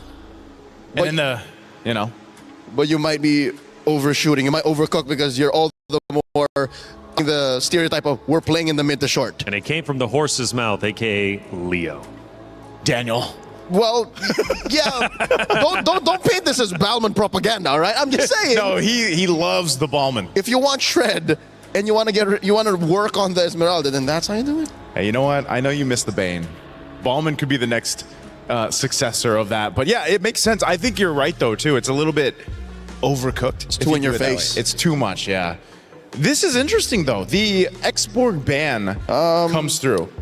This is possibly telegraphing the fact that Navi want to play in that short to mid range. Yeah. And imagine how difficult would it be for this front line to survive and to succeed when you're getting scorched, getting barbecued. I was gonna say, you know what else is counter into the tree? Fire. That's it's right. either the Valier or the X-Borg. So no room for the Valier though. No room for the Valier. Might as well take out the X-Borg. This was actually played earlier today as well, if I recall. As a jungler. As a jungler. And which is exactly what Team Rey Young still needs. They're going to pick up the Gatakacha. This also has been kind of slept on throughout MWI. It looks like Team Rey Young, whatever conversation they had with Coach Frost, there was one keyword, re-engage. Yep. They have all the tools to re-engage, man. The only thing that would be better is the Matilda, but... That's true. What are they? So jungle-wise, if they want to lean into that re-engagement against a Baksha, because the Kai is gone, we don't see the likes of Fredrin. Are you ready for this? I'm ready. Harley. That's the double shadow jutsu. That's true. Duo, right? That's true. PMI and Space Escape. Yep. Even if they nerfed his Space Escape a little bit, he's still deadly. There he is, Yu Zhang, Valentina. Last picks here for Navi. This is good. I mean, the Valentina, you have... What do you mainly take here, though? Avatar of the Guardian or maybe the Black Shoes? Avatar of the Guardian is your main choice. Black Shoes we've seen do very well in recent memory. That's a weird ult that's usually used defensively but can win you fights. But you're right, what's in the jungle? Harley, by the way, just came to mind because it looks like what they need. It looks like, yeah. But is that enough of a front line? Esmeralda Gatot? I think it is. It could be. I mean, those two heroes alone built up the front line. You can use the thing I'm worried about is, again, the Gatakacha being picked up. If you're not able to actually jump in offensively with the Avatar of the Guardian and you have to defensively use it, then that's the thing. There's the Suyo, though. That's going in the jungle. Last pick for Team Rey Young. How could I forget? Ooh, it comes down potentially to this. Navi is one map away from moving forward in the tournament and getting that much closer to reclaiming what they lost in 2025. Can they make it theirs? Well, they're going to have to get through Chiboy as well as Quinn, who are still on that unfinished business because they want a shot at taking down the trio that ended their run in 2024 MWI. But time might be running short. They need to get to work. It's Team Rey Young versus Navi, map number 2, Miracle Eterna. Let's get it started. Potentially the final game that we are going to be seeing here at MWI 2026 if Navi PH get their way. But of course, there is still potential for Team Rey Young to come back here in game number 2 in this best of 3 series. Let's head over into the land of Dawn. It's not potentially the final game, it is the final game if you're Navi. You gotta look at it that way, 2-0. But Team Rey Young, they've got a solid composition and it relies on, I think, what we've seen more of from Team Rey Young towards this tournament, right? It's a lot more aggressive. It's a lot more, all right, in your face with the Suyo. Thing is, though, they picked it up against a Baksha, Harith, Valentina, and a Yu Zhang. There's going to be so much punishment for Tan with the slightest of mistakes. So if you want to be the best, you got to literally be the best. And you gotta beat the best, all right? Suyo, definitely not the easiest of matchups here, but hey, if they're able to make it work, then that shows the level of potential and the level of skill that they have here and the mastery of it in game number 2. But so far with the Lilia, you know, being in the mid lane, she is gonna be able to clear a lot quicker. It looks like Rain can't be as aggressive as she was in the previous game. Nope, not as aggressive, but it's still kind of like the passive early game we expect. If there's no neutral objective, no real crazy fights. Tando picks up the XP Crab, takes it away from Ayanami. Or do they call her not Ayanami, right? That's why. Is she Ayanami or not No, Ayanami? I confirmed it. It's Ayanami, but you can say not Ayanami when you want to, you know? It's like So not Ayanami or Ayanami? Nora's doing a pretty good job in lane right now with the Esmeralda. Despite going up against Yuzong, you'd expect the Yuzong to do really well. Keishi getting a quick wheel on Tan. The battle for Prio. Who gets level 4 first, Nora or not Ayanami? We'll see. We'll see. It looks like both of them are actually at level 4. But it looks like the mid laners are the ones that are falling quite behind. Rain is still level 3. Meanwhile, Miku already has that black shoes down. And that's a black dragon form for not Ayanami. Boom, bang, bada bing. Instant neutral objective take. Every single time you have a Yuzong, as long as she doesn't get ganked early on, you don't lose on that level, you get level 4 quick, it's almost guaranteed. Unless, you know, you're like the goat of MLBB or something, like that Carl or Nepomuceno guy. And we learn, you know, black dragon form is required when we want to get the neutral objective or just fights in general. Okay, we learned that from someone very wise once, but he's not with us anymore. He isn't. He's alive, but like, you know, he's just, yes. yeah. Yes, that is true. That is true. 3 minutes in, neutral objective take for NAVI PH, and it looks like Team Rey Young are still struggling to look for something on the board. Obviously, they do still have Quinn to fall onto in the later stage of the game, but of course, they do need to be able to work with the lane because the Claude and the Harith matchup is a definitely interesting one. I think it was something that was way more popular back in the day. We don't see the Harith too often anymore, and there's a reason for it. But, oh, look at this interesting lane, Quinn and Rian. Yeah, Rian's doing a good job right now, just freezing a wave. And Quinn, I think early on, lost out on a couple of trades because Rian is a level ahead of Quinn. Interesting stuff. You'd expect the Cloud to actually do quite well early on of 1 to 3.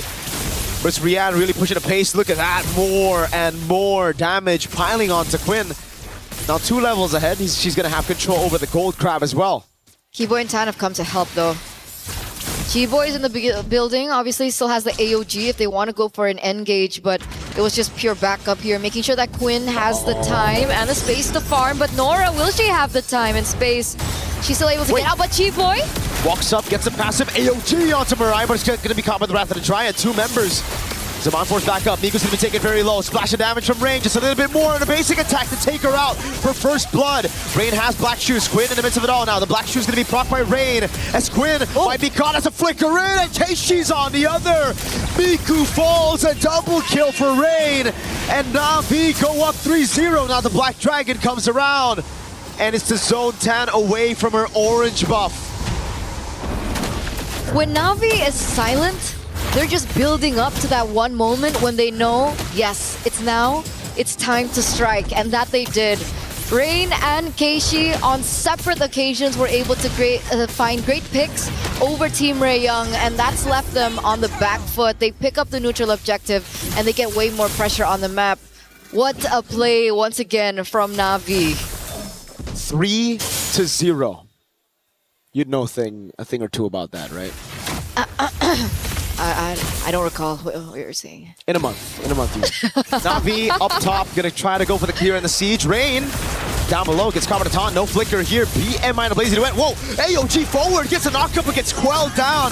Now it's Ayanami with the furious dive. Lands onto Quinn. It's a 2v4 with Rain dead already, but they still get the favorable trade on the gold lane. So worth. Rain for Quinn, a really, really good moment there from not Ayanami as well with the Petrify, just really locking Quinn down. She was definitely unable to escape, and the damage output after that was really the nail in the coffin. You can see Tan here trying to do something, but she can't. Goes in for a recall. Mirai as well, doing really good at zoning.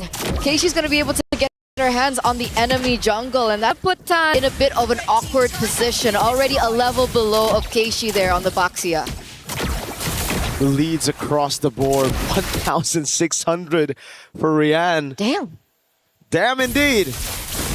It's looking tough, and this is what happens when the Harith wins out in the lane early level 1 to 3, and then you get all the control over the Gold Crab. Such a good lane for Rian so far. It's been fantastic, and you can already see how desperate Quinn is getting. Trying to get farm in the mid lane as Rian just zones up top. Look, doesn't shove. Gets the gold crab, rotates straight into the mid lane, now catches the wave up top, and it never shoves over so that Quinn can get free farm. That's why I told you from game number 1, right? It's these little small things that Navi have been able to do that really amounts to a lot. Like something as simple as a small rotation, a small move, a trigger of a single battle spell, and so on and so forth. But it's led us to this moment that Navi are now leading with a 3,000 gold lead. Quinn now has absolutely no choice but to try and push in that top lane, but Flicker? Yeah, Flicker's out of the way, has the chrono dashes, oh god! Chibo's gonna be caught in the backline, Ayanami assassinates Miku, the AOG cancelled, and she's taken out before she can even fly. Quinn gets a trade up top, and look at Keishi. Can she cancel in time? Does she know where Quinn is at? No, unfortunately not. A taunt comes down, Nora in the mid lane, a Terrify from Rain, and that'll be it. Another 2 men down there for Team Rey Young. Nora might be the third. Oh my god, the chrono dash is synchro vision. Rain with a splash of damage. Black shoes away. Now Keishi trying to go for the cut. Mirai zoning them. The taunt lands on G-Boy, 7-1. 5,000 gold lead at 7 minutes with a Suyo down in levels. 2 whole levels. It's uncanny. It's uncanny, the aggression and the dominance that we're seeing here from NAVI PH. And I would say that they're coming into this match with a lot of weight on their shoulders, right? They were knocked out 2024 by Team Rey Young, by Chiboy, as well as by Quinn. So definitely vengeance is on their plate right now. And man, they're cooking and they want dinner. You have to take a look at the run again to get to this point. Navi losing early on, then almost getting knocked out by Falcon Daisies, a game down in that best of 3. Coming back from that, turning things around, reverse sweeping Falcon Daisies, and then having to meet the team that literally threw them out of the tournament to make it here. And now, a 1-0 lead. Match point, 7-1. These ladies know how it's been while being behind.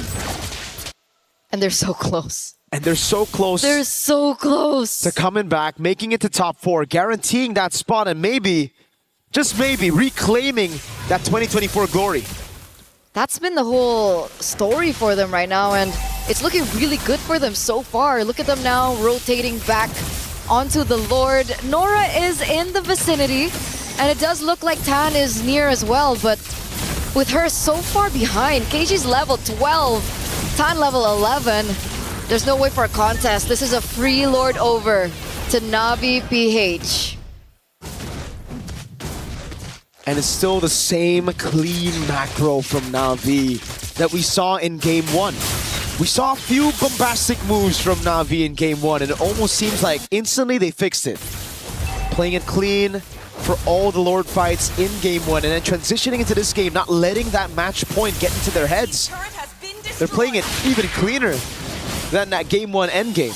Especially when they get the tools to do so, right? Rian on the Harriet, not Ayanami on a hero like this. Very aggressive. Is that a misstep? Could be, could be. Now she gets a purple buff, so I guess, you know, more cooldown, it don't matter. Gonna be up as well. Mid lane's gonna go down for sure. Chiboy's the only one sent there. The rest of the team knows it's better to just play in the back. But the thing is, for Team Rey Young, they don't have a Hanabi to clear these waves out. It's not as good as a Hanabi. Yes, you have a Lilia. Yes, they have the Holy Shields. But Navi also in this game have a better way to siege with the Black Dragon form zoning everybody away. Despite them not having like the siege potential per se, right? They have the Valentina, but Mirai is walking in very deep actually. And she's receiving a ton of damage, but look at Rian go in. There we go. That's the Black Dragon form I was talking about. With the first Lord, they'll be able to get the base turret in the far lane again. And they instantly disengage. Classic Navi. Surgical precision. Just like game number 1. Just like game number 1. They're gonna toy with the minds of Team Rey Young here with an 8,000 gold advantage. At this stage, I'm wondering what the items for Quinn are. Has she reached her power spike? Is she close to it? She's not, but wait a second, Nora. Oh, no, Purify. The AOG from G-Boy walks up again. The Wrath of the Dryad gets 3 members. Mirai with a big set. Now can they follow it up? Rain with a splash of damage.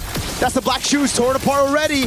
Rain has to go with the black shoes again. Ayanami deep in already. And it will be a kill back. A Sky Piercer for Tan. And deja vu to a little bit of what we saw in game 1. Okay, a step in the right direction there for Tan, picking up the Sky Piercer. So the stacks are there, and if she's able to get more onto it, that just might be the way for them to turn things around. Keishi, though, will be able to get the orange buff away from Team Rey Young, so that is another resource that they have eliminated away. And it would be nice to take a look at the items once again. We see that Rian already has the Divine Glaive alongside the Holy Crystal, so we can definitely say that the damage is there, alongside, of course, the 2 integral other items coming in from the Harith. But Quinn is still 1 item away. She should be able to get it really, really soon, but will she be able to get in time before the Lord spawns in under 10 seconds is the case and the problem. If you look at the equipment, man, that's a big Harith. Divine Glaive at 12 minutes. Yes, it's with the Bargain Hunter, but look, Quinn has only now finished the Swift Trinity. That's almost a 3,000 gold lead, 2,800 between the gold laners. Rian can start popping these players. She has purple buff too. Oh God, wave down below is great.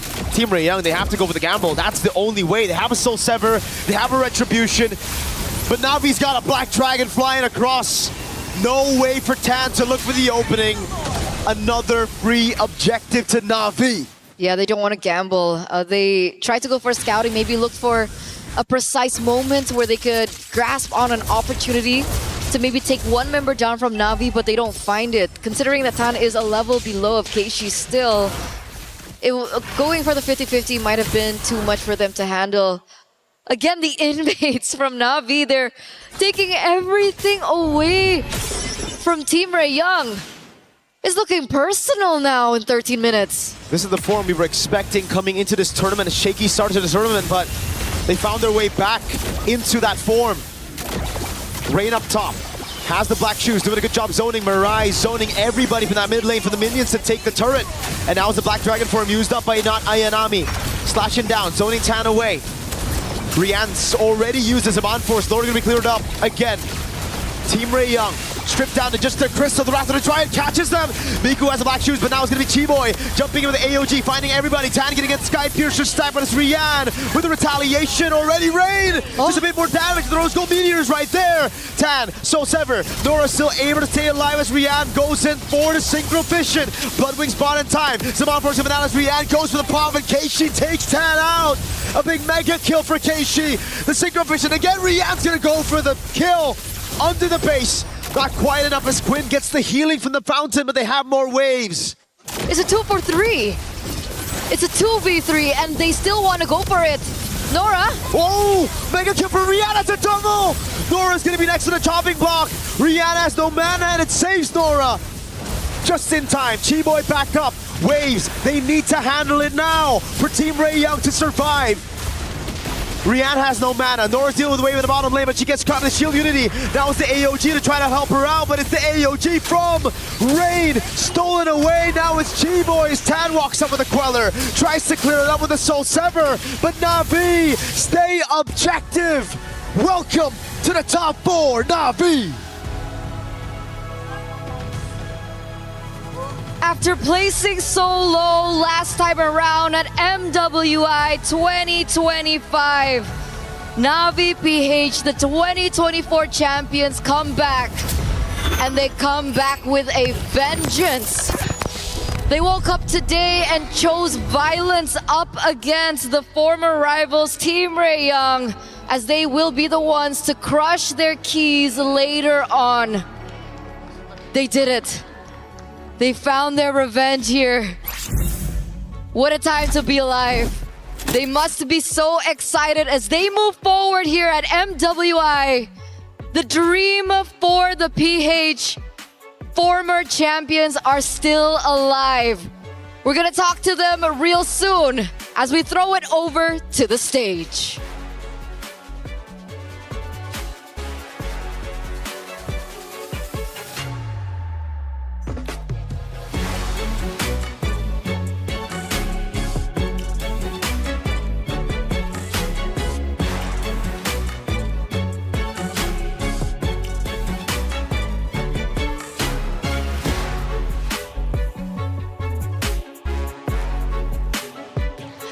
mightiest congratulations to NAVI Philippines! And here I have Mariah with me. Congratulations. Now, the thing is, this exact thing happened in 2024. And you remember what happened in 2024? You remember the ending? Do you think it gives you a good feeling?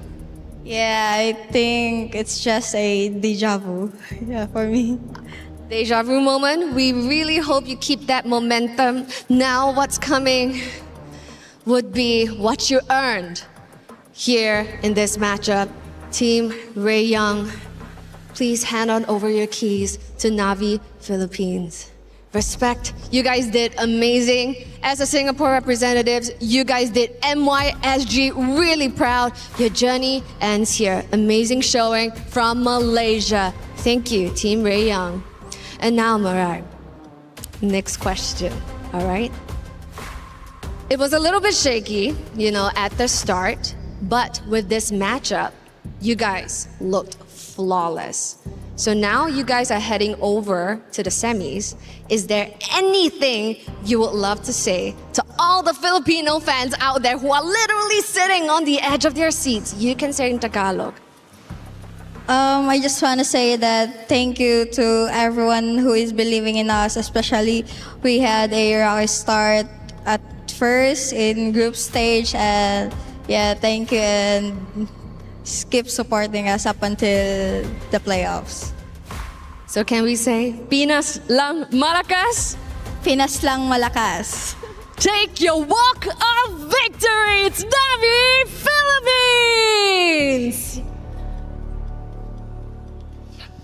An ecstatic win for NAVI Philippines, staying alive in this tournament. And we mentioned it, their start was extremely difficult. They've been through the trenches. But is there anything better than an early loss to just get that confidence back? It is time to go through the grueling process. That is the key crusher. This is the 8th key that's about to be crushed today. 8 dreams that went completely out in shambles. And this is the final one of the day, to the delight of Team NAVI and all the Filipino fans out there.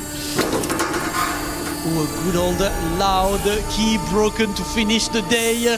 Another dream is shattered, another dream is up in the air, but NAVI's dream is still alive. Team NAVI will move forward to the top 4 tomorrow. The playoffs are going to happen tomorrow, and NAVI has an evening to celebrate and to get ready for tomorrow. Now today, we have seen 8 keys crushed. 8 teams that we have said goodbye. But throughout this long day today, it has unveiled 4 teams who are gonna make it over to the semis, and us being one step closer to crowning a MWI champion. So this is us, our final key crush for the day. And this is Cheryl and Damascus signing out. Back to the studio.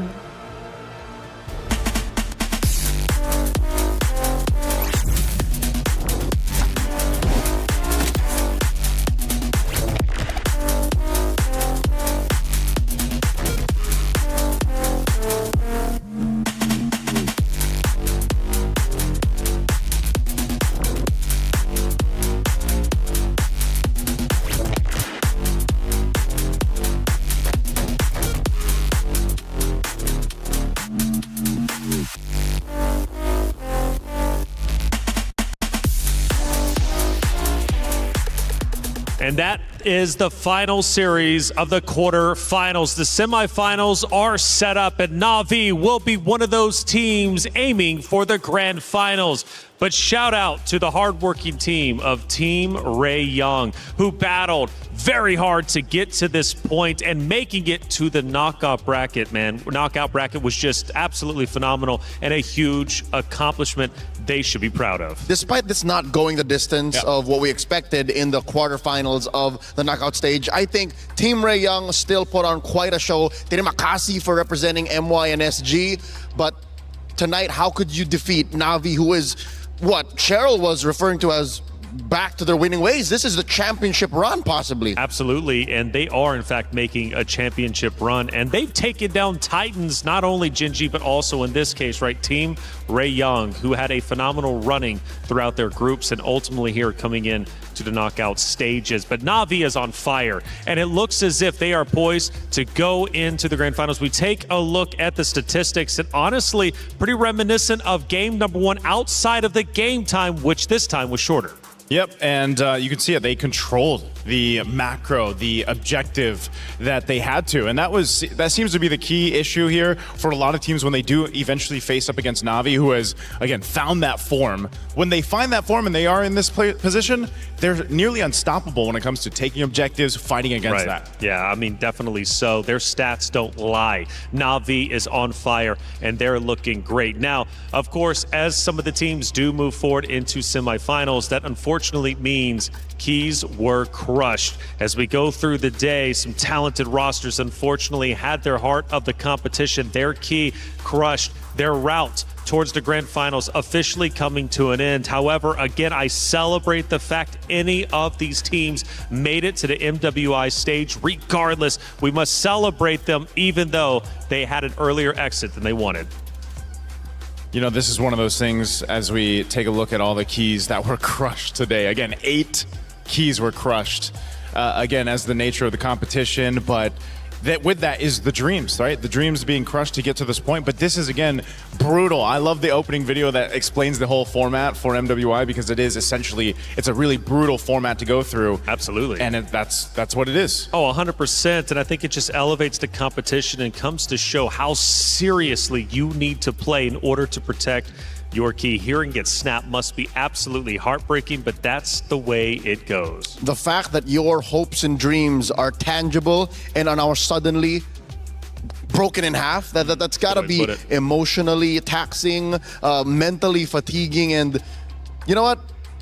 What happens on the stage is in history forever. Your key is not gone. It's just part of the trophy now. That's right. And NAVI, this was the moment where they ended up crushing Genji's hopes of going back into grand finals. Ashley handed over the key, and it ends up getting eliminated. Foot Esports as well, also eliminated a little bit earlier on. This time, though, obviously making a show of it. Yeah, we saw that over on the B stream as I missed it, so I'm glad to see that now. There was a lot of, this is one of the things, right? It's great to see the personalities behind, again, these female athletes that are competing here for MWI.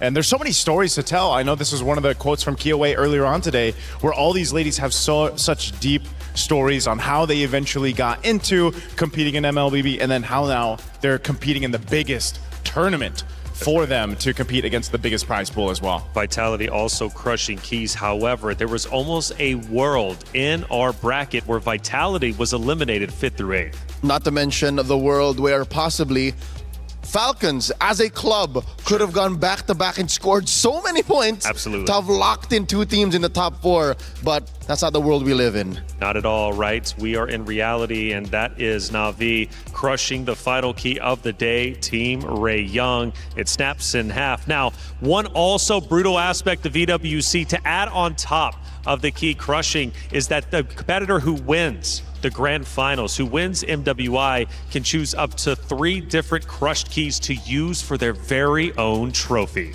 Yeah, we talked about that earlier today, man. You know, just exactly whoever ends up being the champion here for MWI 2026, who do you choose, you know, to add to that trophy case? And for us to have just talked about it, there are 2 teams in the top 4 now who have actually done it. Team Vitality and NAVI.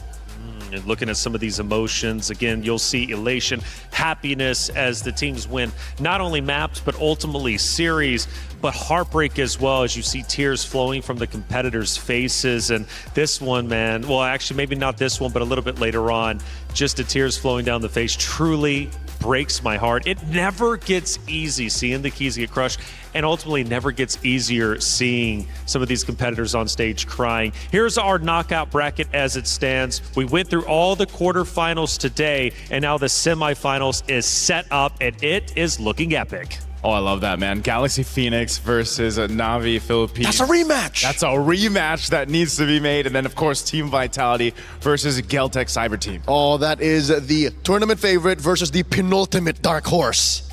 I like the way that sounds. It's not going to be easy for any of the competitors, but obviously it never is to be a champion. But one thing is for certain, for the 4 teams in semifinals, they are just 1 series away from being guaranteed up to 2nd place. Hey, let's start recapping the day and see how everything ended up unfolding.